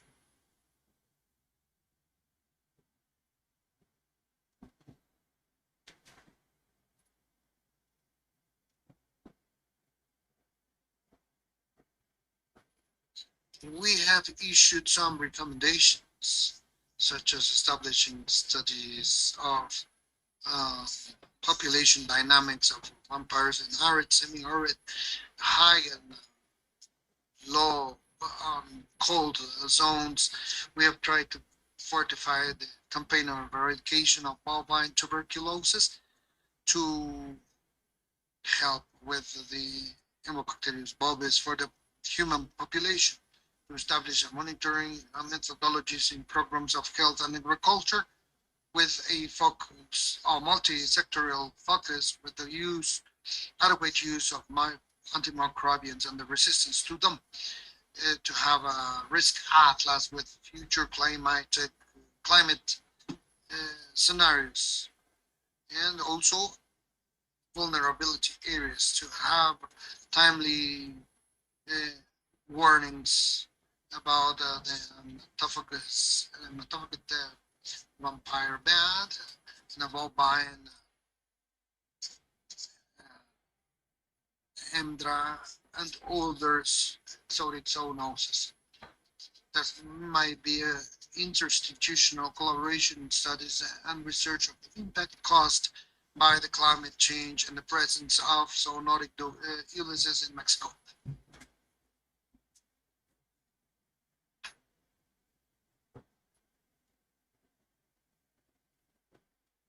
So either this is getting run out of battery or I'm not the one that works here. After all, we are not important. We are indispensable.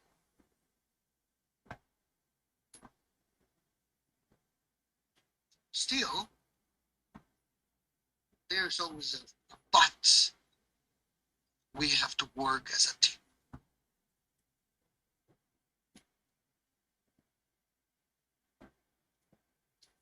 Thank you very much.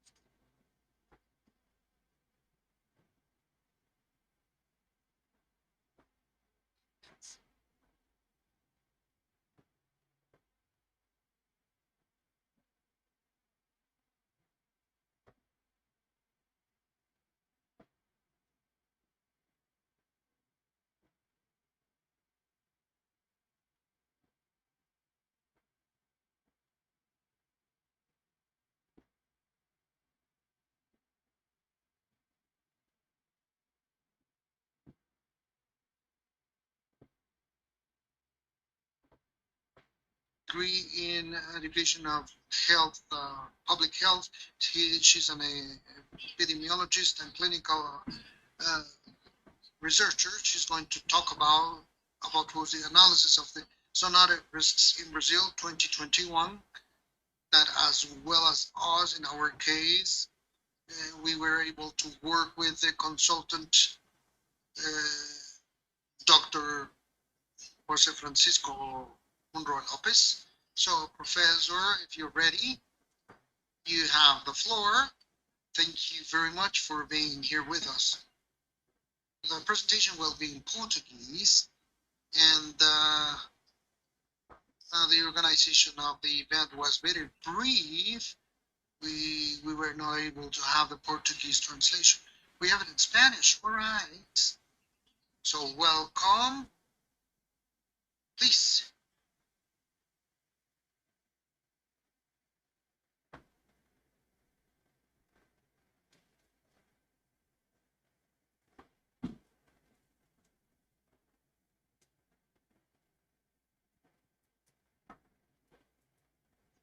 Professor Alves, do we have her over here?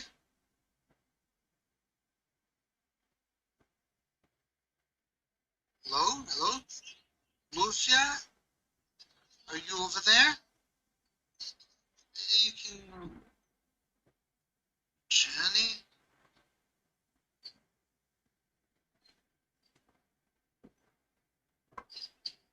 We can hear her right here.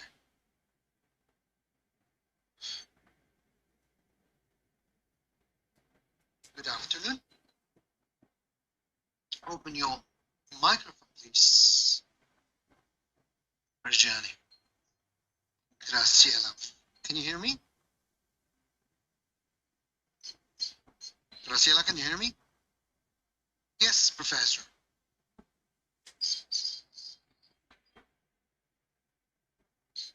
Can you please display your presentation? Sorry, I'm getting some disturbance and I cannot hear clearly, sorry. I have some echo in the interpretation booth, so I cannot hear clearly.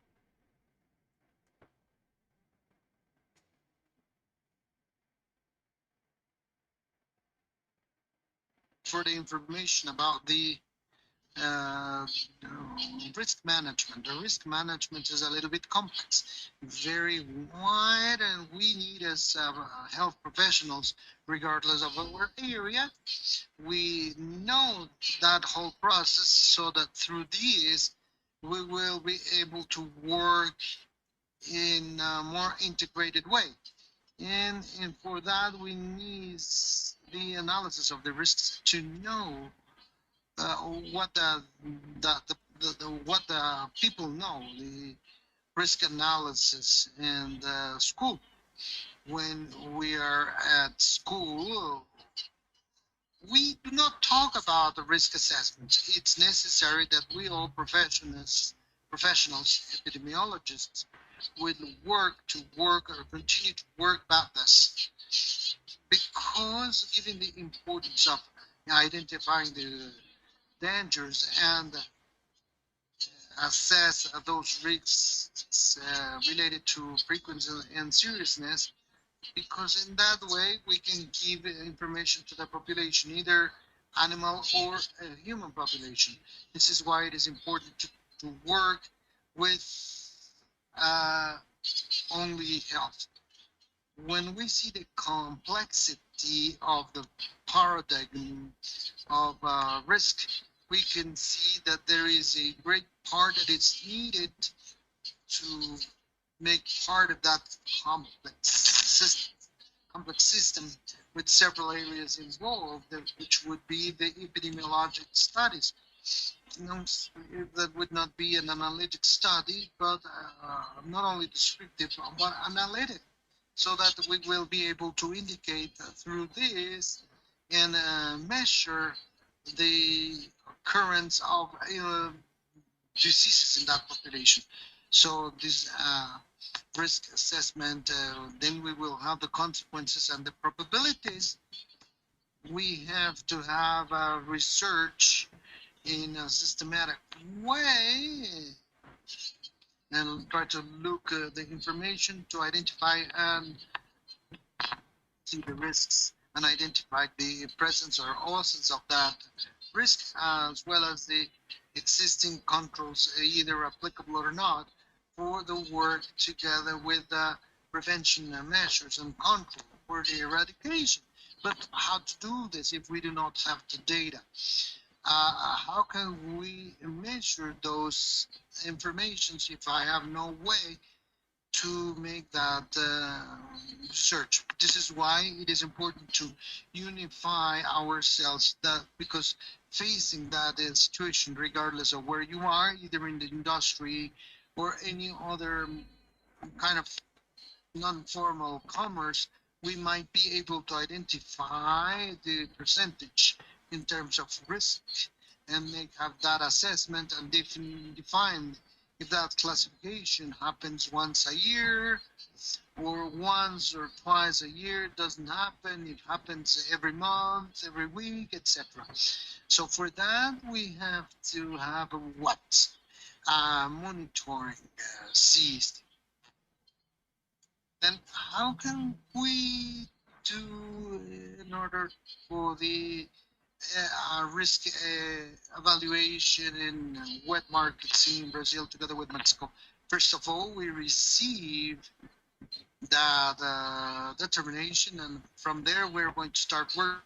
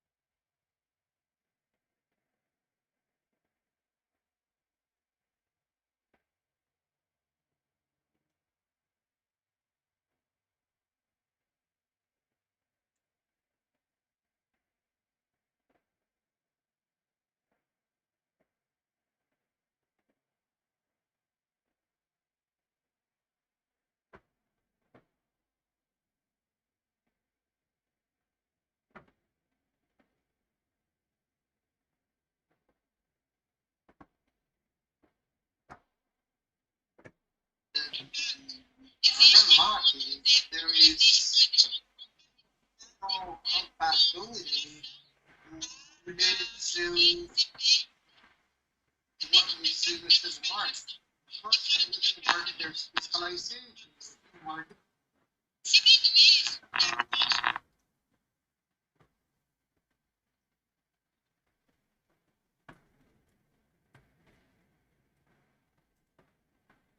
see if the market is still, we're still evaluating how we types of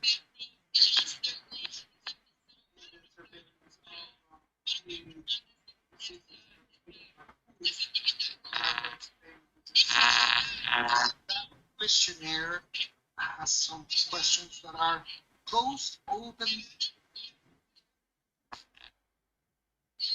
and since the local is a federated unit, and if the market is a municipal one, it's a private one, there are no water researchers know about zoonosis, and if zoonosis happen, have a list of that zoonosis with that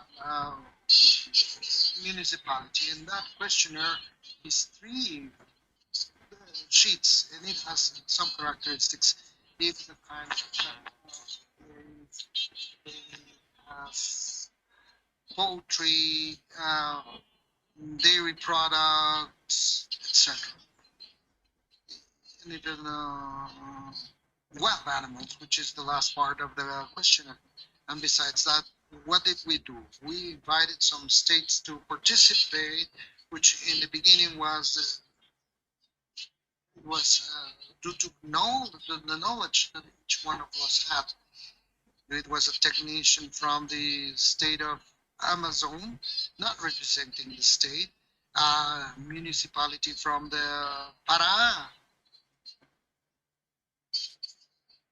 from Sergipe, from Bahia, which was a municipality in the internal part, from Paraná, not the capital. And together with that, we will include the state of Acre and some other states that were interested in participating in that group, which we called GP. For the validation of that questionnaire that I presented to you, we did a meeting for validation. We had a questionnaire. We had this meeting with the participation of other people that are not here, because in that moment that person was not able to access part of. So there are some people that participated from this validation. With that national diagnosis, we have to take the most official data within the map. Within the map, they send the number of events, whether there is a production or exposition of animals, which was that I built this map, showing that the most of the agents that exist are related to bovine that participate in the production and exposition products. Nevertheless, we need a better control with the technical responsible, which are the veterinarians, monitoring all these. But we have this situation, as I said previously to you. Here we have a fish market around a municipality in that moment. So the surroundings outside the market and externally, that's what we have. But please observe the situation. Its own characteristic, not only in Brazil, but in the whole world. But there is a polarization. And when we have that situation with that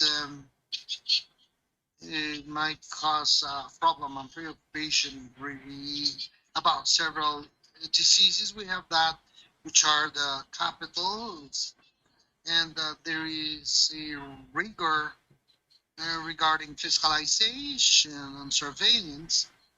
There's surveillance from the municipal ministries of sanitary surveillance, so they have a pattern which is a little bit different from what happens in the internal or inner municipalities. Here we have a little a place or street market, and there is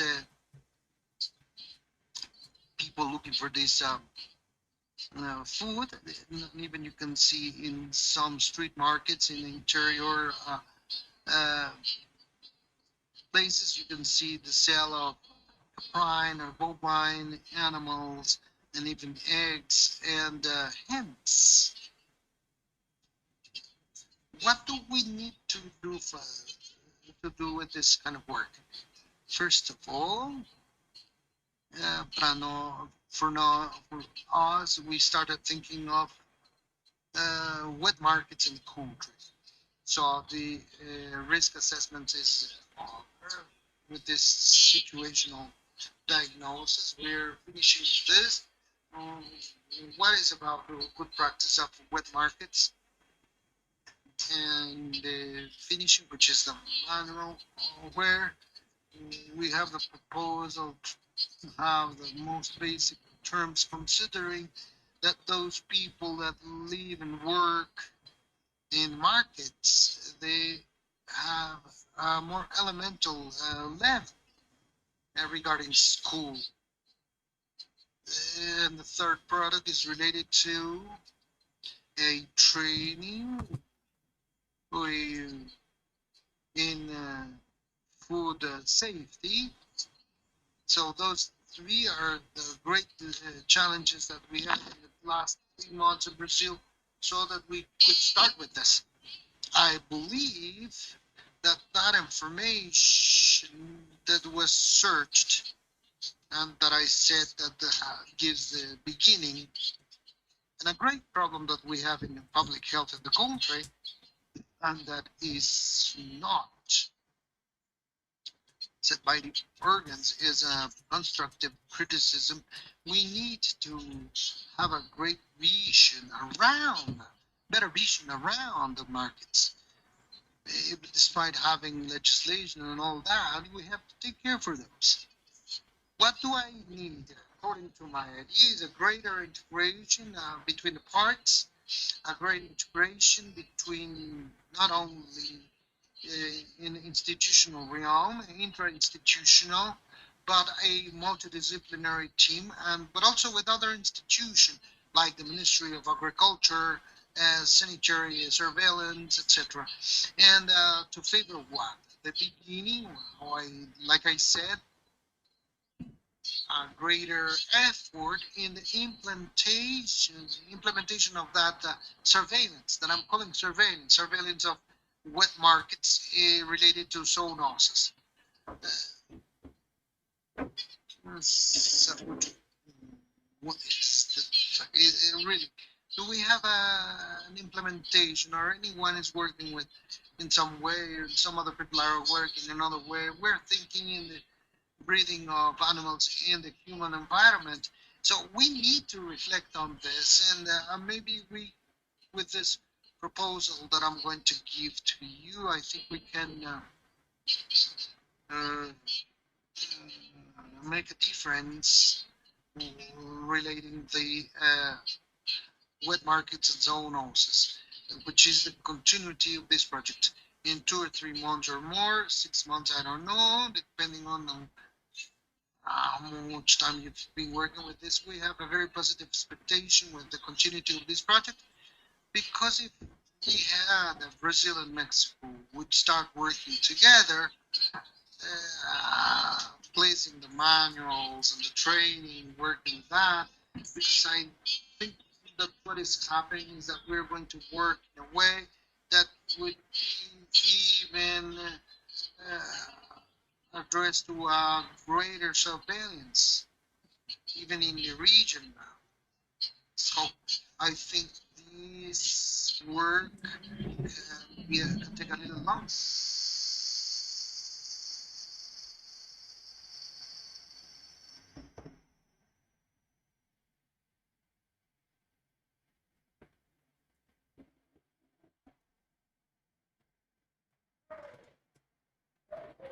Sometimes even in the start stages, even with health ministry or the agriculture ministry. So there should be a greater integration so that we would be able to see how it works. So what I believe is that we can work, I repeat, in a way that we could be a model. I'm talking about the initial work for a validation of the material between Mexico and Brazil to give a start point, to have start up for the implementation of this work in the other countries. That's what I want to say nowadays. I really think, and I give my Portuguese rather than Spanish. Next time, I promise I will speak Spanish. Thank you very much.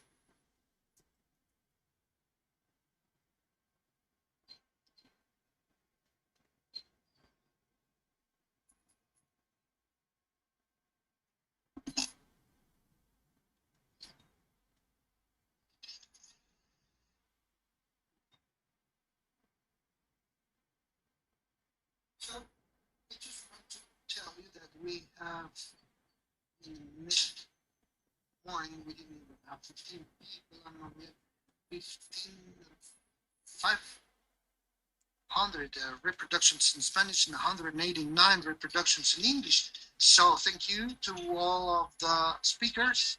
Thank you, Brazil. Thank you, Lucia and Professor Graziani. Now,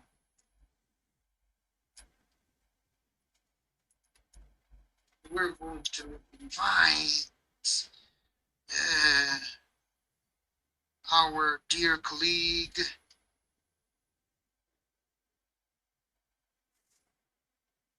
I have a problem with my glasses here. So we have the presentation on the regulatory framework of the supply chain that will be shared by our colleague, veterinarian Gabriela Alejandra Jimenez Rodriguez. She's a subdirector of regulation from the Ministry of Agriculture and Rural Development. Welcome. Thank you very much. Good afternoon, everyone. And from staff, please help me with the presentation. My name is Gabriela Jimenez. I studied here. I would say that my first experience as a veterinarian was exactly in a delegation, Álvaro Obregón, where we were able to be for about a year and a half in the surroundings of Milpalta, Guajimalpa, having access to knowledge about everything that can be required to the professional practice in small species. But at the same time, since these urban areas are the framework, social and economical framework, where in some households we could find productions of animals for self-consumption, we were navigating in this little path of regulation and normalization and assessment of the community. So I was glad to be invited by my colleague and friend, Dr. Francisco Monroy, to make part of this group, which is so important, promoted by IICA. Thank you very much for the invitation. It's a pleasure to share with the team that makes part of this development in this that we would expect to be the beginning, because the path is very long. From after we have completed our work in Álvaro Obregón, we were able to make part of the academic part of this faculty and the academic secretary, where we could have access, and from 1991 up to date, I have had some normalizations a career major. So in here we have, I don't want to say it because you can see it in my lines of expression. So we have like 32 years of experience in the development of commercial quality standards and the development of NOMS. So the pathway has been pretty interesting. We have participated with the Ministry of Health, IICA. We have participated with technical committees of national normalization, where we developed commercial quality standards. And ever since 2002, we've been participating as subdirectors of regulations of agriculture secretary, where we have very strong ties with IICA and also with the Health Ministry of Health. So this part of the regulatory framework is not the best way to finish with the session. If you're tired, I hope you will not fall asleep. So please, let's go see the presentation.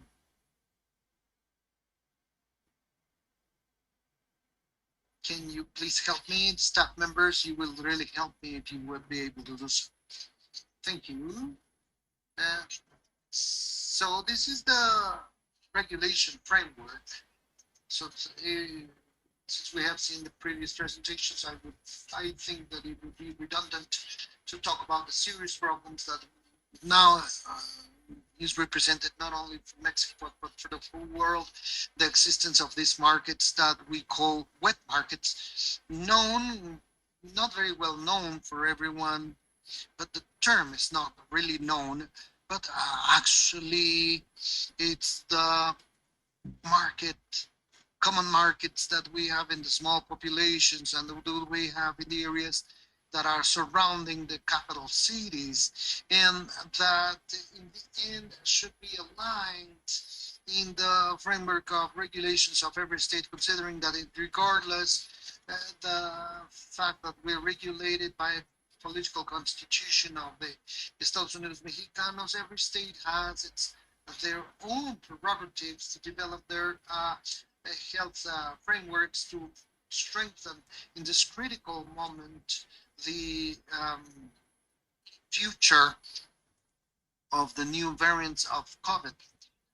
In this realm, we then would be able to tell you that a normative framework such important for the sanitary sector begins or is described in many dependencies. I suppose that at least 3 pillars or 3 laws that are important, particularly aligned that idea would be the law of sustainable development, rural development, that talks about the development of regulations as set by their own internal regulations. That would be the general law of health, that curiously enough regarding health issues incorporates even the activities that would be controlled by veterinarians as if it were like a great umbrella.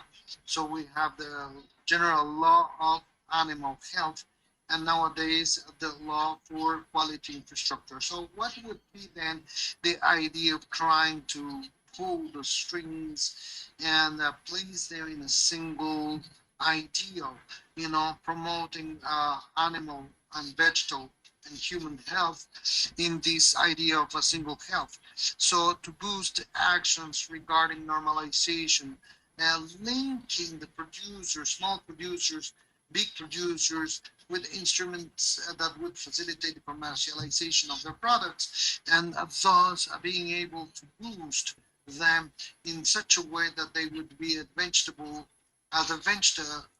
competitive, but also offer products with quality, and that would give certainty regarding safety, food safety. And this goes over here. So what?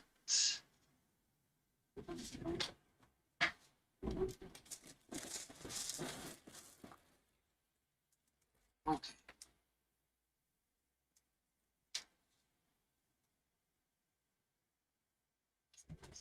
Okay, can you hear me? Thank you. So this is, we would like to try to say that we have developed a specialization, that we forget about this regulation part, which is so relevant. In this sense, we have to understand that our legislation takes or considers all the angles or aspects that may consider animal, vegetal, and human health. So I would have to tell you that we have searched in that part of what we really have regarding wet markets, and as such we didn't find anything. But we're seeing also with the comparison made by the doctor in Brazil, have the same thing. Only regarding animal health, I'm talking about regulations. IICA on its own has around 55 NOMs, and I'm going to have a little stop here when I talk about the new infrastructure law of quality, which is a law that comes from the Secretary of Economy or the Ministry of Economy, and that manages all the other dependencies through the economy, that general that mandates the other dependencies, is above the other dependencies, to manage the development of NOMs, which in our case would be the equivalent to the regulations in other ministries of agriculture for the specific case. So just in the animal health realm, we have 55 norms that have been issued and are in waiver that have been developed by the IICA. Now, all these leads us that the fact that they're instruments that allow us finally to have as veterinarians to keep them in the good end in the teaching practice in our fields of work, to manage a group of knowledge of these standards or official norms. We don't have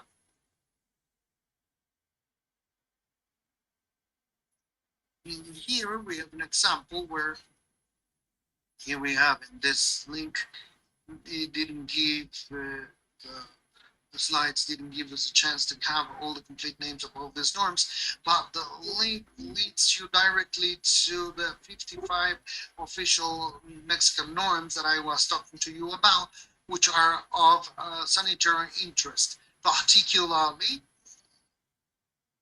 we understand 3 official Mexican norms that are basic, that are related to the right management and slaughter of our animals of production. Now, the idea of this group of norms is to be when the Dr. Arturo and the other doctors have mentioned, what is what we need? Traceability.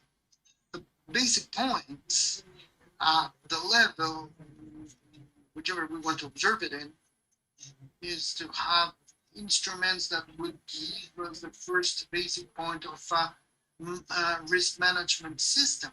And this is only given with instruments that may be implemented to generate documents that would, the first important point, which is traceability. Now, from, particularly relevant is to show you that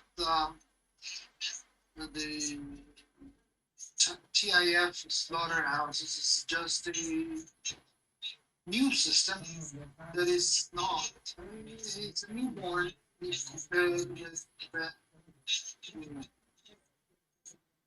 other gestures that have been performed by the Ministry of Health. So I want to say that it's a dichotomy that on one side we have the management systems that are known internationally through slaughter house and the norms applied to develop the activities in the TIF slaughterhouses. And we have some regulations that is not very strict in the Ministry of Health because they only see in the markets, in local markets, state markets, or regional markets, practically that the healthy or sanitation of a product. That is to say, this registry does not have this traceability. It doesn't have this gestion or management system or to evaluate people, personnel or train. What makes us to have a really white and black, indeed black, a very, very weak regulation that we have in the Ministry of Health. And on the other hand, something that gives us gives us a chance to compete against products, as it was recently said. We have, with the TIF system, the market of our meats is in 70 countries. So it's like the white and black and white, oil and water. And we are still missing to take a little bit our activity as veterinarians to turn into legislators and suggest before the chambers this approximation between the two federal government dependencies. And there's a third one. We had here in this group an excellent work on the part of everyone and each one of the speakers And here what we see is that they simply, all those things that are, that follows parameters and administration parameters, it's easy to follow up. But Mexico, as the rest of the countries that are in emerging economies, we have some ancient customs and habits that are difficult to change. The paradigm is very difficult to break. So we have to say that we have ancestral pre-Hispanic practices of commercialization that we've been taking through a colonization time. And this is what we have in our street markets. And this, regardless of, there's a great difficulty between dependencies to interact, derived from the fact that above sanity, we have the general law of health, and this the municipal markets. And it seems to be a like difference of criteria between one and another dependency. So when we were talking about a third one, nowadays, in the part of wild birds or fauna, which is not the one that we have commonly domesticated or tamed, now we have a third actor, which is the semonite. So we have had, sorry, if we have had important reformations of two laws, we still have a very long pathway, a very long one, a very difficult one to go through. So the final comment would be that through IICA, who develops all these NOMs that are regulatory and that generate and allow the creation of a system of risk control, as you know, that TIF, now CIF, let's say that around this system we have some other standards that strengthen from production to the supply chain. All of them are regulations, all of them are standards. So practically, as they say, it's a spiral that generates that there would be not only quality in the final product for the consumer, but in the end, it gives certainty on having actually effect of safety at hand. So this topic has been very harsh one, because on one side, the federal law of animal health has within its conceptual map to develop this kind of tools that are solid and tested. And nevertheless, there is no, with the Ministry of Health to adopt in the interior, to adopt these regulation within their regulation frameworks.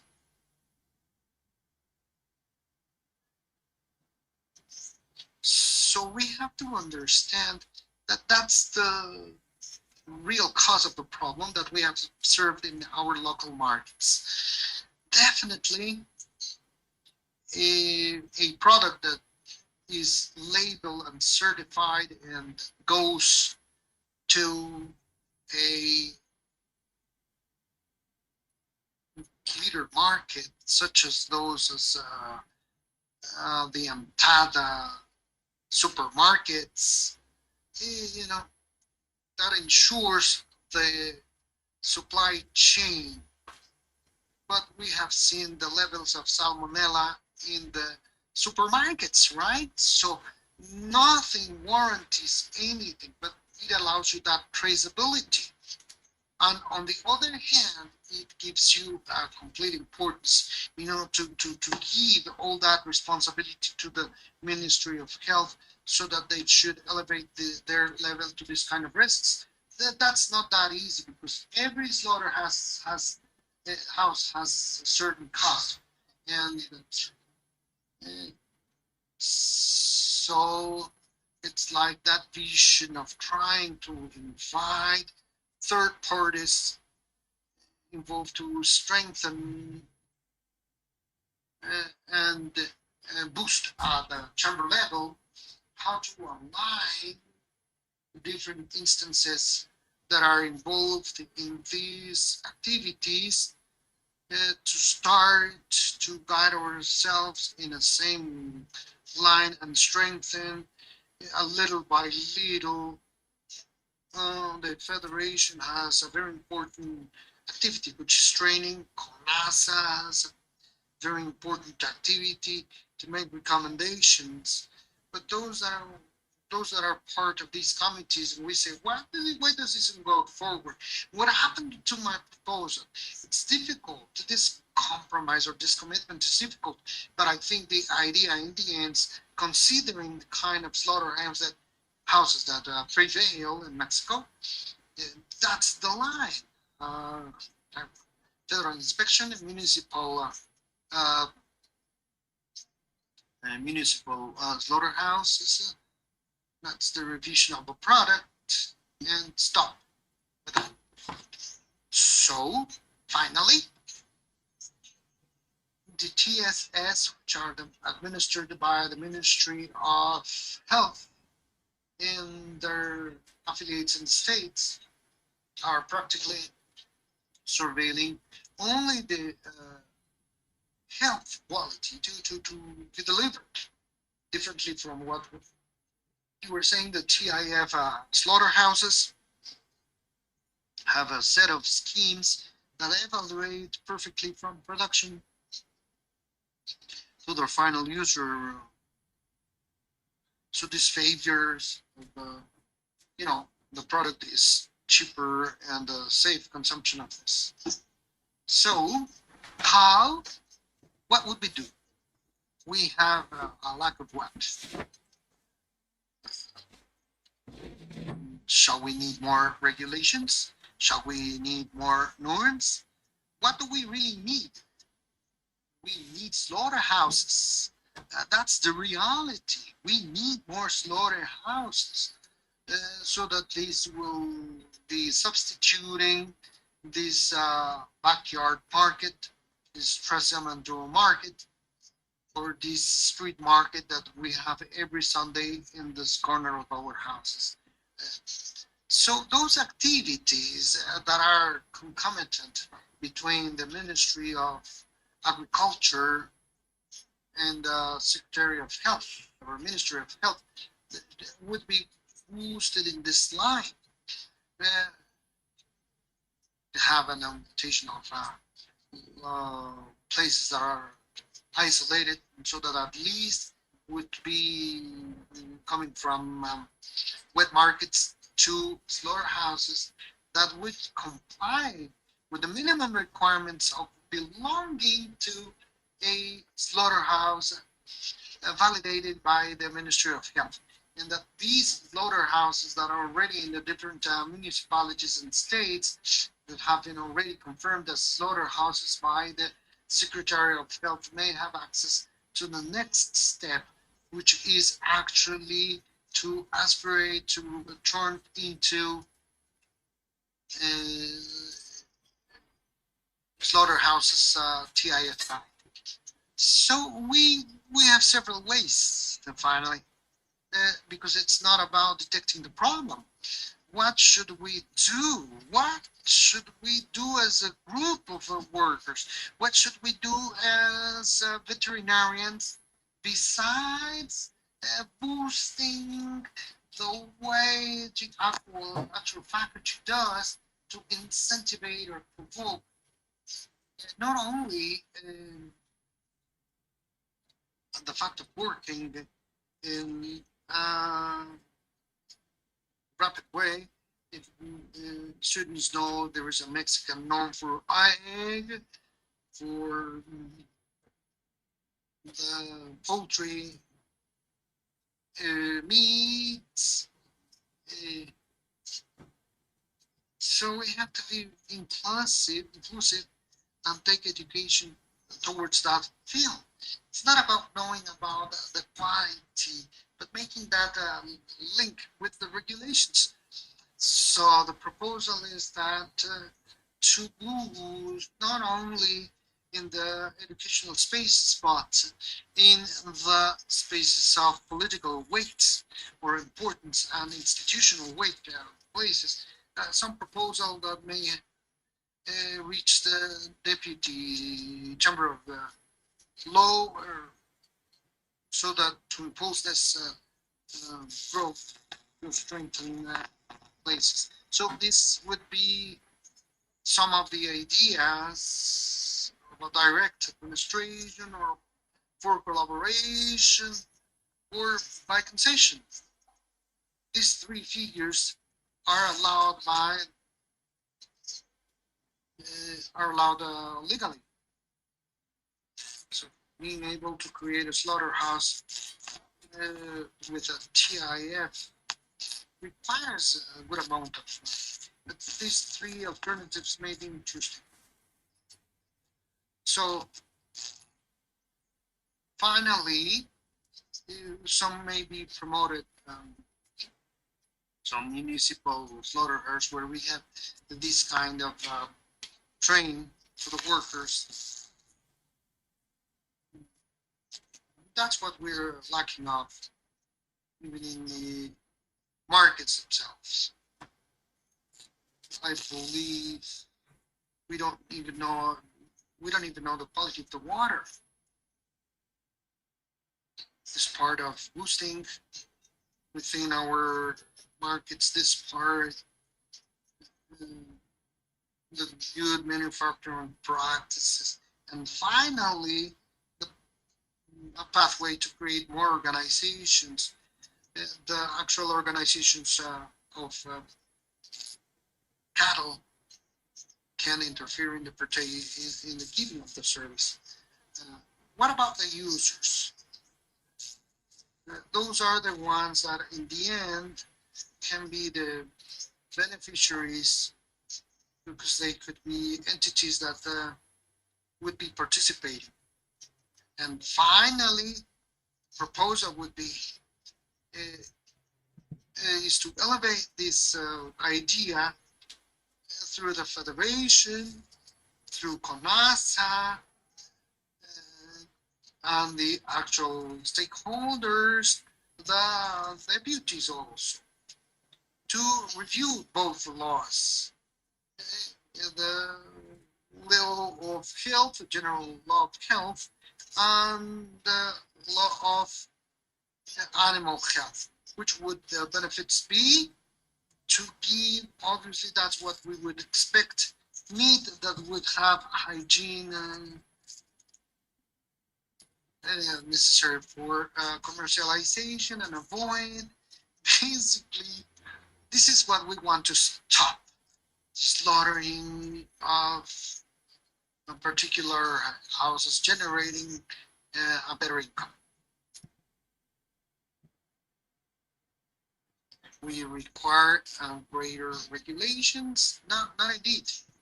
It would be not with three, to elaborate chain, strong structure that may be used in municipal slaughterhouse as well as those that, as we know, as TIF. So these are the concepts that this is what we would have. These are the virtues of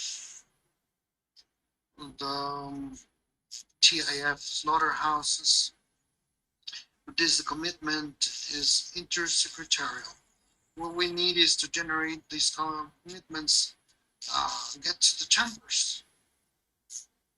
Just to close very quickly, and we operate 466 establishments of TIF,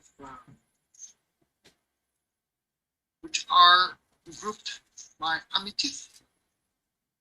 It's chain of servants where all of them generate information on traceability.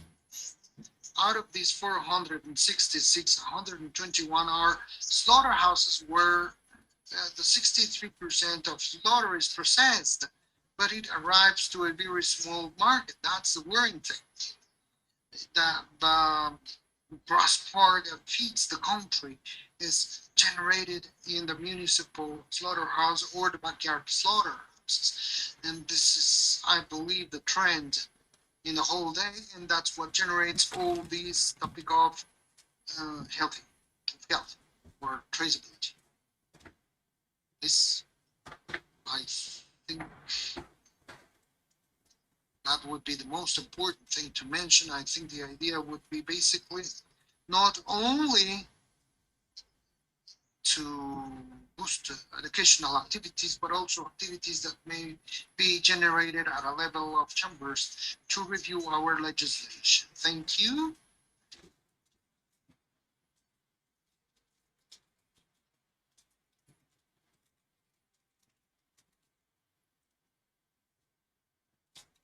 Now,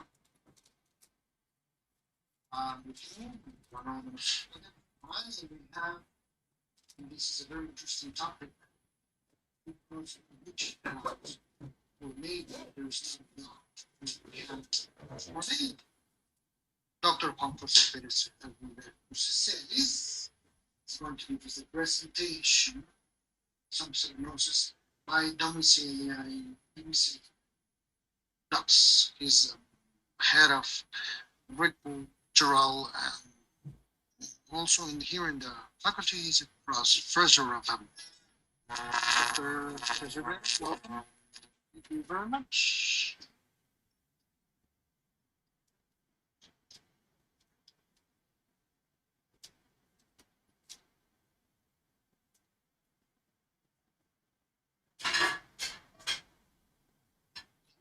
Well, thank you very much. I will try to be as brief as possible. Basically, we have talked all day long that zoonosis represents more than 60% of infections that are produced in the human beings. So the problem here will take the paths of transmission. These paths of transmission are normally associated to our everyday activities. We have pets, or even we may have the little dog of the neighborhood that is going to be found in the street that everyone owns it and maybe nobody owns it. So finally, they can bite us. We can play with them. We can have a great amount or an exchange with them. And there are even people that sleep in their beds, they share food, they kiss themselves, so on and so forth. So the most part of it, the most greatest part of the problem are the transmission paths. So generally speaking, most of diseases have forms for prevention. They're going to vary, generally speaking, between an illness and another. If there are immunogens or vaccines, if there are measures like deparasitation or measures of hygiene in general. But, well, in the end, we can summarize them in good personal hygiene, pertinent consultation with the veterinarian, let's say consultation to have preventive medicine management and vaccination. And as I said, and a very important part of preventive medicine, part of vaccination, we have also the work on our timely diagnosis and probably, why not, the prioritization from a correct diagnosis. As a model, I'm going to talk to you about 3 diseases. Which are the most common ones, the ones that have the greatest impact in the community, because those are the ones that are more, the most important. We can have a rabies, like as a viral disease. In our country, we have very successful sterilization and vaccination campaigns that have been very successful in the control and in avoiding the cases in humans transmitted directly by dogs. So what happens with this? It's a viral disease, it's a mortal disease. But besides that, the good news is that we have some options for prevention. We can have good practices towards these animals. We can vaccine them, we can sterilize them. And then talking about the problem of overpopulation, we have to consider it would be very commendable to have a permanent control of the activities of our animals. Do not allow them to go out without any supervision. Not opening the door, having a sterilization management to do not having undesired animals that in the end start generating dogs in street, and this way we can generate a problem of overpopulation of dogs. From these on, we have to conclude as a first event that the management of preventive medicine is fundamental.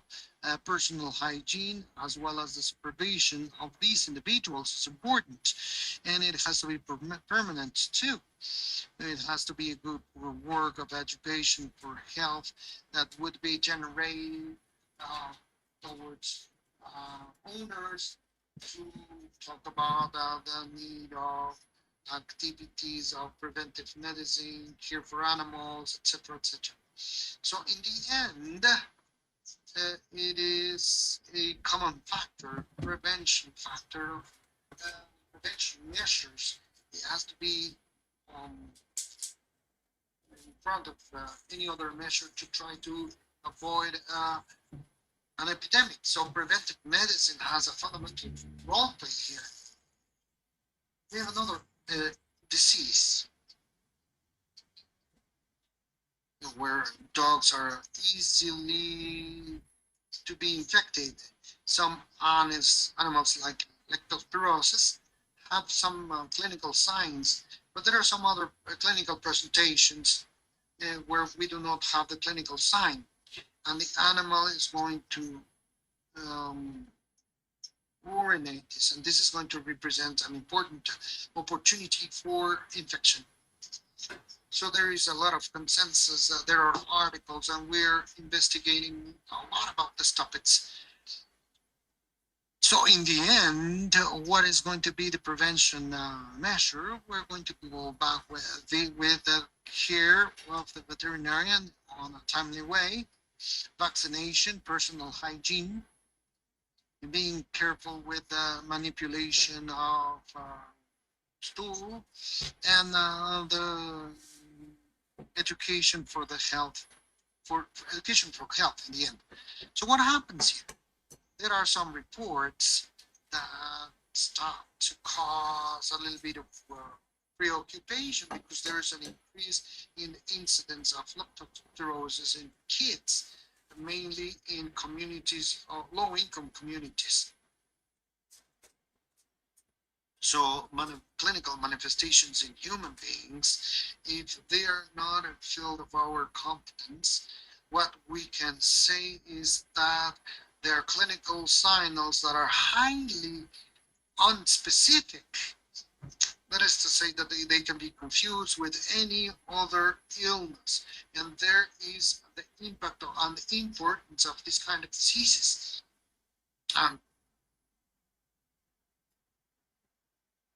How can we contract or get by the direct contact with the agent? How can we prevent it? Prevent it through the management of bacteremia, specific bacterines from those that are circulating within the epidemiologic problem of every region. Personal hygiene measures.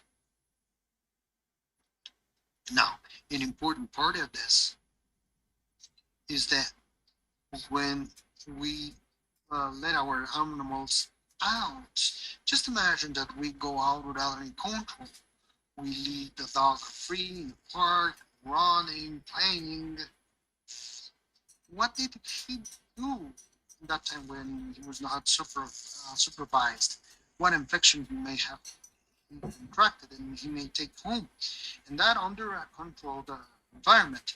If we go to an environment where there is not such a control, where animals are moving freely in streets, then the point may have certain premises of greater risk for the infection and contact with human beings. And most of it, that they would be infecting themselves and children that are the ones that play in a closer way with them. They kiss themselves, they share the toy or the candy, piece of candy. So the problem is not a small one, it's an important one because there is a great subdiagnosis of this kind of diseases. So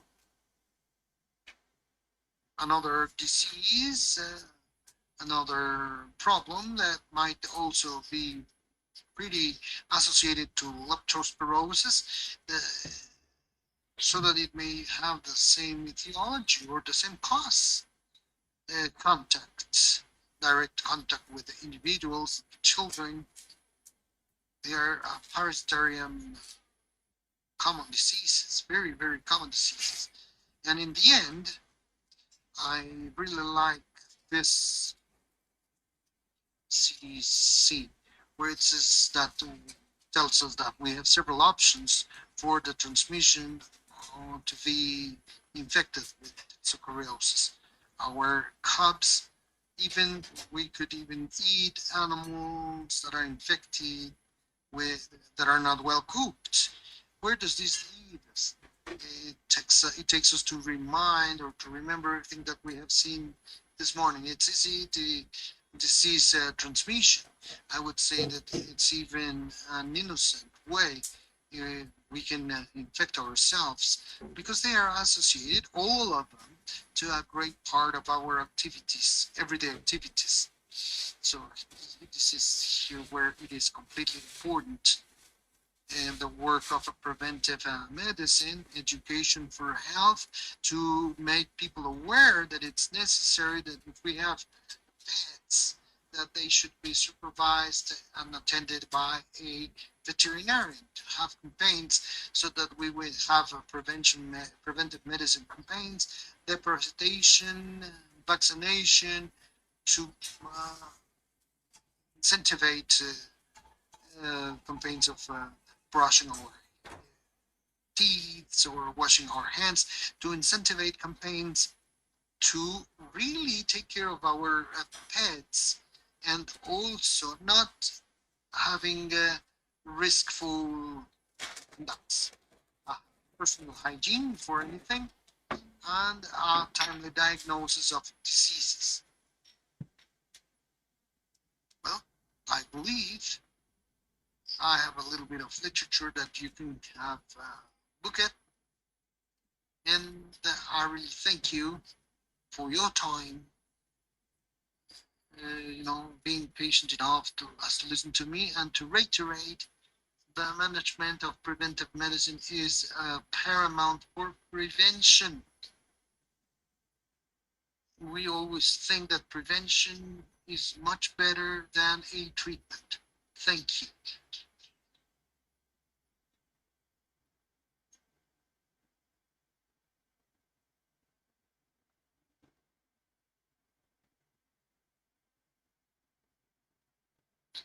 Well, so just to finish,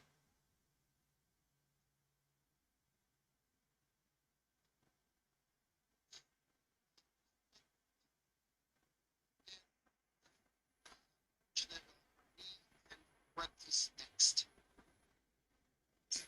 Have my presentation. I think that's the last one.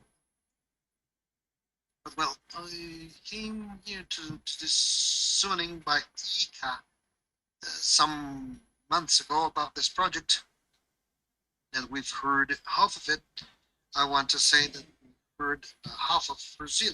It doesn't mean that we understood what they said, but I'm stepping on here.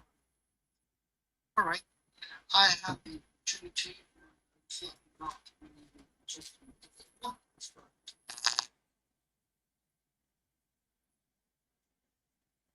the markets region.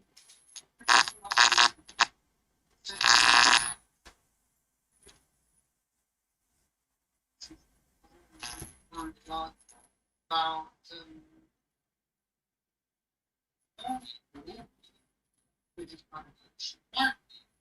this condition also was associated to the presentation of diseases in an epidemic way, even before Spaniards came here. But most of it, from the point that they arrived, with the population that we had here, it was a population that was easily to have terrible diseases. There were pandemics where it says that more than half of the population living in the space died. So in the colonial times, in the 3 centuries of these are the culture of buying in the streets is part of our idiosyncrasy. There might be in Mexican gen, but the truth of the matter is that those diseases now are still alive.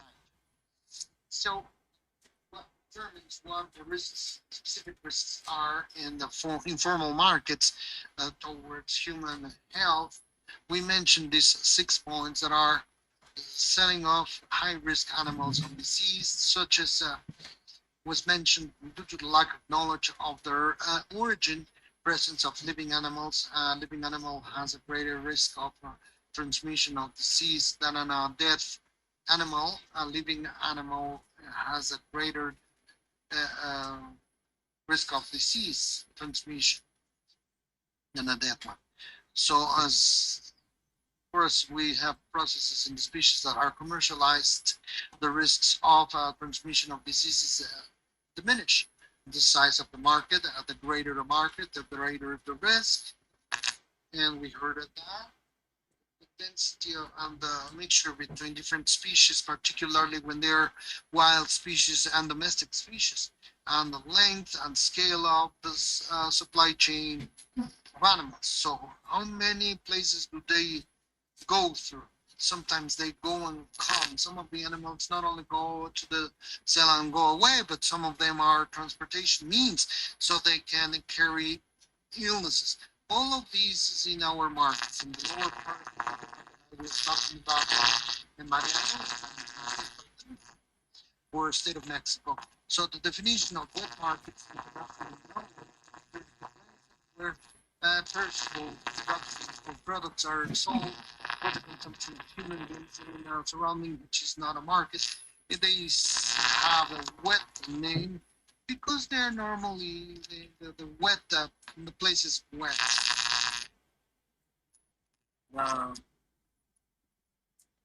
Banana market, where you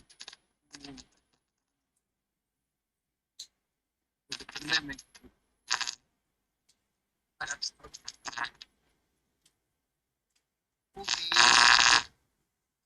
And we have a wet market.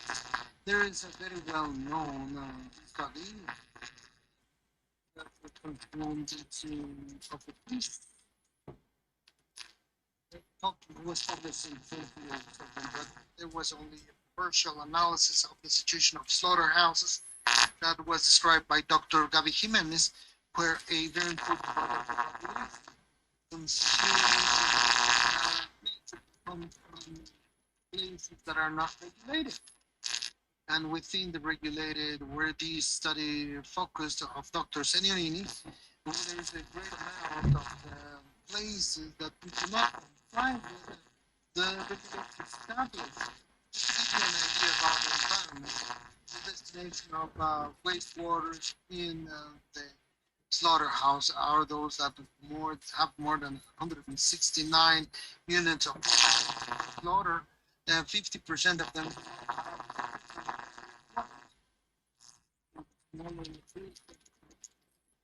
slaughter 3%. So more than half of the establishments that are regulated do not comply with the regulations. So the project's general objective was to see the wet markets with a series of specific ideas we'll see later on, but we consider that, as we have mentioned, there is a potential of transmission of zoonosis among the different populations of animals and the human being, which is not another, which is other animal species that has stressed the rest of the animals. And through the climate change system, we have been exposing ourselves to these multiple agents of the disease that is calculated to be 1.7 species of viruses that may be in mammals, water animals, etc. What did we do to comply with this project? To look for bibliographic information, but we also designed a questionnaire directed to state committees and federal entities, commercializers of animals and products, which supported IICA and IICA from the federal government. We had a series of results that I will share in the pen drive that will be available in the event, where we will find that a series of questions. And all the interviewed people identified that there was commercialization of living animals in markets that as a response of all the federal entities in their into the mission are sacrificed. It's not the majority, but it's mentioned.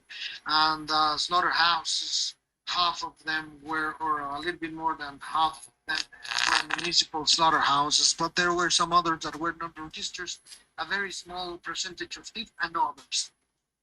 The knowledge about other producers that would commercialize living animals, which is pretty important, because when you ask or are asked if you do things properly, they normally say yes. But with you have their criticism.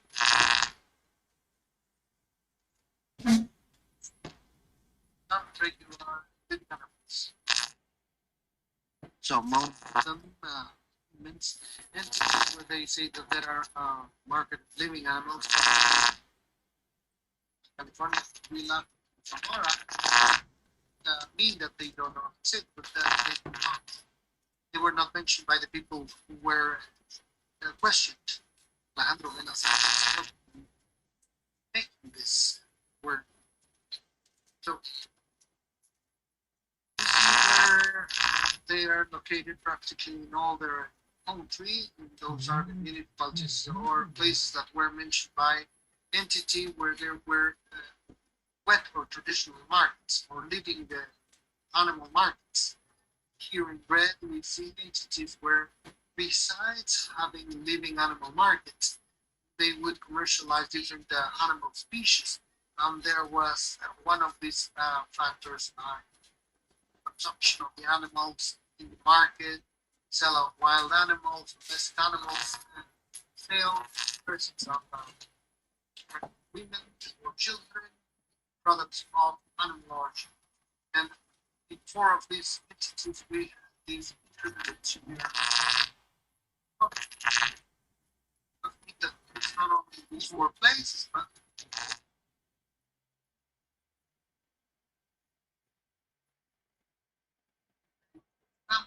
where we establish the risks of fermentation of other diseases associated to climate, as like the doctor told us about detectors, and associated to highly isolated regions. And this is where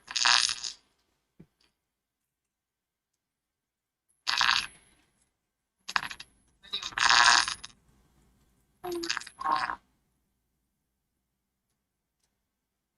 these are species that they mentioned. I'm not going to mention them all, but we see birds, domestic, bovine. So we what?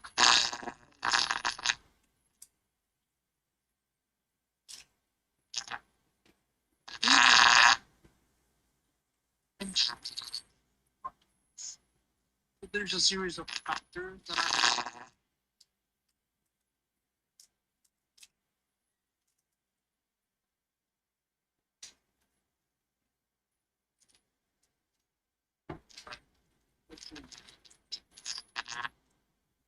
that give benefits to the efficient biosecurity. Let me see.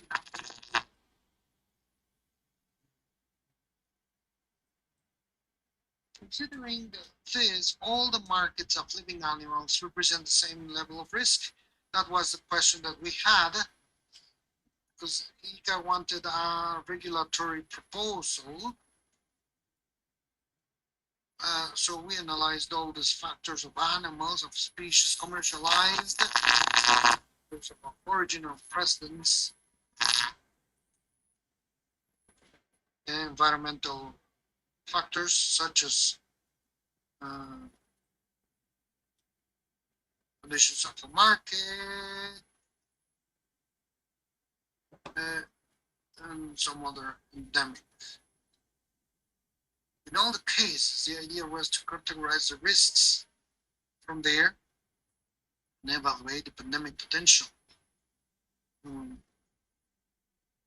Because there's the most risky in a living animal, and so on and so forth. So we had this characterization of risks that was mentioned by Gustavo Ramirez, where we were like defining these and the capability to establish a pandemic. With all these results, we want to suggest measures of risk management specific for every situation, which is the redesignment of markets, possible relocation, development of infrastructure, traceability, surveillance, technological surveillance, and training. Time was going out, and how would we be able to have this analysis? I could have done it myself, but in my opinion, it wouldn't be sufficient. So considering that I have a great amount of friends, of excellent friends that want to participate in this, we had a panel of experts in zoonosis that was integrated by many people. Some of them have been here, not all of them, unfortunately. But this group of experts in zoonosis developed zoonotic risk matrices, considering the factors that we've already mentioned, zoonotic risks through domestic animals, through water animals, and through wild species. And not only these, we are at a level of development. In this case, there are frameworks developed by Jose Alejandro Jimenez Ramirez together with Luis Lecuona, where we can actually get to the development of matrices where we can establish risks, and this matrices of risks that can only consider not only the level of risk, but the impact it may generate can be done in spreadsheets, where part of the idea is that this can be landed in a little app that can be downloaded through telephone, where a local servant in any municipality of the country may simply have a little assessment of risk and automatically would generate a prioritization of risk, as well as a series of measures focused to the management and assessment of risks. How can we do this and evaluate the conclusions?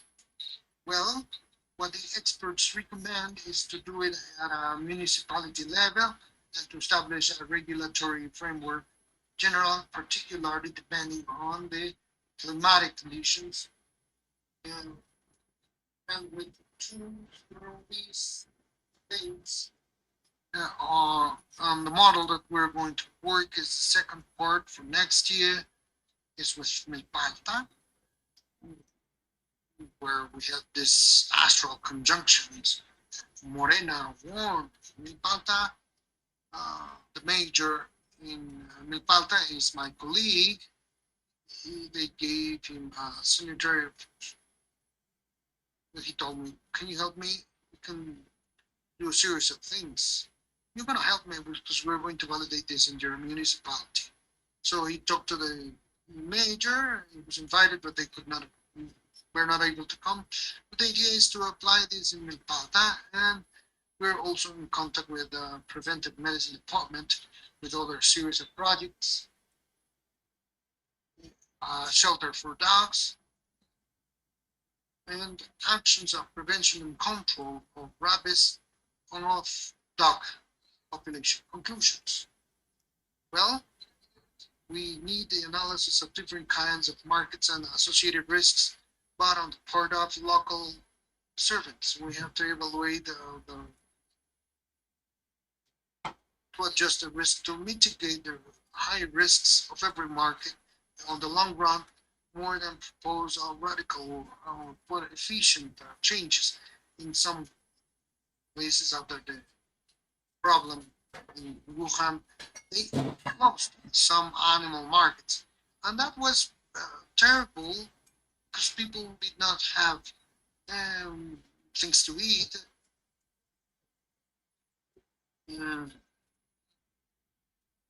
the idea is to enhance the conditions, and it cannot be avoidable. So we have to enhance the. So we may have a bucket, to have some regulations.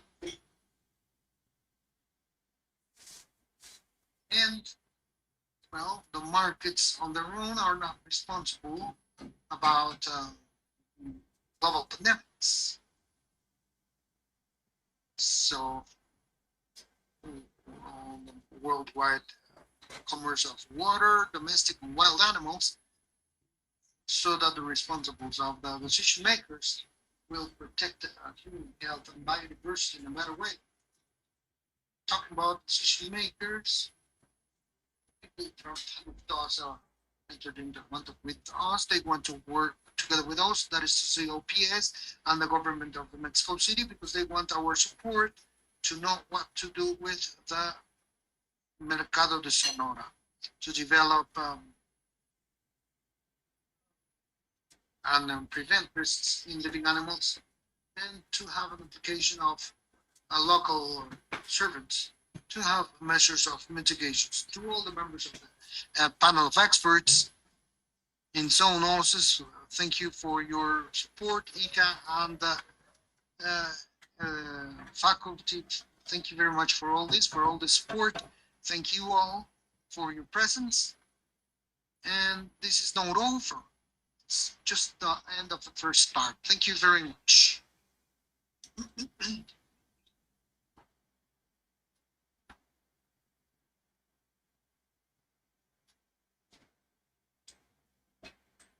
Well, thank you very much for the next and last session, which is the delivery of recognitions and diplomas on part of Diego Montenegro first, our representative of IICA in Mexico. I want to thank you very much to all UNAM and Faculty of Veterinary Medicine and equipment, the team that helped us to have this event. I believe that we have a greater visibility, and there will be a greater visibility in the social media, because there are people that are always looking for this kind of information. So the work has been great. We really thank you for all your support. And I want to just to acknowledge the team that has been helping us, Mariana, Paco, Orbelin, and the rest of the people whose names I will not say now, but thank you very much from the IICA. I really thank Bertin Gallardo, who's our informatico, and Silvia Lopez, our communication colleague. Thank you very much for your support. And after recognitions, we're going to eat. You all are invited. Thank you very much. Thank you all. Congratulations.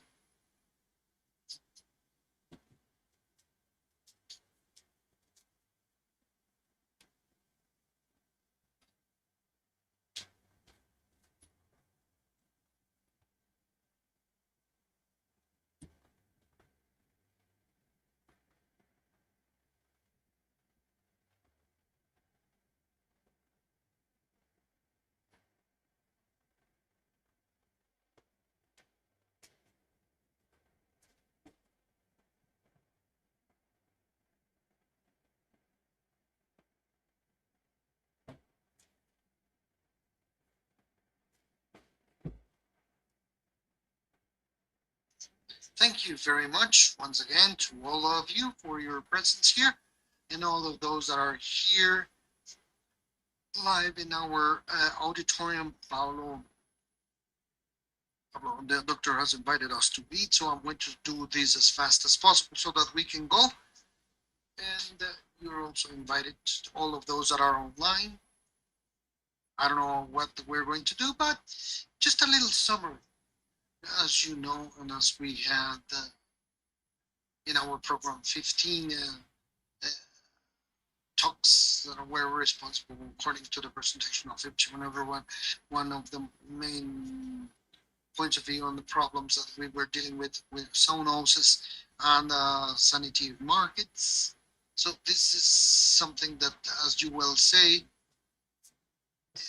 Doctor and Paco, this is only beginning. It's not over yet. That's an excellent start and an excellent motivation, national-wide and international talk, to cope with this problem, which is a very serious one. And I believe that in our Latin America, that's a paramount interest program. So we have to work very hard to make it through. For your information, there was, as we said, in the world upside down, there are more people within.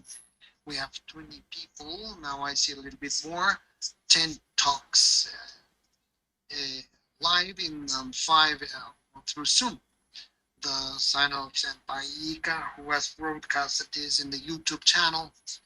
It's very surprising that there were visualizations in Spanish-speaking people, 513, and in English language, there were 189 visualizations. So in very few words, 3 times this auditorium, what we had with all this way of presenting. So this, I believe, that has arrived here to stay, being able to have hybrid events. It's necessary to have the presence of people and some of their actors or interested parts, but you know, how many people we can reach through the rebroadcasting. Here we have the results. We have 3 times more than what we would have here. I want to thank, lastly, before I give the recognitions, the Federation of colleges and associations of veterinarians or some technicians for your presence and collaborations with this college. And then our new Secretary of Continuous Education, Orbelin Soberanes, who is also a little bit harder due to the lack of experience in this kind of the organization of this kind of events after almost 2 years of teaching.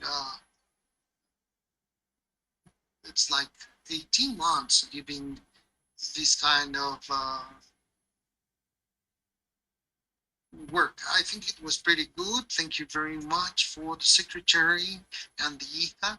Please greet the representative in Mexico on my part, and then we'll go to give these recognitions and to the different parts. Please, if you may, help come with me.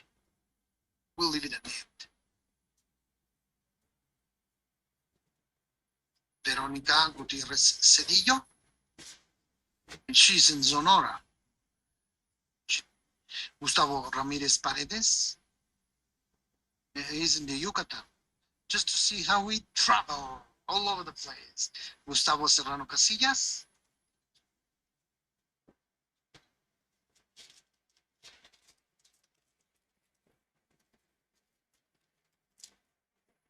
Jorge Hernandez, what is this?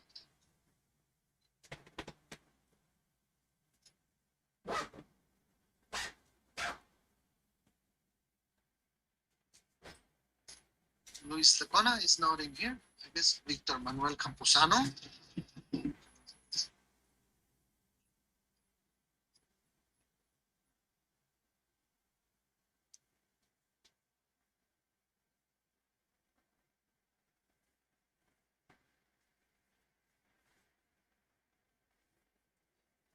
Mariano Hernández Gil.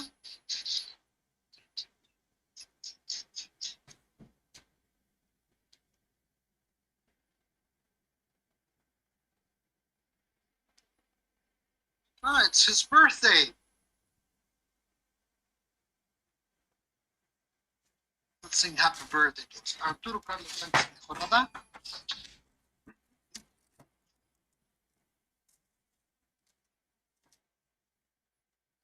José de Jesús Palafox Uribe.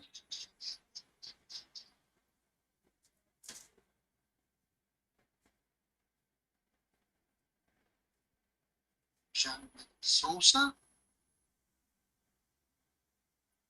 Gabriela Alejandra Núñez Rodríguez.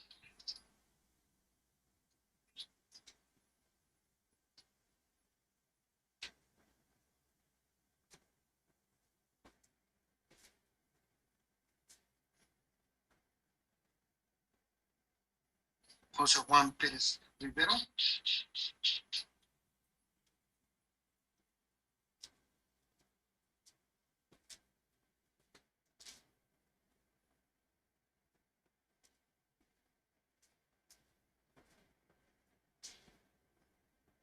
Then, thank you for the organization and a round of applause for Graciela Peña Flores.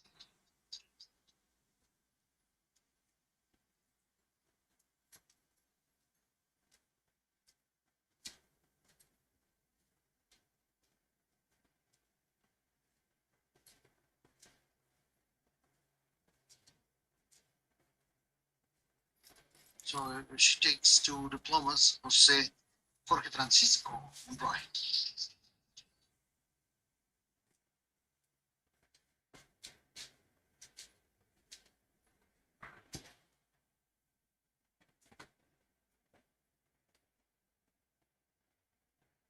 Thank you very much.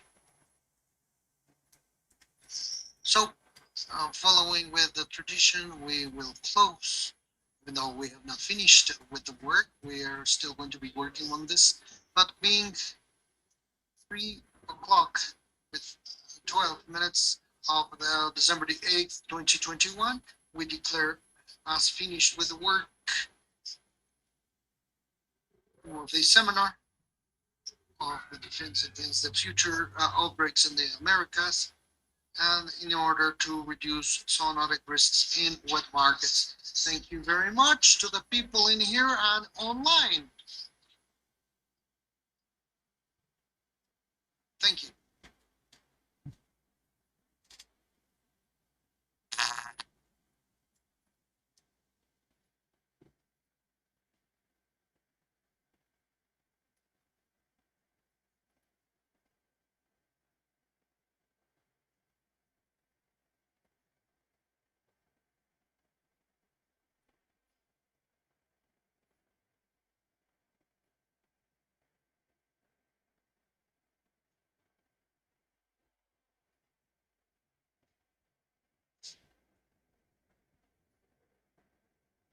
Recording stopped.